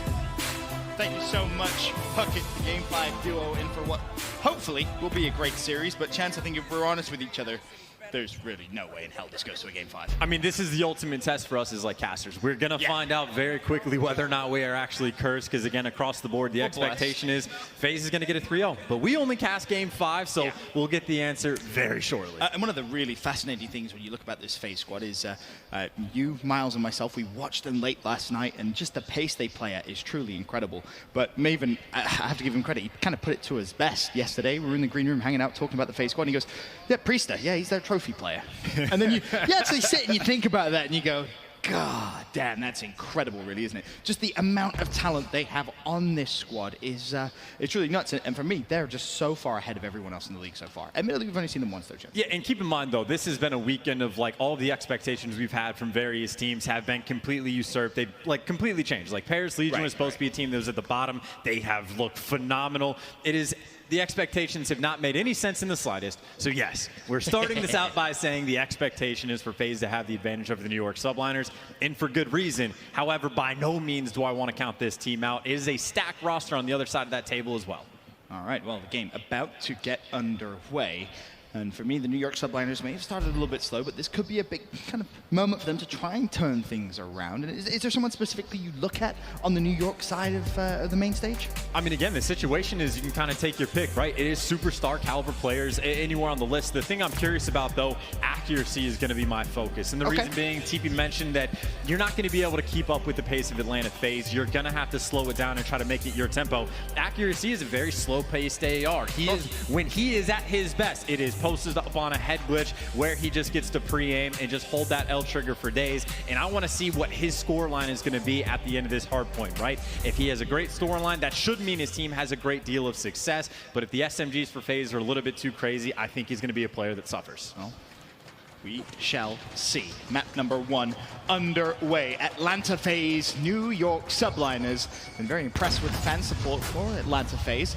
Seeing that's going to continue here in the second to last game of launch weekend. Already, though, it is the FaZe boys picking up the early kills. And it's just, we've seen so many kills like that. We're watching the guys going against FaZe. It looks like they do everything correctly, and then someone slides right in, and they just melt. The gunfights are destructive. aBeZy's already gotten off to a pretty hot start. He got 3 kills, already leading the lobby. And again, keep your eyes on the mini-map throughout this first half point. It's not one you're going to expect to see that many points just yet at the start of the game. It's all about where those arrows are going to be spawning, Chance. And so far, FaZe doing a good job of just locking letting that spawn in. Yes, teams have always been very delicate. If you're spawning on the right side of the mini-map, you don't want to give that up. You don't have to pour a ton of pressure on a P1, so FaZe's main goal here is essentially just to keep the subliners out of this first hit. And we have to see Cellium right now. It's a 6 streak for him. He starts off 6-1. He fell early. Since then, he's been going on a rampage. Can he find the 7th? Wisely just backs away. Of course, just 10 seconds remain on this hard point. As he decides to just drop down prone. Unfortunately for him, that's where the streak is going to end. But either way, a hot start. And speaking of hot starts, Major Maniac, he's 6-2. Unfortunately, and keep in mind, the score is 3-4 after the first hill, because the only goal for the FaZe that entire time was get kills, don't lose the spawns for the next one. They were never attempting to try to get a ridiculous amount of time. They were playing for kills, they were playing for slaying, but now they have to make sure they hold this hill. The subliners, well, they took a crack at contesting the hill, but to no avail. Still, though, Temp, the next man in, trying to make the play. I like this from Temp. He's actually managed to get himself inside the hill. Unfortunately for him, not going to be able to do much else outside of shutting down Priester. Meanwhile, the FaZe Atlanta boys inside the hardpoint. This chance is where they're going to try and build themselves a lead, build themselves a cushion that they can maybe rely on for the rest of the game. Still, those subliners, a couple players around, you got attached in the back. Right now, his job is essentially just try to contest that old hill, but you contest the old hill, and that means the rotation to new FaZe. They have played it perfectly. This is exactly what they were hoping would happen. They will trade away, what, 10, 12, 15 seconds of the final bit to now try to lock down P3. The rotations are perfect. The slang is perfect. Atlanta FaZe playing so well right now. And you almost need to see a very quick break here for New York subliners if they want to try and get a foothold in this game, if you will. Meanwhile, Major Maniac at the very back, just waiting for the push to come through. And I think New York are going to fly straight through the front door. That's 3 for accuracy, as now aBeZy wants to try and contest the hill. 2 players right in front of him. Teammates, of course, assisting, but he does shut down Zero. There's accuracy just lying, staring right at him. New York break in. Nice little break, and this is the opportunity to get quite a bit of time. And again, accuracy at his best when he can just L-trigger on a head glitch, but the smoke is going to be very problematic for him because the players are going to get up close and personal, and they take him down the instant re-break from FaZe. Cellium started off so well, but he's keeping it up. 14-7 so far, leading the game in statistics. But in terms of the score overall, chance, still very, very close. 53-35, still 17 seconds of full time left. And this has been a very nice back and forth game for all the great rotation from the FaZe the subliners have dealt with on P2 and P3 pretty well. But yes, it's the slang that's really going to have to turn things around. And now they have that early rotation in P4. Cellium's going to be the man that tries to get the break throw, able to find one. You expect the trades to be coming in, though. In New York, well, they do have that hill surrounded. Got to get the final man out. Attach takes him down. Attach actually started off this game relatively slowly, but he's heated up 9-7, currently on a 2 streak as things stand, as he looks to try and assist from above, but some sloppy shots. Cellium managed to actually pick up 2, but Zuma soars in. That's 3 for him. Simp instantly looking for the trade, should be able to get it. Atlanta FaZe break again. And you have the nice break on the hill from Simp, but Major Maniac on the other end has been causing a ton of problems. So it's a 2-front war right now that FaZe has been fighting. And well, it's been about a 50-50 split, but inside the hill for the most part, FaZe has been hanging out, racking up the kills, and Simp is starting to go on a tear. Say, that's your back-to-back MVP, Rookie of the Year. So many accolades last year. I'm sure one thing is for sure, his trophy cabinet by the end of his career is probably going to be very, very full. We're excited to watch him develop and grow, but finally, New York, they break in, but it's only for the scrap time, gents. Only for the scrap time, but the rotation to new. This is going to be the best opportunity the subliners are going to have to rack up a substantial amount of time, but there's actually big gunfights in and around the hill. Of course, Zuma right now is going to be trying to be that lead slayer, but the pressure's on. They got a man inside the hill. Cellium is dealing with 2. You take care of him, and subliners trying to gain that control. And somewhere in this game, New York will have to lock down one of these hills, and that's not a great start. Attach some sloppy shots. aBeZy makes him pay. Atlanta FaZe break once again. And it's almost just too simple, Chance. It genuinely, I think with the quote from Scump is when you play against a team like the FaZe, it just feels like there's a 6th man, like somewhere on the map. The invisible guy that they're just too fast-paced. They're always just in your grill. And we saw it on that hill. There was never a moment where the subliners could breathe the FaZe. They just swarm you. And the most important thing on the minimap for me right here is look at what Atlanta FaZe are doing. They're picking up the scrap time here, but more importantly, they're already thinking about the 2nd hill in our new rotation. They have just parked the bus deep on the furthest right side of the map, making sure they lock this point. That that is so important because it could have potentially been New York Subliners' way back into this game. And this is FaZe just managing so many different things on the map. It was the hill time at all of its rotation, 2 hills in advance, and well, they secured the spawns that they wanted, and now you go back to the goal that they had at the start of the game. They just want to keep the spawns and keep the Subliners out of the hill. So far, so good. They break right through. Cellium just leading the charge. Okay, just pushing straight to a smoke grenade, finding himself a double. aBeZy slows things down just a little bit, and again, to your point, Chance, making sure no one from New York is in the hill. A quick glance at those stats, and I mean, Cellium 23 and 14, Simp 17 and 12, Major Maniac 17 and 11. Everyone from Atlanta FaZe having a great game so far. And it's honestly not even just like the keeping the New York Subliners out of the hill. They're keeping them pushed back in the base. I think this is a hill that FaZe has gotten more time on. Like originally it was 7 points total. Now FaZe have improved a little bit on that. They're still holding the spawns, and it's not a massive lead, but it's a very noticeable and a little bit more than 50 points. If the Subliners can't put something together to break this P2 hill, it's going to start to get out of control. And that's the key, right? If you cannot break this hill quickly, Atlanta FaZe will start to run away with this game. And New York are going to know that. You have to do at least a little bit of damage limitation, if nothing else here. A break here and there, contest as frequently as you possibly can, and New York are inside the hill, but as quickly as they get in, Priest picks him right back out. Unfortunately for him, though, Zero will shut him down as Simp left maybe in a 1v2, dependent if Zero wants to try and push through. Has the support of Cellium inside the hill, though, so for now, Simp not all that too worried. It's actually a couple players from the Subliners are going to be able to get through and get this scrap time as well. Only 1 man up for FaZe for these final 20 seconds, but he gets shot down. So Subliners did their job. Again, you don't give away the full 60. You take at least 20 points off the hill. You keep the lead to about the same margin as it was. So for the situation they were dealt, they honestly handled it pretty well. But of course, that does mean FaZe once again has that early rotation over to P3. The Subliners have broken through this once. They're going to have to do it a second time because, again, the pressure is still on. At some point, though, New York will need to lock in a good rotation and a big chunk of time to reduce the 60-point lead Atlanta now currently holds as Cellium gets himself too and wraps back over towards his teammates. He may have a few more. There's a big pinch coming in on the hill, though, from New York, and that's credit to Zero. Had the support of a teammate there. Now he's going to have to try and defend him from the front. It's accuracy right behind as Zero slays from the front. I think Zero might need to play a little bit aggressive, reads the man coming around the flank, and might have to fly out and challenge because he's got a little bit teammate support, but he wants to play it to let these FaZe players kind of walk in and maybe contest, but he's winning the gunfights. Maybe Zero going to start to heat up, get that hot hand just a little bit. The man's on a 4 streak. Yeah, 4 streak right now, 20-21, 47 seconds of hill time as New York do lock this hill down. This is big time for them as Attach now wants to try and push through. New York find a way back into the game. And those are 2 great back-to-back kills for the Subliners. Again, the pressure was put on them. They have come up big both times, but this is a non-stop pressure-having game. But now you actually have Attach going on a 5 spree. He does get taken down, but Zero still on his forward. Zoom in, Temp potentially heating up as well. You got streaks across the board. The guns for the Subliners starting to turn up.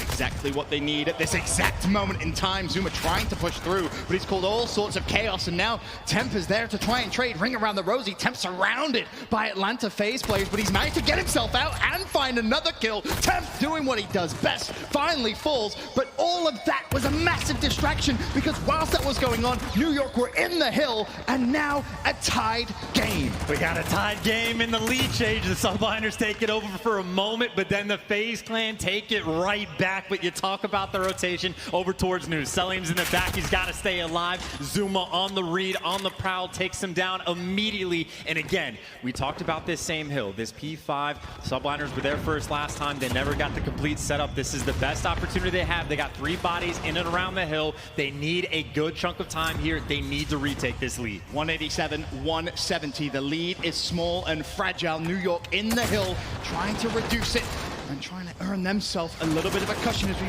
will go into our final rotation of hills. Of course, it can't be one here, but again, FaZe just walking towards the hill, cause catastrophe. New York, though, still with a marginally favorable spawn. They have to help, though. New York need assistance in the hill phase. Keep putting the pressure on and break it. And it's just too easy. That's a big moment in this game because now you got the Slayers of FaZe running around the hill. Since able to find 2, aBeZy able to find 2, the tiny tears. You think the Subliners get hot for a moment. They take it right back. And it is crucial.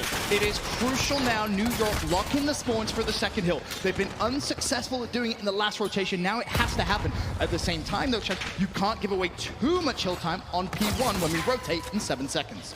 It's going to be a dire game, and you already see Atlanta FaZe working towards the back, but the subliners are going to meet him there. It might be a Temp versus Cellium kind of gunfight, but it's actually a 2v2 on one side of the map, and this is completely away from the hill, but these are the gunfights that can win you the game. Attach needs to find him, gets one player in the back, but still one more. Does he know it?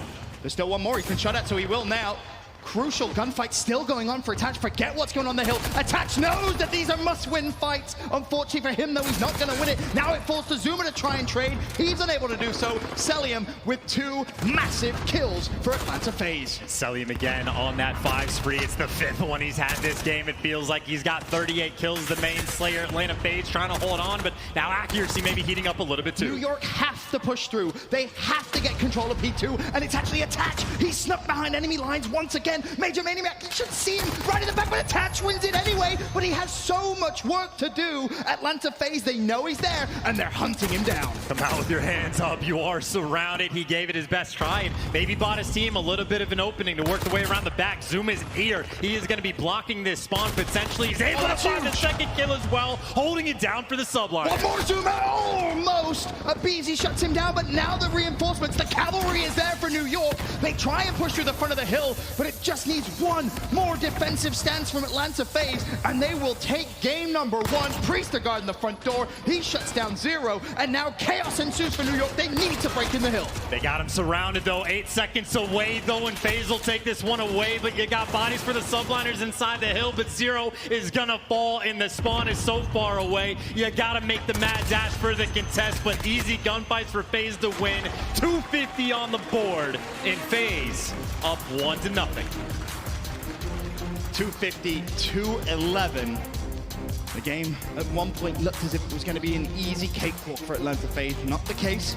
New York showed some life, and you just have to think, Chance, if at some point in that game they were able to lock in a spawn, get a big chunk of time, turn a hardpoint into a money hill for them, they could have taken game 1. It was a very well-fought game. Again, that second hill you fight through quite a few times. You put the pressure on, and I think the subliners, again, did an incredible job of dealing with that pressure consistently throughout the game. But at the same time, it was every single time on that P2 hill, they were the ones that never had the spawns, that never had that advantage going in. They were always a little bit too slow, and I think kind of a theme for me was I was going to pay attention to the scoreline from accuracy. He went about 22 and 33, I think I saw at the end of the game, and if your main AR, the slower pace guy, isn't having that success, I think that just means the pace was a little too overwhelming from FaZe. All right, well, as it stands, Atlanta lead the series 1-0. I want to take a look at our Scuff Gaming play of the game. We talked about him before. Simp, he's just so good, Chance. And honestly, I mean, you could take your hands. Like, how many 5 sprees do we see from pretty much every single player on the side of FaZe? So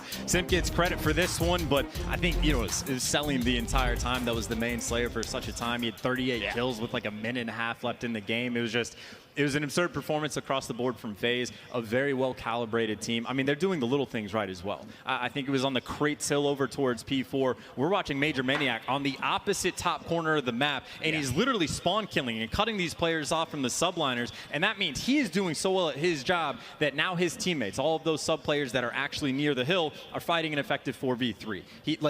Everything that the FaZe does is so well put together, so well calculated. They were consistently getting the better spawns pretty much the entire game. So as good as the subliners did, they just weren't putting themselves in good positions. Yeah, to your point, a very good performance from them, but it just wasn't good enough. Atlanta FaZe lead the series 1-0.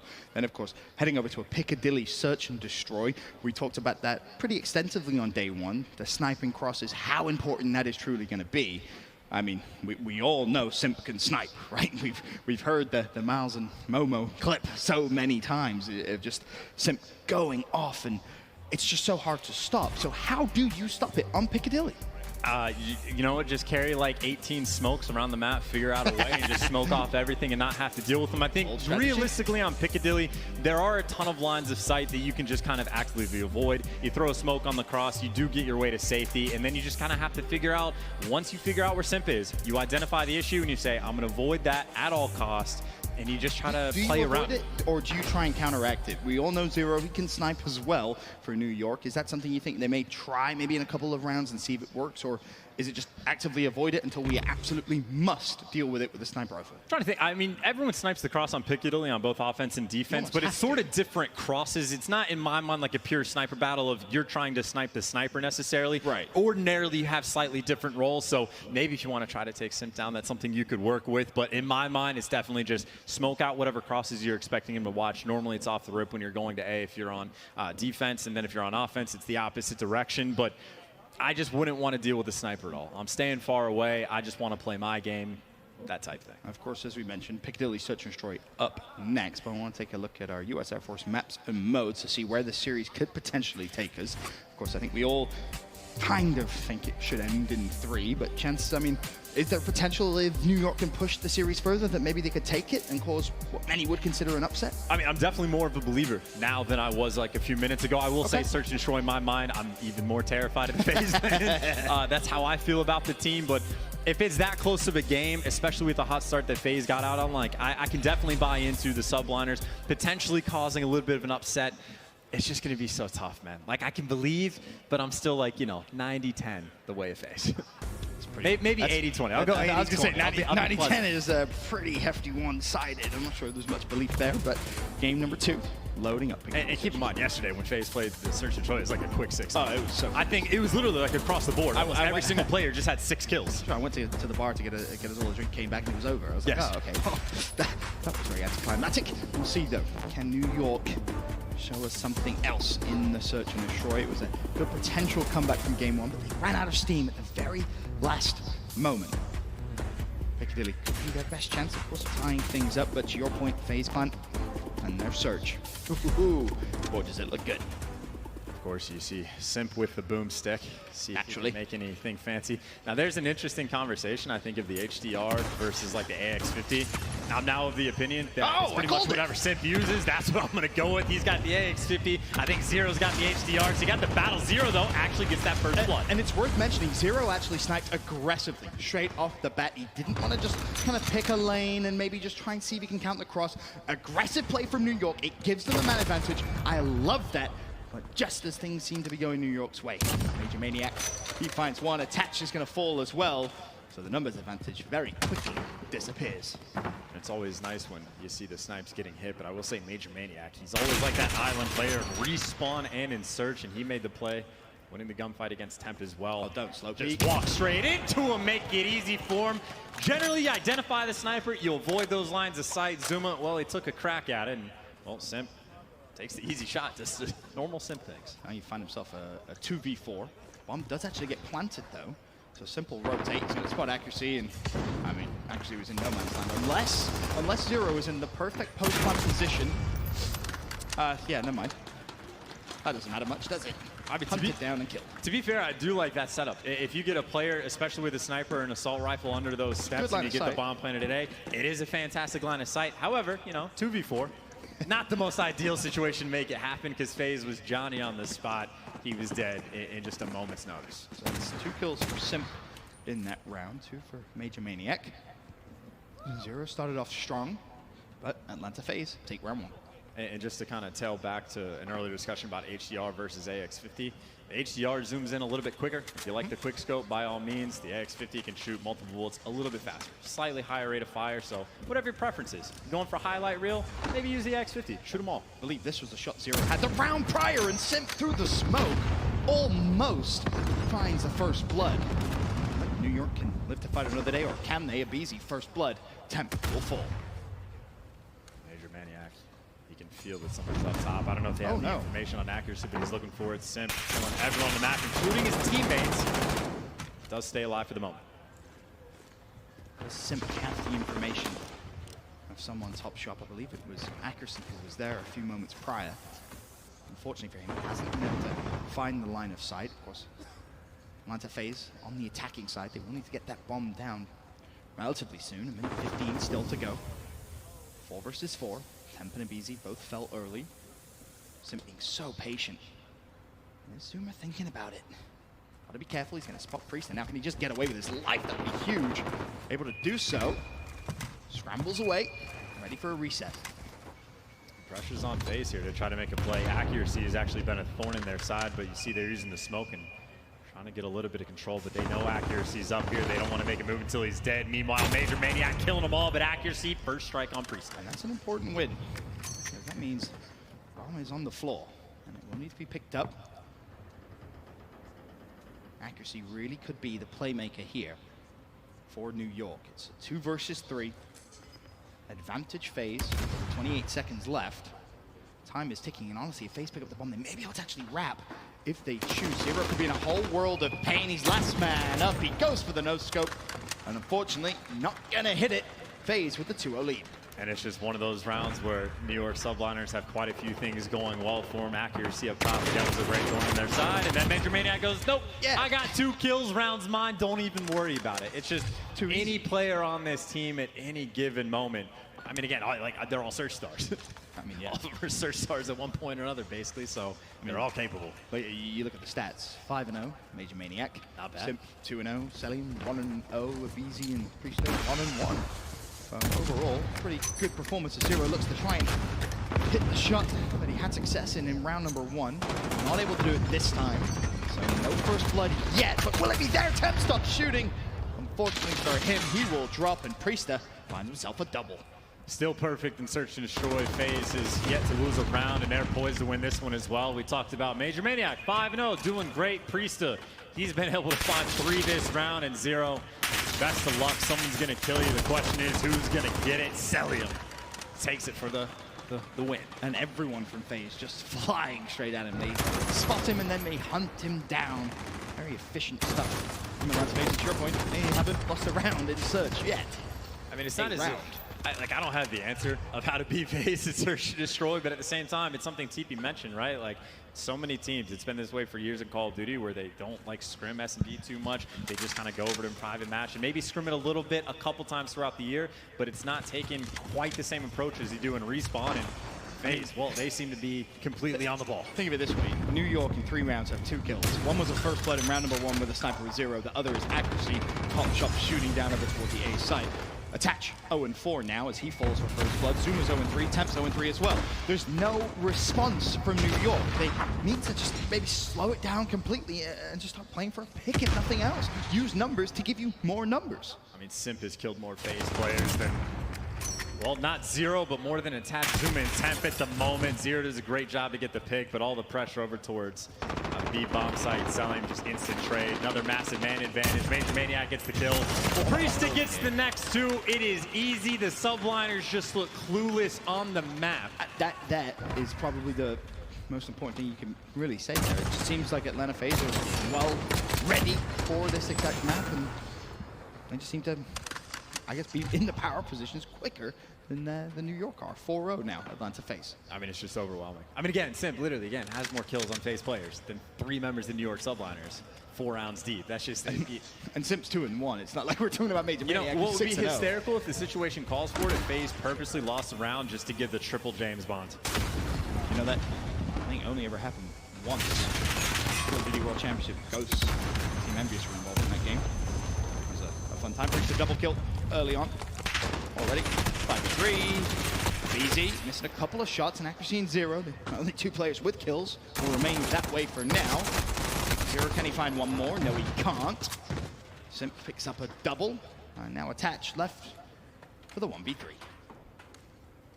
Attach, one of the most clutch players in Call of Duty history. Pops that silence to make this play. He has information on Selim. Selim does not on him, but I think that might be the tell to give it away. You see those red arrows come sprinting in and not even needed. Selim just making it look easy. The gunfight played perfectly. What was it you saying about 0-7s? Because it's looking like you might be right. Well, no. That's it. That's if they give away a round. They'll have to throw away a round on purpose. There could be some 0-6s, though, that's for sure. Take those live betting odds here. Priest 9-2, Major Maniac. I think he was 5-0 after 2 rounds. He's gotten a kill since then. Just been hanging out. I mean, Selim 4-0. Abizi, just lackluster performance in 2-2. Like, come on, there's only so much you can do, really, isn't there, when your teammates start heating up? As there's the first blood. Speak of the devil. Major Maniac. Zuma. Temp will find his first kill of the game, though, and unfortunately, no trade came through there for Atlanta FaZe. So, for now, at least, still 4 versus 4. Attached just exploded on a car. Meanwhile, Major Maniac in the power position just hanging out top. He is now 8-0. You call him out for only having 5 or 6 kills. Well, he shows up and he's got 2 for the round. At some point, we'll challenge Temp. He's waiting for Simp to go make the play with the Deagle. Attach and Zuma combined 0 and 12 together. Simply not good enough here in game 2. Simp will find Temp. I mean, that's 1 and 18 between 3 players. That's just not going to cut it. Simp maybe doing his best Team Summertime impression, getting the final 2 kills with the Deagle, trying to be flashy if he can. We'll take a look at this one. Clean and straightforward, no big deal. And then Zero comes out for the challenge and thinks of one tap with the headshot. Perfect in search and destroy. There was not a single moment where I thought the Subliners had any glimmer of hope. 2 donuts from the side of the Subliners. Zoom in attach that. One of the best SMG duos we've had in COD overall. 0-12. Not impressive there at all. Atlanta FaZe lead the series against New York Subliners 2-0. We'll be back after this with game 3.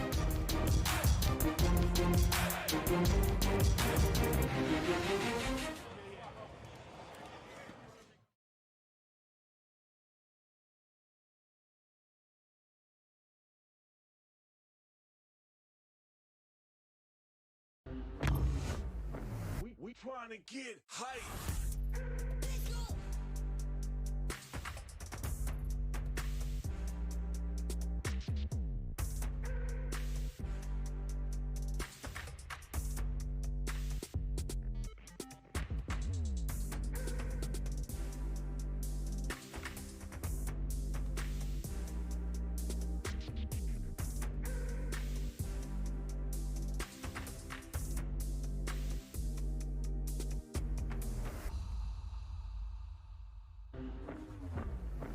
We trying to get hype.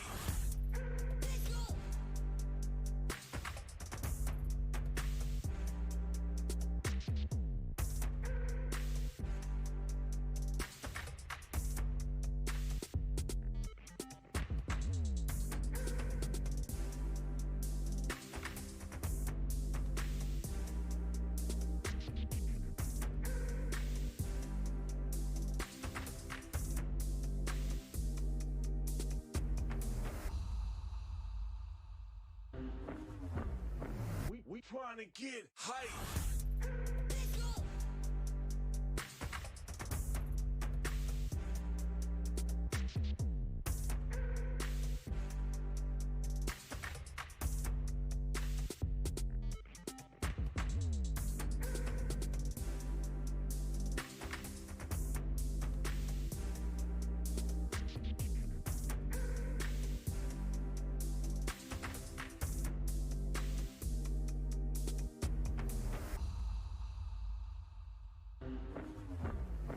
We trying to get hype.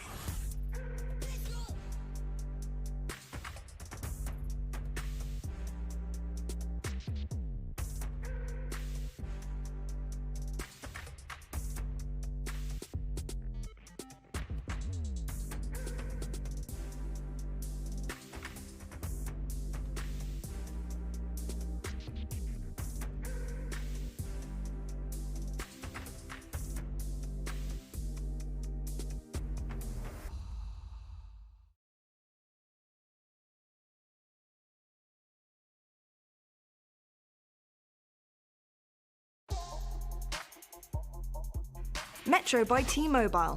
Complete your mission with the best deal in wireless. Scuff Gaming, the official controller of the Call of Duty League. Hello and welcome back to the CDL Game Day presented by Game Fuel, of course. Who else would it be? We've got an incredible showcase happening right now, of course. It is your afternoon on Sunday, and we've just seen Atlanta FaZe absolutely dominate in S&D once again. We did think, okay, they're pretty good at it, but how good really are they at S&D? And the answer is pretty phenomenal. It's disgusting, quite frankly. They're handing out donuts left, right, and center. I believe we've had 3 in total so far across the entire weekend. It's just disgusting. I don't know what else. I mean, there's no. I just wrote WTF on my bit of paper here. They're absolutely rancid, whether it's decision making or plays, or whether it's just a blinding skill. Atlanta are very, very good. They really are. And right now, from what I'm seeing, they just don't seem to have that many weaknesses. But TP, if you could really pinpoint some things that maybe FaZe could do better, are there any? It's really, really hard based on what we've seen so far. I mean, I guess in that first hard point, there's a couple rotations they could have played a little bit more smooth. New York had a lot of opportunities to win that first map, but to really critique a FaZe right now, that's just unfair. Especially when you look at these search and destroys, like 6-0 people. I don't know if people actually realize how hard this is to do at the pro level. So you have to give Atlanta FaZe and the preparation and the coaching staff, everyone involved. Hey, you got a round of applause from TP. That's quite something. Give a text, dude. Just give him a text. Crazy. We are going to take a look at the US Army Tactical Play of the game, and it's a stunning two-piece by Major Maniac. These guys across the board on this FaZe Atlanta roster, they don't miss a beat, and I think that is what's most important here, to look at this FaZe roster. It's not just one person that's putting the work in across the board. This entire roster is doing it justice, and I think that's what one of the most amazing things about this is collectively they are a unit. It's so scary, T. You'd know this better than anyone. Sometimes it's nice to have a player on your team you can always rely on to go off. Imagine if any single one of your teammates can go off at any second. You can put your feet up when it comes to an entire series. Majors is incredible. You know, I've just actually had some really good news. We're going to casters right now, so let's just get into it. All right, we're back. Hey, there we go. A lot of FaZe 2-0 up. Bad time you beat me with scissors. And yeah, Teep, we completely agree. Round of applause to absolutely everyone in the Atlanta FaZe management, the coaching staff, the players. I mean, I want to see him play against Chicago, bro. All right. Like, FaZe look disgusting, but That's like, fair. hey, No, it's too soon to say the best team in the game. fair. I want to see him play against Chicago, and then we'll have more hot takes. Okay. That's the trend I'm on. But still, Or Paris, honestly, like, bro, let's see Paris against FaZe. I'm down. I'm with it. Let's go. Very spicy game. Either way, it's Atlanta FaZe that lead the series against New York Subliners 2-0. We now head over to Hackney Yard Domination. Our game 3, is this going to be a swift dispatch of the New York Subliners, or is it maybe a little bit of fight still to be had in New York?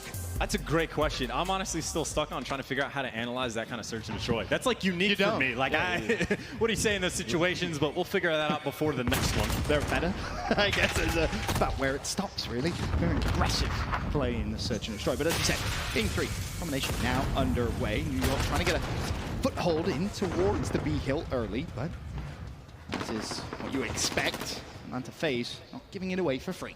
Just that slow bridge of the kill feed, just slowly piling up.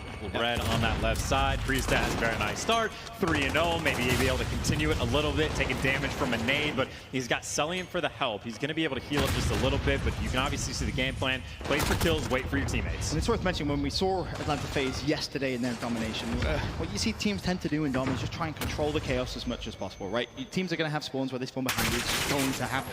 The one thing you will say about Atlanta FaZe is they almost played better in that chaos. Their decision-making, their instincts was almost perfect. And it seems to play a little bit better for them, but, well, as you can see, 2 caps come through. New York cap the home flags. And right now, attaches the man to make the play. It's going to be FaZe trying to pour on the pressure. And it's gone.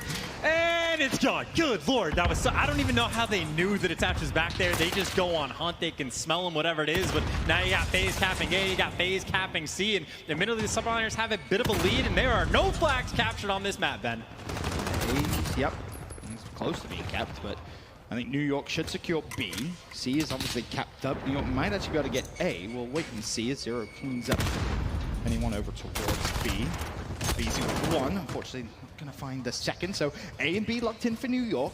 A good start, but now it's about holding the flags. And New York spawning at C as well, so it might be a situation where if like Zero can double back and defend this A flag while FaZe is trying to pour on the pressure, he can make the play. He gets chopped down, so we have the official spawn flip. Now things are going to be a little bit more stagnant. FaZe is going to have A, New York with the other 2. The one interesting thing, though, is when New York are spawning on the top side of the map, they are not afraid to overextend, try and put a little bit of pressure over towards A, but the problem is, if you do that, you might force Atlanta FaZe this one a little closer towards the B flag.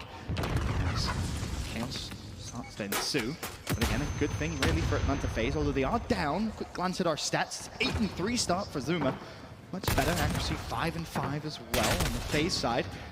Not much to get too excited about other than Priest at 8-5. And now you got Zuma trying to pour on a little bit of pressure towards Zay. Yes, he is going to fall, but that's just enough. If New York Subliners can keep kind of pouring this pressure over towards the A side of the map, you should be able to stay consistently like retaining the C and D flag, but now they actually have enough pressure. They can just straight up pop on the flag, and they'll get the triple cap potentially for a moment. And this is huge, because Accuracy is actually still back over towards the C flag. If his teammates win an A, I would love to see Accuracy go and maybe contest, because Attach is getting a double, so A is locked in. All of FaZe will spawn over towards the C side. And Zuma went off right there just to secure that flag. They are preferring to keep this A and B setup just to avoid the respawn when he just happened to go over towards the C flag. So New York doing a fantastic job right now in and around this B flag. Accuracy finally fell. He was trying to watch the cross, just buy his teammates more time to defend B. Decided not to challenge the home flag, but Selim now inside B, starts to try and get to the cap. Players from New York will flurry inside. Accuracy will be first to the party, but unfortunately for him, he doesn't find the kill, but Zuma is still alive in B. Bear in mind, 2.5 minutes still to go, Chance. And now you got the New York Subliners just spawning right on top of that C flag, even though the top right side of the map is open, so they'll be able to cap C. Now you're going to have FaZe going for A. Now you got bodies all over the map, Ben, but this is, I think, the 4th time we've seen it to where these teams are just preferring to have that AB flag set up, so the FaZe is going to be able to hold on that for a moment, but they're done by 34 at the moment. And I'm curious to see what Zuma does. You can see it from our perspective here, after aBeZy dances and darts through the smoke. Zuma is on a perfect pinch over towards B. His teammates are there. He could have pushed forward towards A. A big 1v1 is won by Accuracy. That's to keep control of C. So New York off to a great start. In actual fact, no. Zuma has made such a good play over towards Atlanta FaZe's home hill. He's going to stay. He's going to try and get the full neutral. Almost got away with his life. But it's those small moments, Chance. Those small moments where you can stop the enemy team earning any points whatsoever. It's massive. And with a minute and a half, finally New York have come to life in this series. 75-41 the lead. Zuma and Attach have been the playmakers. Zuma especially making up for that past S&D, but still, they got the 2 flags set up. You got Attach pouring pressure on the 3rd, and that is bringing so many of those Pharaohs back towards that A side of the map. And now, of course, that means, though, you got to hold B for the subline. And this is another beautiful play. We saw it from Zuma. Now we're seeing it from Attach, putting pressure on the home hill and staying alive. Unfortunately, though, he's not able to stay alive, but New York cap up B. Over 60 seconds to go. Atlanta FaZe controlling both home flags. If New York can just decap one and go into the second half with around about a 30 point lead, that would be massive. And as I say that, you can look at the mini-map, those yellow arrows attacking the home flags of Atlanta FaZe. This is just chaos. You got players from both teams all over the map. It's about who can manage it the best. And again, you got to keep giving credit to Zuma. 17 and 10. The man is going off, and right now his job, roam around B and slay. Doesn't do it very long because the aBeZy is going to shut him down, but Accuracy is there as the cleanup crew. 30 seconds left. B, of course, contested, as is Accuracy. Will find one, but instantly the trades follow. Attach still alive. Teammate in support. Selim will fall up top, so B should be capped up. Beautiful from Attach. Zuma didn't really trust him to get that kill, but doesn't matter. 18 seconds, and New York with a sizable lead. Chance going into the first half, and again, I have to give credit to Zuma. He's 19 and 11, but forget the stats. It was the play he made to push over towards Atlanta FaZe's home hill decap. It gave New York such an advantage. FaZe were looking for him. They couldn't find him. He stayed alive. That's probably the best domination play I have personally seen here in launch weekend. And when you start out on the C side of the map, that's the game plan for the subliners. We saw a couple cracks at it. That was Attach in the top of the A building, right? Trying to cause confusion, trying to be the man that makes the play after the Simp came flying in and shut him down. Well, Zuma had a couple attempts to make the same sort of play, and he was successful multiple times. A 44-point lead. That is going to be a tough hill for Atlanta FaZe to climb. I mean, now it's just keep more of the same, right, Chance? Keep playing that game. Keep playing the rotation game, make it organized chaos. And I mean, you can see straight off the rip here what New York want to do. They're sending no resources towards B. Instead, they want to fight the top side of the map and see if they can wrap over towards A. It's high risk, Chance, but it could potentially be high reward. Now, actually, the middle of the map has been completely dominated by the subliners. A couple players are going to fall, but Attach has made it basically towards the enemy lines, but does not last very long. He does get cleaned up, but now we kind of have a reset. Most of these players spawn towards the top of the map. Who can swarm on B quicker? Atlanta FaZe lead the series 2-0, but they're down here in game 3. I want to set over to an Astro Gaming listening with Atlanta FaZe. Watching right. I have yellow crate. They have to all be right mid. I type C, guys. Doing it. I type C. Top bell killed me. Top bell killed me. Look at top bell. Straight top bell. Straight top bell. I got him. Right, one right. Top bell. I need it right. Could be top L, could be top L. Bottom L, they smoked in. They smoked in. Crazy top L. I got one in B. Top L, more in B, red crate. Jumping up AC, jumping up AC. Oh, yeah, make it nice. I'm top L now. Yeah, I need top L. Top L. It's one day, it's one day. Yeah, top of them are just camping. Hey, watch right, I spawned in. Yeah, Good shit, Tyler. One more top. Major bottom L, Iver top now. Yeah, I'm gonna try to make them. One top green, one top green coming now. Good, top green still. Yeah, I'm gonna try.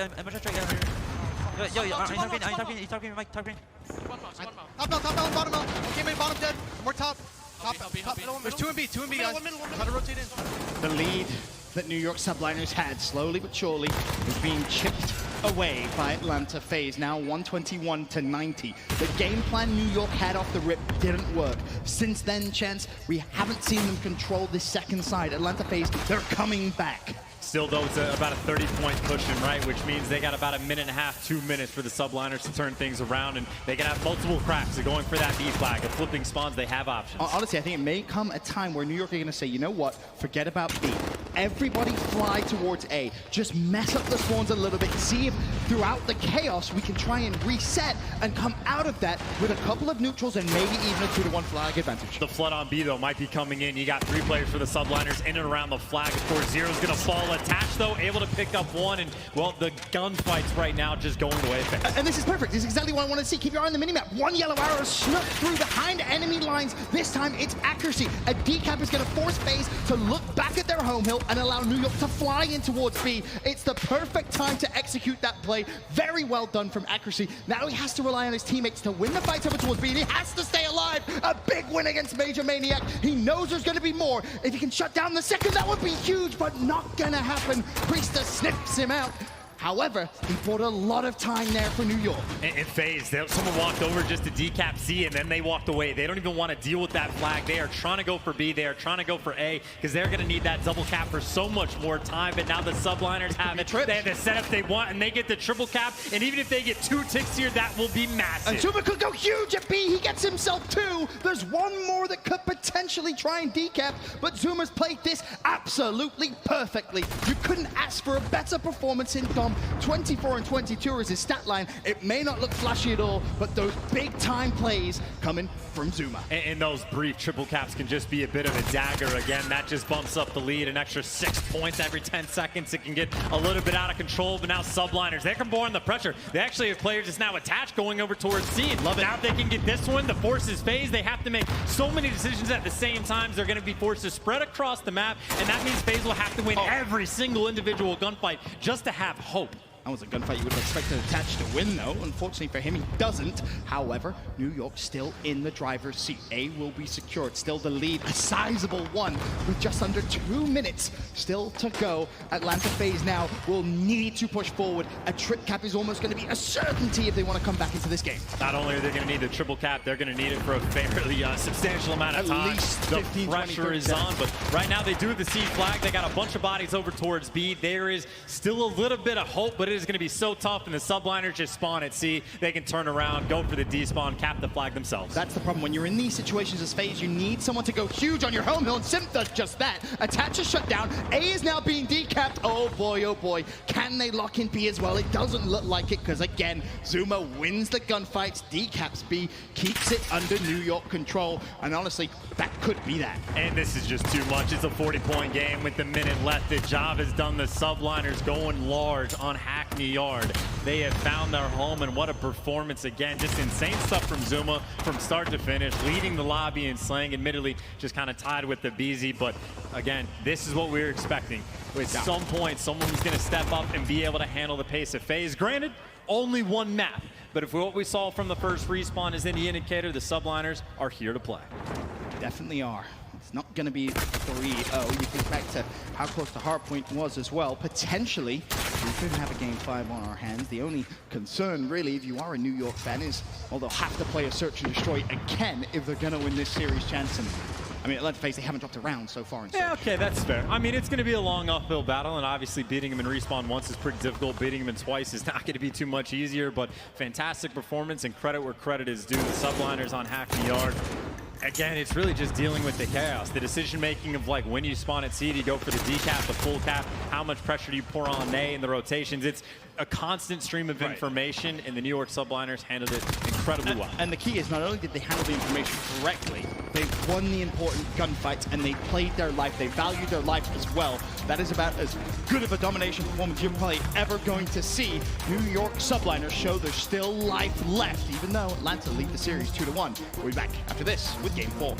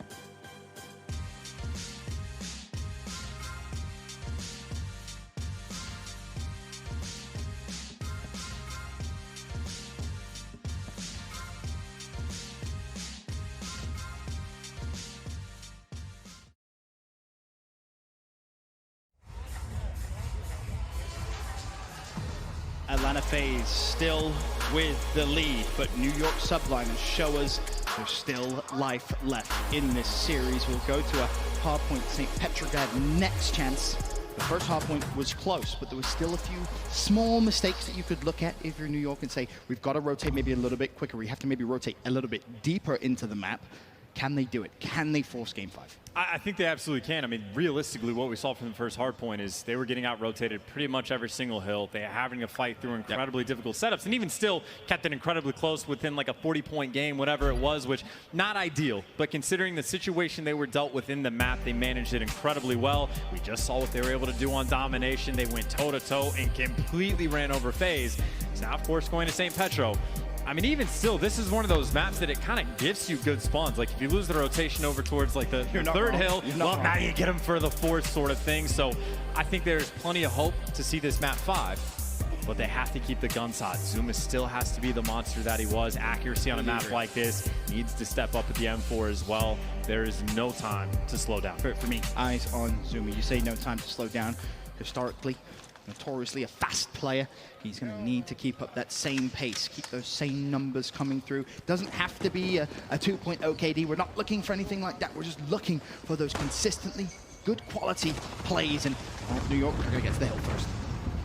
New York actually going to have a lot of control. A lot of nades got chucked out just to keep FaZe at bay. And you got the wall bangs coming in as well. Unfortunate with the team kill, but now Zuma, well, makes the read, connects with the hit fire. And, well, the man needed to have a hot start. 2-0, but eventually gets dropped and FaZe completely take over. Yeah, just like that. It looked like it was going to be so good.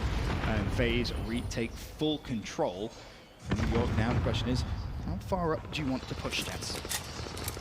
Push as far as you can, try to get this next wave of kills, and you actually see a couple men hiding in the bushes getting those cutoff kills, so Priest is going to be tough to deal with, as well as Cellium FaZe right now. Again, full control, and if they start racking these kills up, it can get out of hand, and there's the clean 5 down. The question is, where do the spawns come in for the Subliners? The good news for them, they stay where they want to be. Absolutely blessed. That could have gone out of hand very quickly if Cellium was maybe just a little bit quicker into pushing deep into New York Subliner territory. However, as you say, New York may get a little lucky there. However, Atlanta FaZe have done damage on the first kill. The lead, a sizable one at that. Looks like it's going to be somewhere around, what, 49 points to 3 as we rotate to the second hill.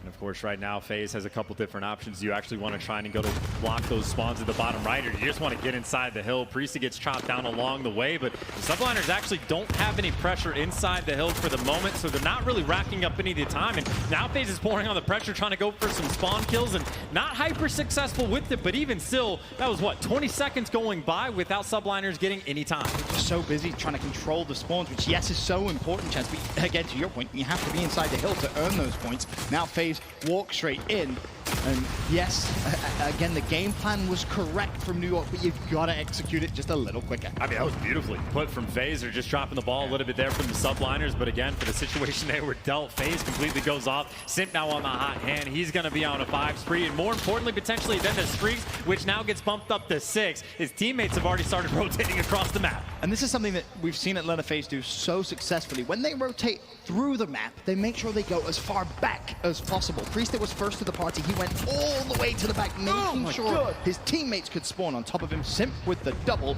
That's a 9 streak, by the way, for him.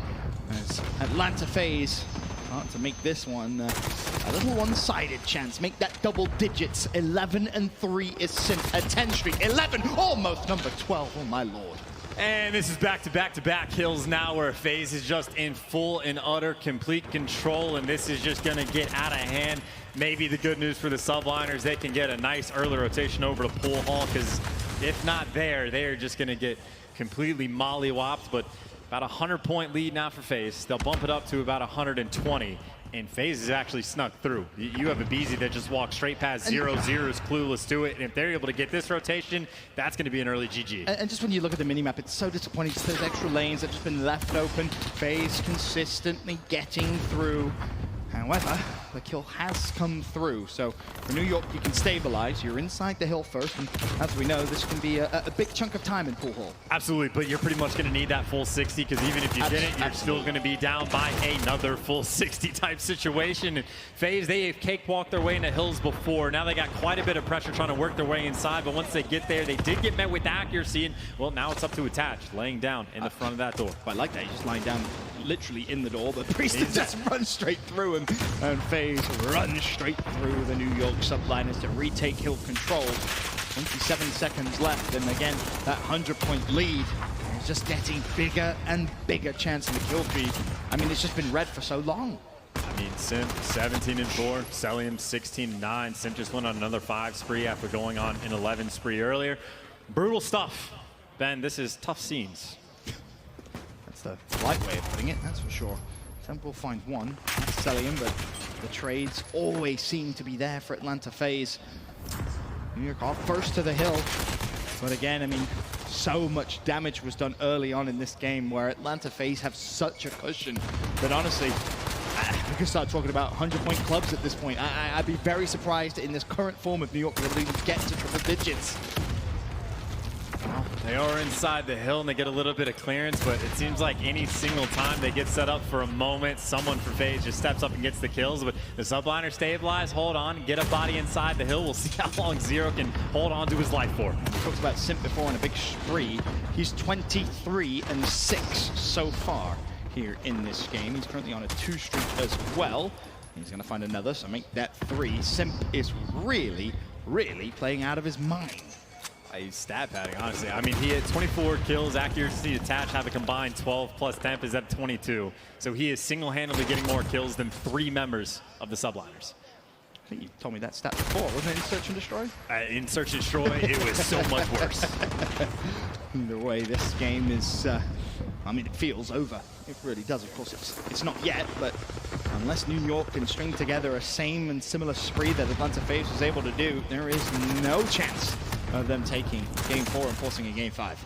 I mean, it feels overwhelming for the moment. Zuma, though, he's been a playmaker before. He gets cut down by Cellium there. Atlanta FaZe in and around the hill, and Zero needs, like, they all just need to step up. They're getting massively outslayed. Even when they've had the rotations, they haven't been able to hold on, but maybe get a little bit of lifeblood coming your way. Zero inside the hill might have an advantage, and anytime you think there is hope, it just gets shut down. FaZe, they're going to be able to get those final 20 seconds, and now they're thinking about the rotation. It's almost the same quote that I think it was Scump you said it. When you play, there's an extra man on the map. Every time there's like a 1v1 in the hill, before you know it, Atlanta FaZe have an extra man, so the trades are always in their favor. They're so fast to react to what's going on the map. It's so hard for anyone else to keep up. And I mean, look at the score now, Chance, 205 to 67. Of course, the new hill pops, and yes, New York can get a full 60 here, but the task ahead of them seems almost impossible. But it could start right here. And it's going to be Simp as well, the man to watch, right? He's got 28 kills. He's going on a tear. Eventually just breaks through and blocks those bottom right spawns, and that means FaZe will be able to get to the hill a little bit quicker. 28 kills Simp has. Finally, someone takes him down, and the Subliners, again, a little bit of life. They're inside the hill, get a little bit of control, but someone on their team needs to start rotating as well. Temp's going to be that guy. He's going to take off, start traversing the map, and if they can even like make this little bit of last time scrappy, they get the early rotation. This is where it starts to maybe build a little bit. But here's the problem. If you keep giving away 15 seconds of scrap time, Atlanta's going to win the game before you can even come back into the game. So you're in this situation now for New York where you simply have to play perfectly. You have to hold for full 60, rotate as well early, win the rotation fight, and hold for full 60 again just to get back into the game. And in fairness, Atlanta also at this moment could just set up everyone in and around restaurant, have one guy sit in pool hall and just hang out for the next 60 seconds, be like, don't even worry about it, guys, I'll just be in the next hill. But it's your time. You just have options. He could pour pressure on the hill. He could have Cellium try to walk through. Him and Priest able to get 3 between the two of them. But for the moment, Subliners hanging on inside the hill. Priest sitting at 19 and 15. A 3 spree makes that number 4. He just wants to fly straight through the door. There's 5. Can Priest find 6? Almost. As he scrambled away, but it doesn't matter. Cellium's there. It's his turn now as he finds the first. Recognizing the nade was always going to take him down. Wanted to try and push out, take the fight to New York, but this has been a very underwhelming Game 4, Chance, if I'm honest. Atlanta FaZe showing you why they're the #1 team in the game right now. They at least fell in the domination, but maybe the good news for the Subliners is they don't have to deal with them in Search and Destroy once again. It could have gotten a lot worse, but phenomenal performances across the board from FaZe. There's only so much you can say. Simp has 36 kills right now. It's pretty good, right? I mean, it's as good as it gets. 37. He's on a 3 spree right now. 37 and 12 to be precise, as Cellium kills 1, as we mentioned, this game, it's been over for quite some time. A 5 spree simple end on 39 and 12 from your back-to-back MVP last year. And Atlanta FaZe are showing us why we should have them as the #1 team in the game. Yes, they falter a little bit in the domination, but overall, Chance, that was very, very impressive. Still got to see him against Chicago, though. No saying #1. And again, I mean, I guess good news is predictions wrong. A lot of people said 3-0, but again, that domination was great for the Subliners. But Miles got it right. He said 3-1. I think he's the New York was going to win Search, though. So I'm not going to give you too much credit, Miles. You got the game mode wrong, but you got the score right. So credit where credit's due there. Either way, Atlanta FaZe, such a good performance. Of course, for them, they'll finish launch weekend nice and pretty, 2-0. Didn't lose a round in Search and Destroy. For New York, same cannot be said. Obviously, though, a lot of teams, not just the Subliners, have quite a bit of work to do coming into London as well, whether it be focusing on the Search game or just going back to the drawing board and trying to learn a little bit from the teams that have had quite a bit of success. But again, just when you mentioned FaZe, again, credit where credit is due. They just look phenomenal right now, right out of the gate. Very professional young squad. Yes, they do. That's everything from myself and Chance here at launch weekend of the Call of Duty League. Hopefully you guys are having fun. Still more games to come, but we'll set it now down to the main stage with Chris Puckett. Thank you so much, gentlemen. It's time for our instant reaction powered by PlayStation. Puckett here with Priesta, and I gotta ask you, man, you've played 7 maps, you have won 6 of them. Why is Atlanta so dominant right now? Honestly, we're just clicking. Everything right now, especially in S&D, is just like a constant flow. We know how we want to play every single map, and it just feels great right now. We just got to work on some dominations, and we'll be good. Have you been scouting out the rest of the competition? Because you clearly, in my book, are the top S&D team. But who do you think is at the top of that pyramid with you? Honestly, I'm not too sure. I'd probably say maybe like Chicago. But I don't know. I have to watch more people play, more matches for S&D. Speaking of your squad, though, I want to ask about the one game you did drop. It was domination, and it seemed like the whole team was just a little bit off. Normally, you guys are just crushing around the map. You're taking every gunfight possible. In that map, you guys had a very slow start. What was going wrong? What did New York do right? Well, domination's a lot different with the neutralization. We started off pretty slow because we were on bad side. Honestly, I thought we played the bad side pretty well. They just started sneaking through the A flag, and they played it a lot better on their bad side than us. So we got to just work on playing a little bit better on our good side and just locking it down, get that 2-cap for like as long as we possibly can. But they played really well, just sneaking through and just flipping the spawns. Well, you guys bounced right back, and you crushed in that game 4. And I know we got a clip that we want to play for you. Here's the TV behind you. We're going to run some B-roll. But Atlanta, you guys are now going to be taking a break. You will not be in London. The next time we'll see you is in Atlanta. So what else are you guys going to be working on after you go back and watch all this footage? Honestly, I think we're just gonna watch over all of our VODs and just keep grinding, just know what the maps that we have to work on are. I think domination is probably our weakest game mode right now, so we're gonna keep on working on that. Our S&D, we've been practicing a little bit. We honestly didn't practice it too much, so our performance right now in S&D is incredible. And hopefully we keep that up. Just mainly work on DOMs. Mainly work on DOMs. Minneapolis, did you enjoy watching Atlanta FaZe this weekend? They are young, they are hungry, and they are dominant in the new Call of Duty. Priesta, go get some rest. Enjoy the rest of the time with your team. We are going to break. When we come back, we got plenty more from the Call of Duty League, including your hometown rocker!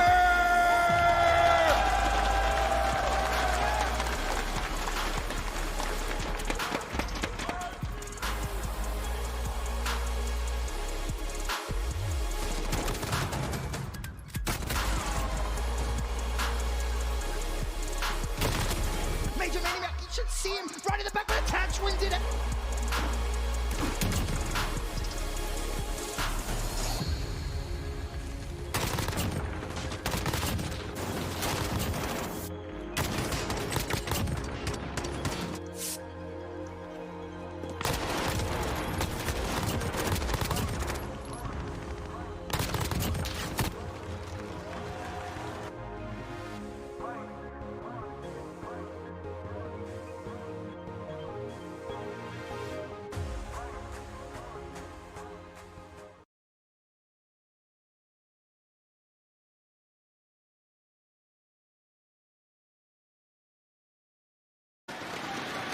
Thank you so much, Lottie. That's right. It is time to close out the evening with the biggest match of the weekend. It's the Battle of the North. And introducing first, we have the Canadians, the Toronto Ultra.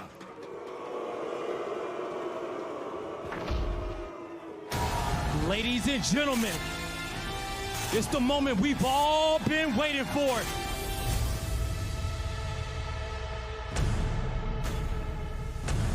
Oh, he is flying! Pressure, Looney spawns him. Looney going for the 1v2! 4 go down, medals! Lucky! 3 in a row! Oh my goodness! Ladies and gentlemen, let me hear it one more time for the Toronto Ultra. Coming up first, we've got the Killer Cam. It's Cammy.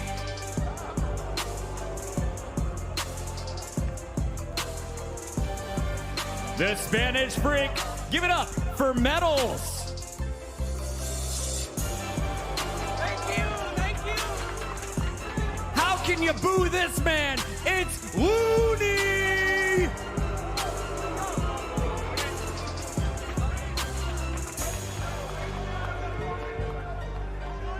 And it's my favorite Zini. Give it up for Methods.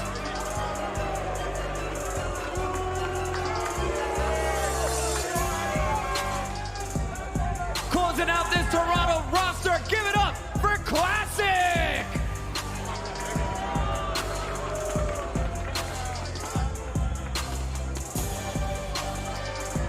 Minnesota fans are brutal, and I absolutely love it. But I can't wait to hear the noise in this venue when I say the words, Minnesota Rocker!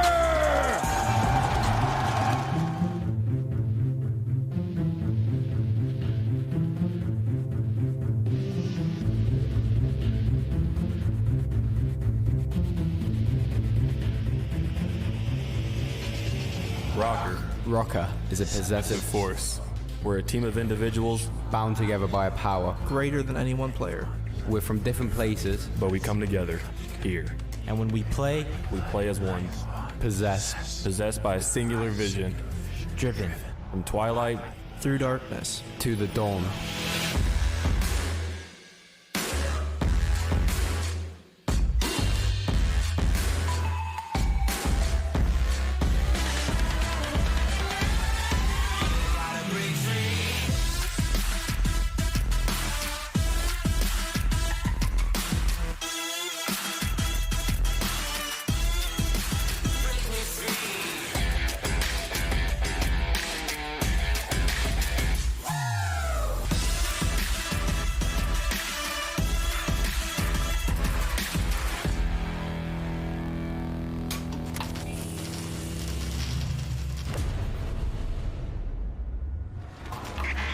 Minnesota, put your hands together and welcome to the main stage, God RX!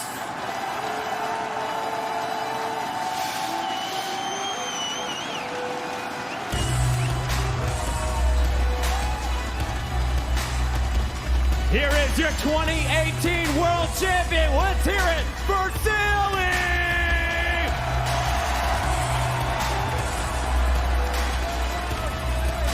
And his partner in crime from 2018, the world champ, it's Assault!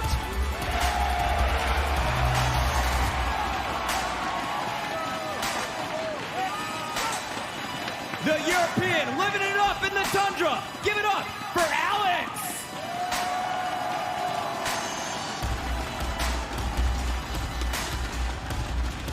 And the submachine gunner always pressing the action. Let's hear it for ASIM!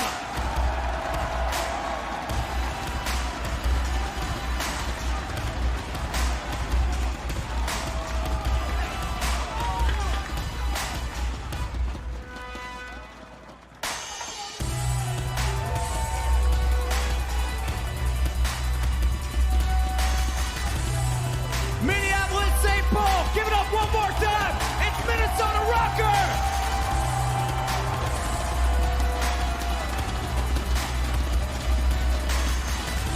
Rocker versus Ultra. It's the battle for the North, and it starts right now. Minnesota, it is time to rock the battle for the North, and this should be incredible. I'll tell you what, if I wasn't already excited for this, Gary Vee on the desk yesterday got me hyped, and then the crowd right now with the intro video. I got chills. That video, man. Like, they were all talking. I loved it. It was such a good piece, but yeah, man, this should be a battle. Both these teams 1-0 on the weekend. Toronto, they win at Game 5, Round 11 over Seattle. Minnesota, they won Friday night against the Gorillas. Well, let's take a look at the quick scope presented by the U.S. Air Force as we get ready to rock here in Minnesota, what should be an absolute slugfest. You see, they're both 1-0, looking to go 2-0. As we get ready to head into London in that tournament format just around the corner. But I mean, that's the big thing. That's the story here. The Battle of the North and who can get those 2 precious wins and the 20 points. Yeah, I think, we were talking to Nameless. He's like, man, I got to make my next iteration of the power rankings. I don't know where to put people, but I think one of these teams, whoever finishes 2-0, are going to be on that top half. Well, it's so difficult because it almost feels like you're doing, it's like college football, right? Like we haven't seen everyone play everyone, so there's sort of some guesswork. And some people have really hard schedules, some people had easier schedules. So I was like, Ant, good luck with that because it's going to be so tough. But I do want to take a look at the maps and modes as we get ready to go. Gonna hack the yard. Yeah, Hackney Yard to start it off. We know that'll be fast-paced, lots of interactions. Anyone you favor in particular to start out strong in map 1? I think I look at Minnesota. Guys like Alex, guys like Asim, just right off the get-go to bring this pace. As he was walking in, I didn't even think about it, but Asim is from Toronto, right? So he's on the opposite side now. That's true. That's true. Full-blooded Minnesota. All right, Minnesota, it's time. Let's make some noise. Your Rocker getting ready to go. We'll see how they match up against Ultra, but just the battle for the North, the battle for 2-0. And I think Rocker looking to put to bed any question marks, any asterisks around their first win. Just show they came to play as the Rocker chants start to get going.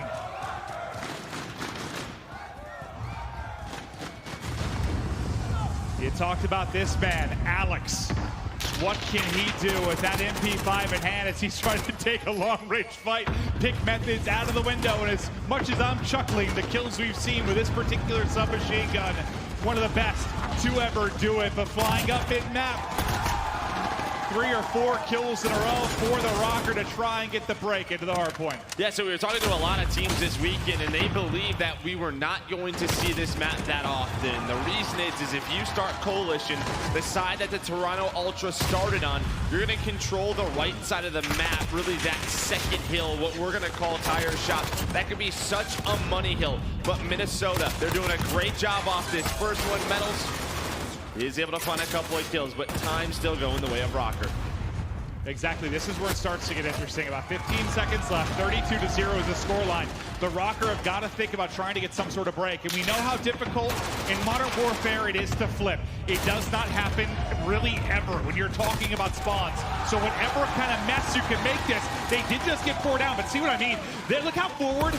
They already have players, but you're still going to spawn safe if you're Ultra. They're going to have to kill an entire another wave to really get pressure into this hard point. Yeah, I mean, we've seen a lot of, Cave this weekend. I think we could sort of talk about that in its relation to really that second hill at KV. All you're trying to do is get in and just make it messy. They're doing a solid job so far. Silly, he's behind enemy lines. He's actually in the hill. He's picking up time right now. And Toronto Ultra, they've spun out. The Rocker have flipped it. This is going to be huge time for Minnesota. And you don't see that all that often on a map and mode like we have here, especially at that tires hard point. What a break and flip it is from Rocker. Now pushing out to a 50-point advantage. That was sensational. We'll get the smokestacks coming up next. Really everybody vying for top green control, mid-map control as we look to rotate out.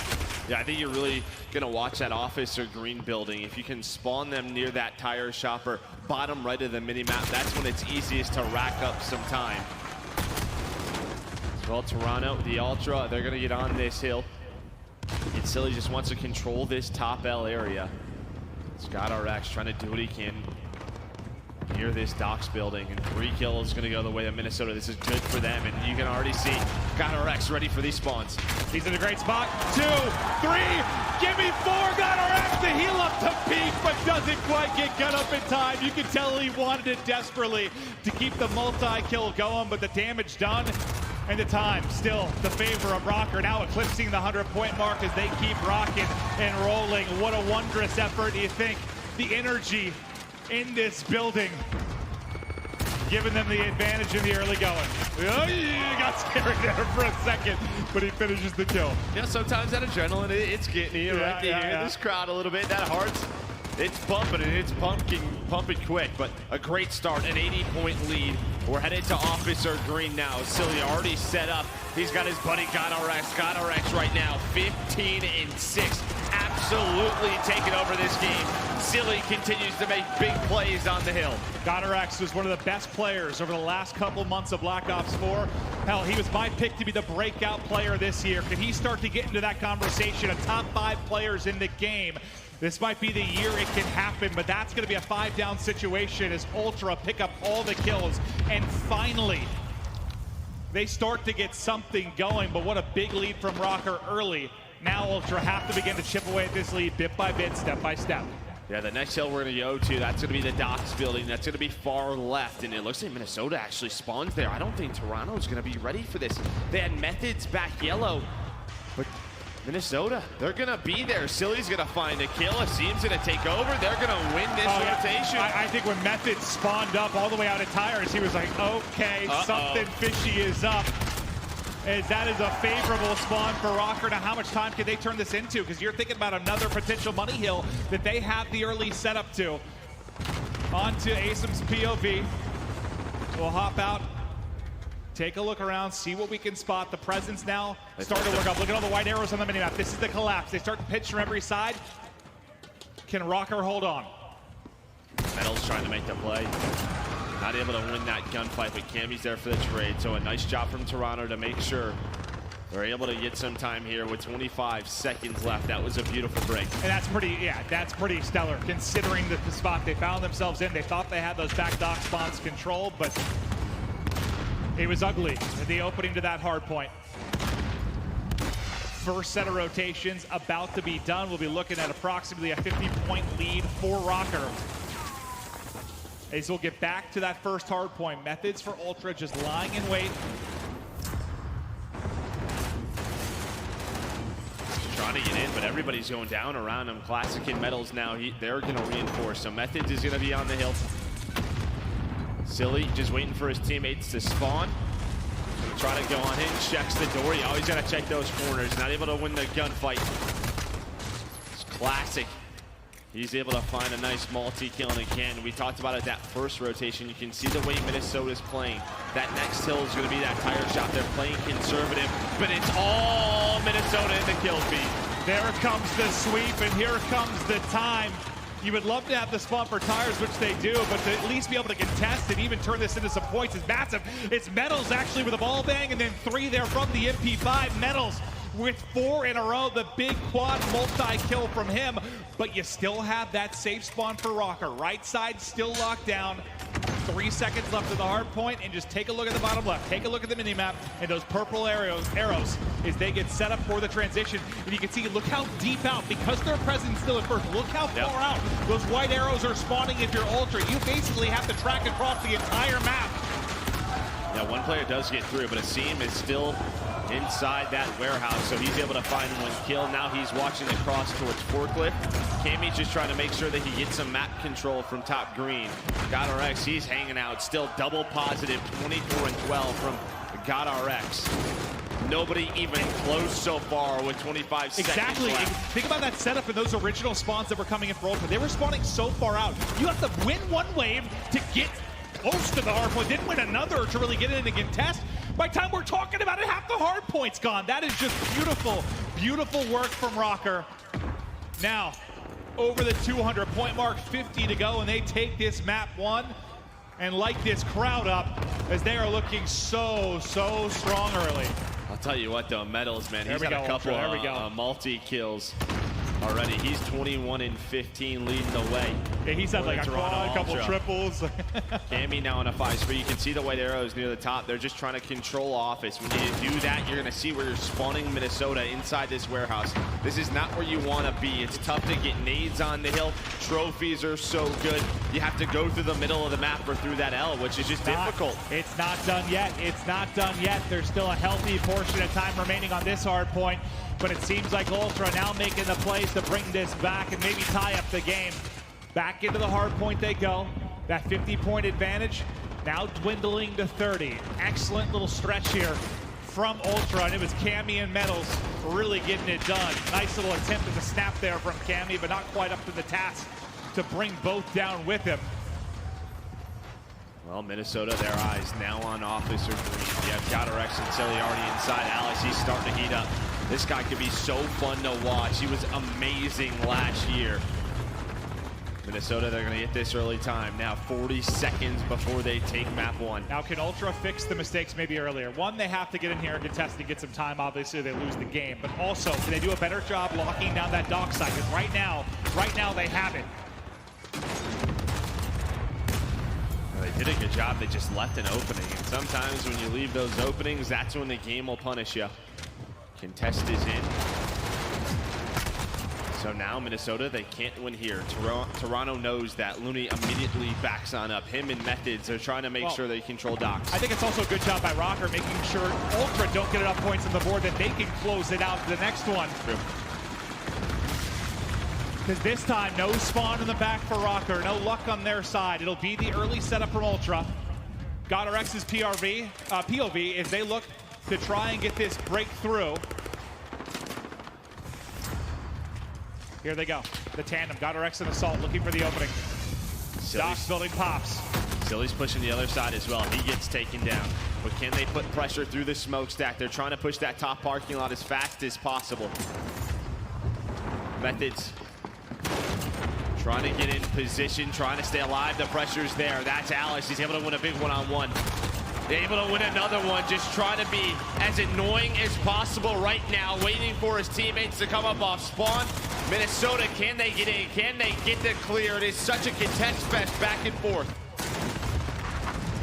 20 seconds left. Now you see on the minimap, players starting to worry about the rotation. You see the arrows start to hike across towards the first hard point yet again and get set up. Purple, Rocker will be in first, but really it's been a lot of heavy contest over these last two hard points, but it's going to be, what, 15 or so points for Rocker, 50 needed for Ultra. Ultra are going to have to go so clutch here down the stretch if they're going to take this W. Metals, you've been the hero for Ultra in the big moments to find the multi-kills. Can you do it again? 1 week, there's the finish. Waiting for the challenge towards bottom L, but can't quite get it done. It's his teammate, actually, Looney, that shoots him in the back, but the rest of his teammates coming through with kills. It is Ultra in, and now down by 20, maybe a chance for a lead change that it seems we haven't had in ages. And this is just one of those things as a team. What do you want to do if you are Minnesota? They're panicking. If you go for the win right here, you have to close it out. 3 kills come in, 4 kills come in, 1 player left. It's all Metals trying to wait for his teammates. The Rocker lighting it up. They got to close it out here. You have spots for next if you're Ultra. Rocker's got a hold. They've got a hold to the north stand. Strong Rocker, get it done. The final push is just enough.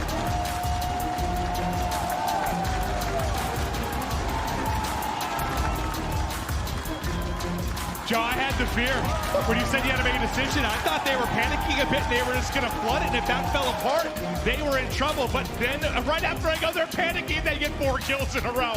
That's one way to bust through the hard point. But what a map from multiple players. But it's GodRx, I think, that led the way. 33 kills, most on his team. He's been a slaying phenom at the start of this title and really the last few months of Black Ops 4. But let's take a look at this scuff play of the game. It's going to be from Rocker.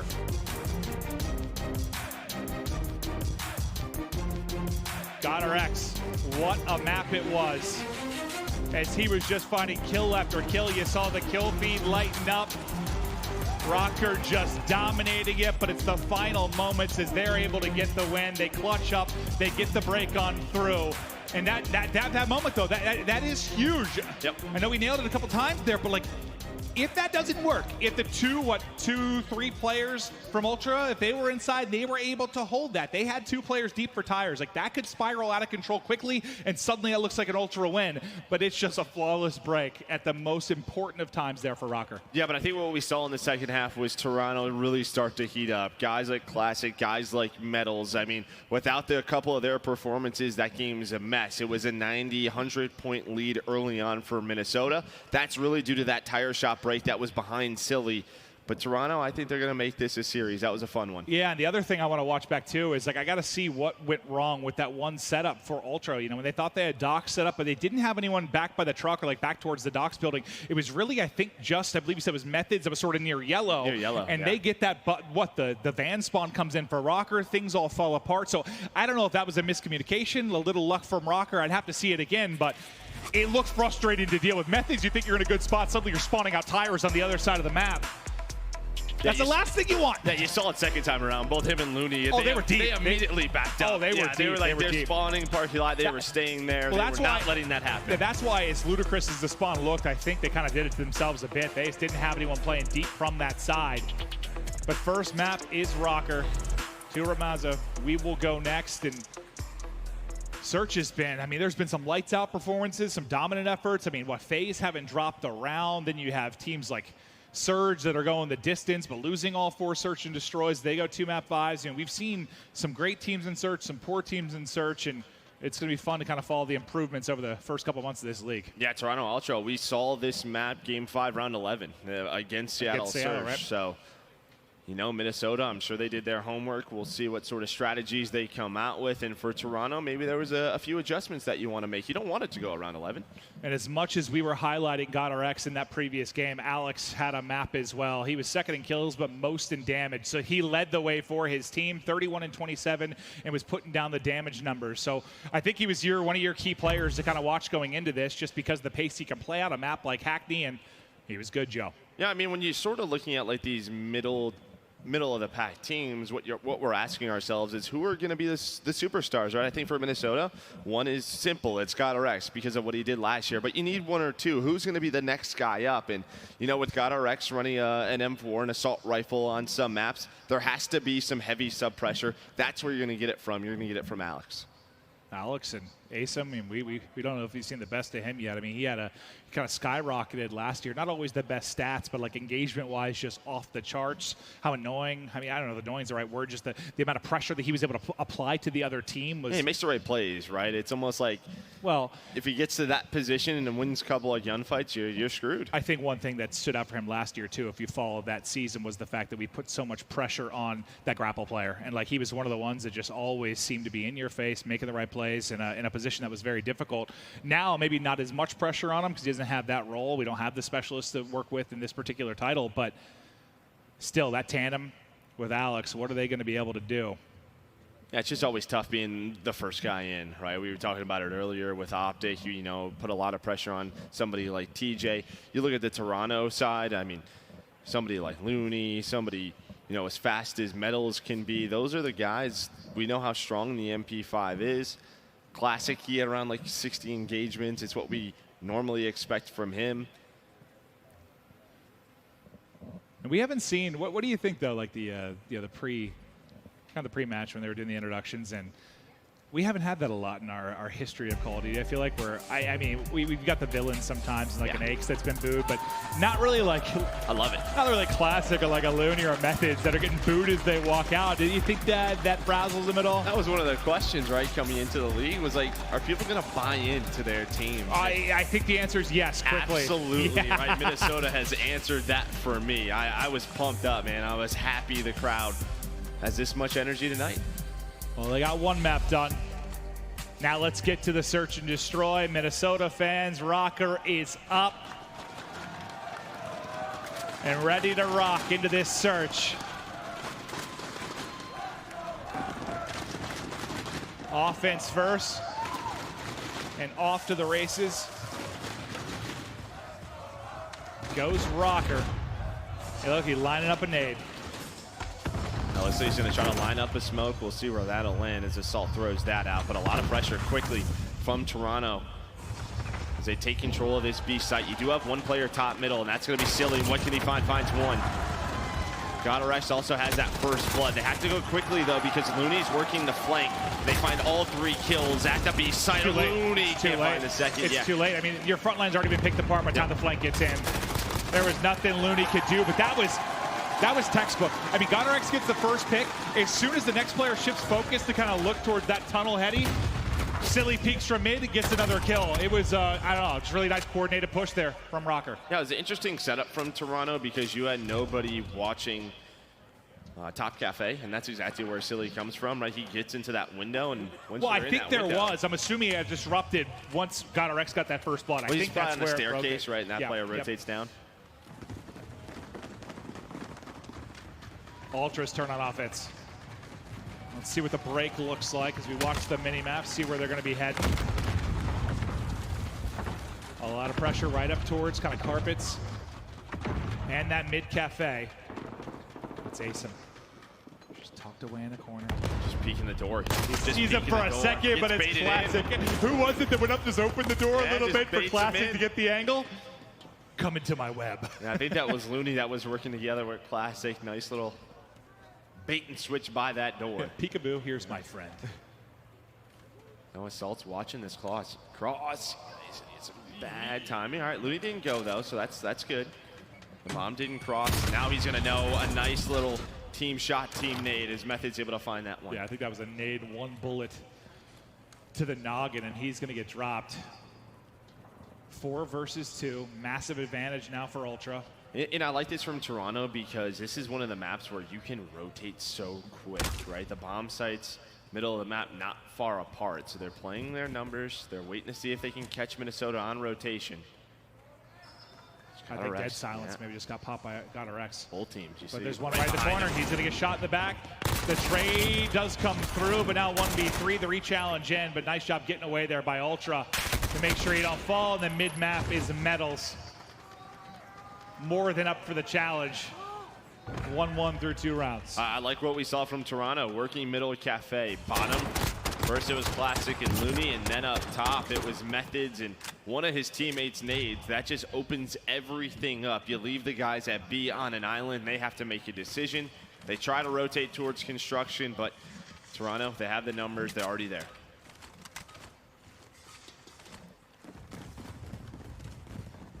Do we see any adjustments?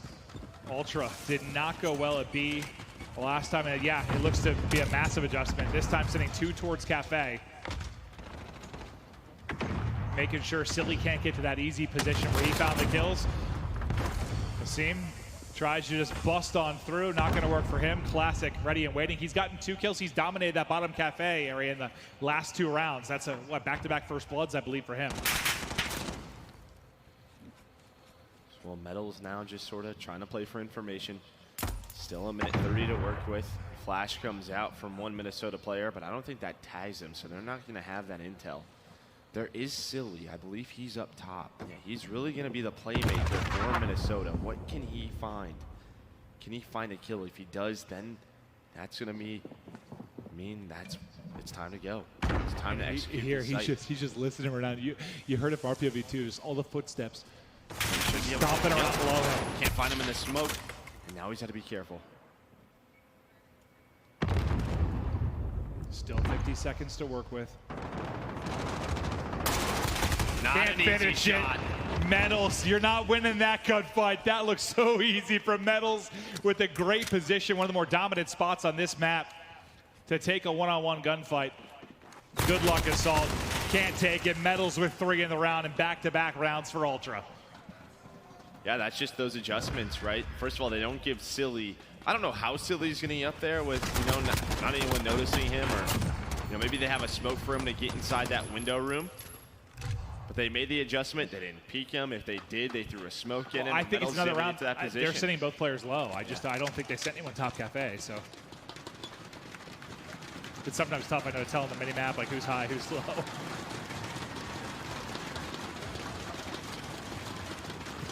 Classic, back-to-back first bloods. He's been doing so well inside of Cafe. No one there this time to get the trade. Well, it's Classic that actually gets him right away. So Classic again, nice job at bottom Cafe. 4 versus 4.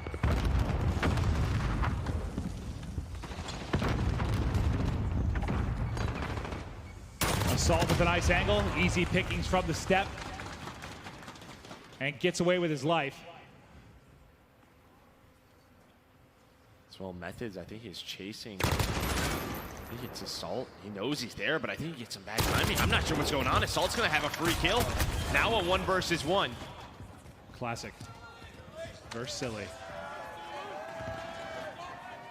Classic has Daddy popped. He has Daddy popped. He gets spotted. Silly can't quite finish him. Classic's going to reach out, but Silly wins the gunfight and brings us all square.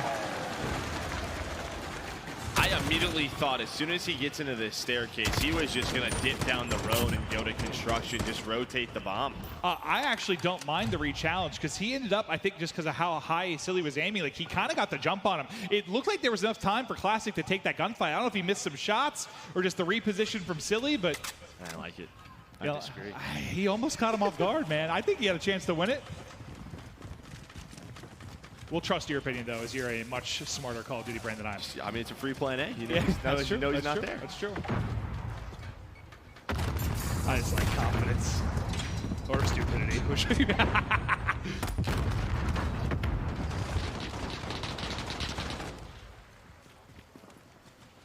they go, trying to slide on through. He's going to be the first one in. Takes one down, but Metals and Classic there in a hole. Classic again going huge. Well, you don't have Silly up here this time, right? So there's nobody putting pressure on this guy around top cafe or bottom cafe. So when they jump out through the B tunnel, there's just so many angles to check in the setup for Toronto. Probably going to win them this round as GallerX and Silly are in a tough position now. They have to try to get the bomb, and you have to challenge this guy on this drop. He may not have heard your footsteps, but I'll tell you what he did here. Bursting through that door, you saw just the change in POV from Methods in there. An easy gunfight for him. GallerX, a last chance, 1 versus 4. Just under a minute to go, and he will drop it top bridge. Ultra, answer the call. I want to see which team is going to be the first one to throw an A-hit, because some of the Ramazza search and destroys that we've watched this weekend, A has worked out pretty darn well. Yeah, we haven't even seen him like rotate out to it, like late in the round.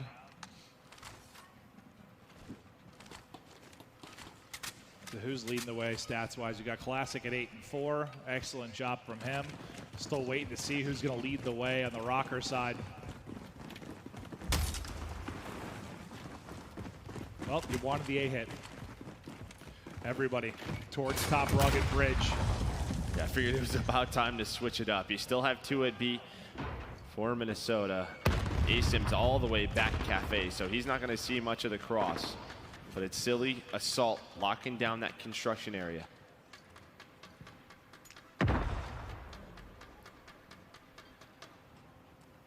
The smoke is out. You think they'll start to make some progress behind that, but are they looking to maybe wrap this out? No, it looks like they're worried about the flank for now, because look, like Ruins Tunnel, whatever you want to refer to it as, kind of wide open right now. They're worried someone might be pushing the flank with Dead Silence, but not the case as of now.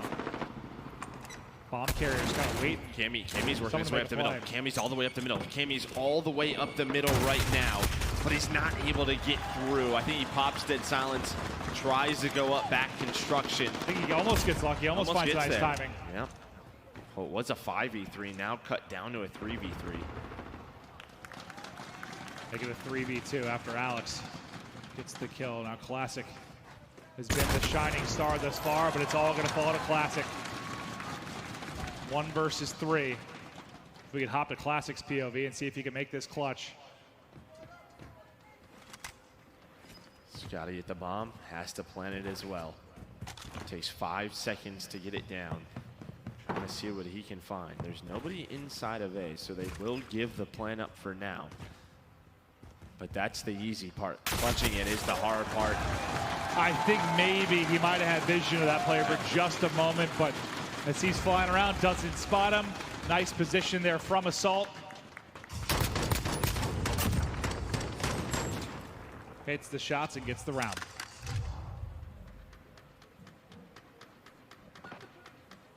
Any major adjustments you're seeing need to be made? Who's going to win that offense, right? I mean, that's really been it. You said that to me multiple times this weekend. Yeah. Do you think that's a trend earlier in search for titles because it's a little bit harder to get efficient on offense for teams early in titles?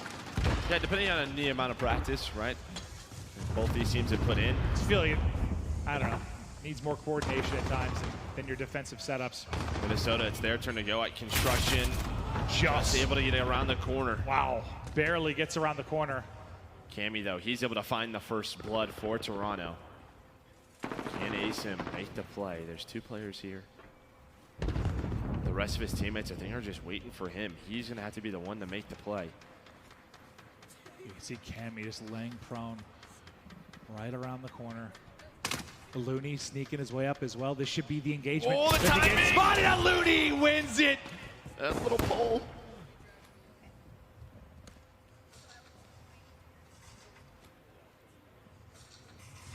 Silly biding his time across. Assault, I believe with Deddy Pop, is going to push right up mid-map. Can he get behind enemy lines? He might have. He might have got around him. Can he do enough work from here, though? His teammates trying to stay alive, but Cammy gets another one. Assault, he's going to pop, but Looney almost takes him down.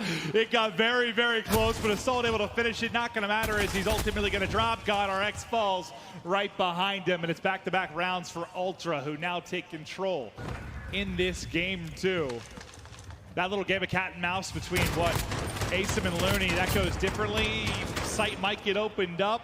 They probably push behind that. Things go very differently, but Looney with a crucial one-on-one within that round.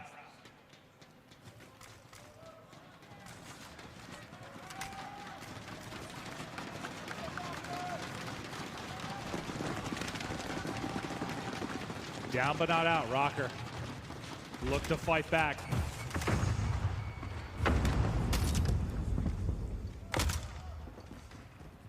They fly on through. They fly right on through. This could actually work out. There's nobody pushed up B side. Only players in the B bomb site in that building. Look at the risk that they're taking. They lose the gunfight, but they do have site control.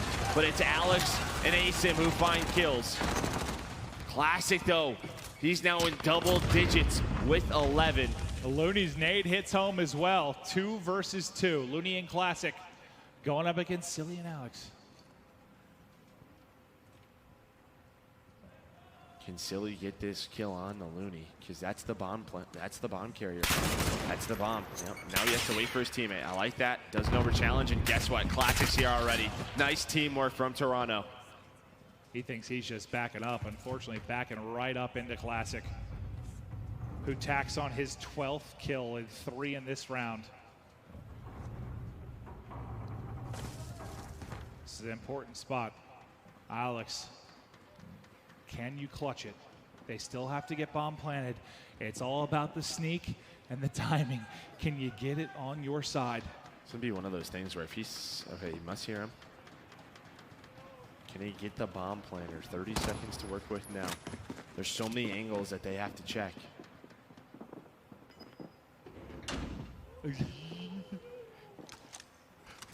Here he comes, right on through, gets him off bomb, but the trade is there. I thought maybe he was just gonna peek it for a second, get the kill and back out, but he just went for it. Yeah, I think what he's hoping is that when his comes up from his slide, he's behind the bomb. It's a tougher shot if that player's at a different angle. It's a valiant effort, but nice trade there from Ultra. Now there's one more round needed behind Classics. Incredible performance.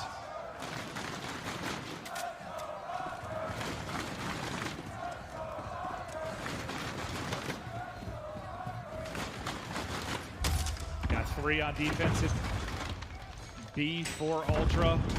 The 3-man hit coming as well, but it's 2 players at Cafe looking for the opening from Rocker. Silly and Alex working together. Silly's gonna get tagged up, just barely get away with his life for now.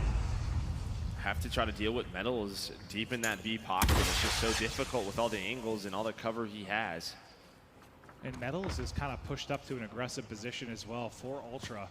You saw him on GodRx's left. He's tucked up in that corner right outside. Watch Cammy. Cammy's starting to work up. Cammy's able to find one. The trade is there, though. But all of Ultra are near this B site. Minnesota know that. They're trying to rotate out, and it's wide open. Cammy is their A player. Classic's trying to find something. I think Classic's behind him. Classic's behind him. Classic trying to line him up. Trying to line him up. Able to find almost all 3. But what a play from Classic. Now 15-5 as he finds the timing to get on through. Assault and Alex in a 2v4 for their game 2 hopes. But the bomb has been planted. Can they clutch up? What a momentum swing this could be if they could make the play. Oh, it just gets out. Looney's on it. Think anyone's there? No one's there to get the angle. The defuse is going to come through. Looney's going to get it in, and Ultra are going to win. Behind the numbers, they get the defuse, and what an answer to silence this crowd in the search and destroy. But that is all Classic. Round after round, play after play. Classic was a monster for Ultra. Our series now tied 1-1. Domination coming up after this quick break.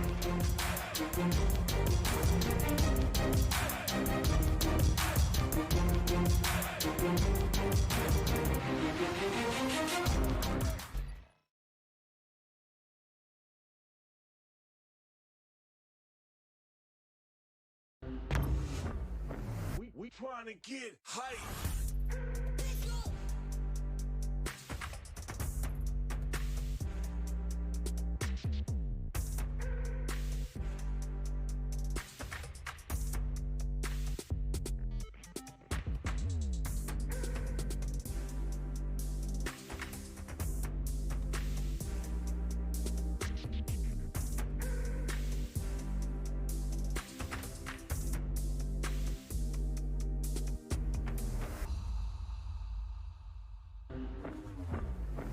We trying to get hype.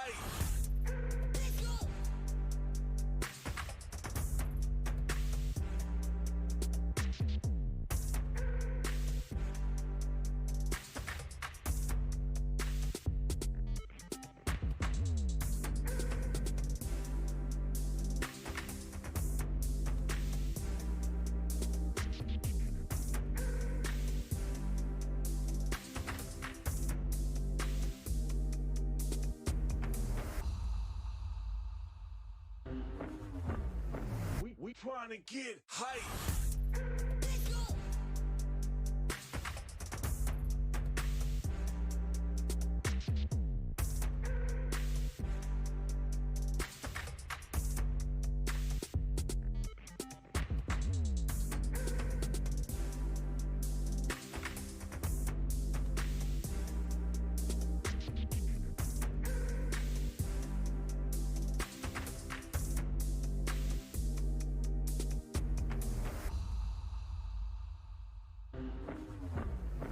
We trying to get hype.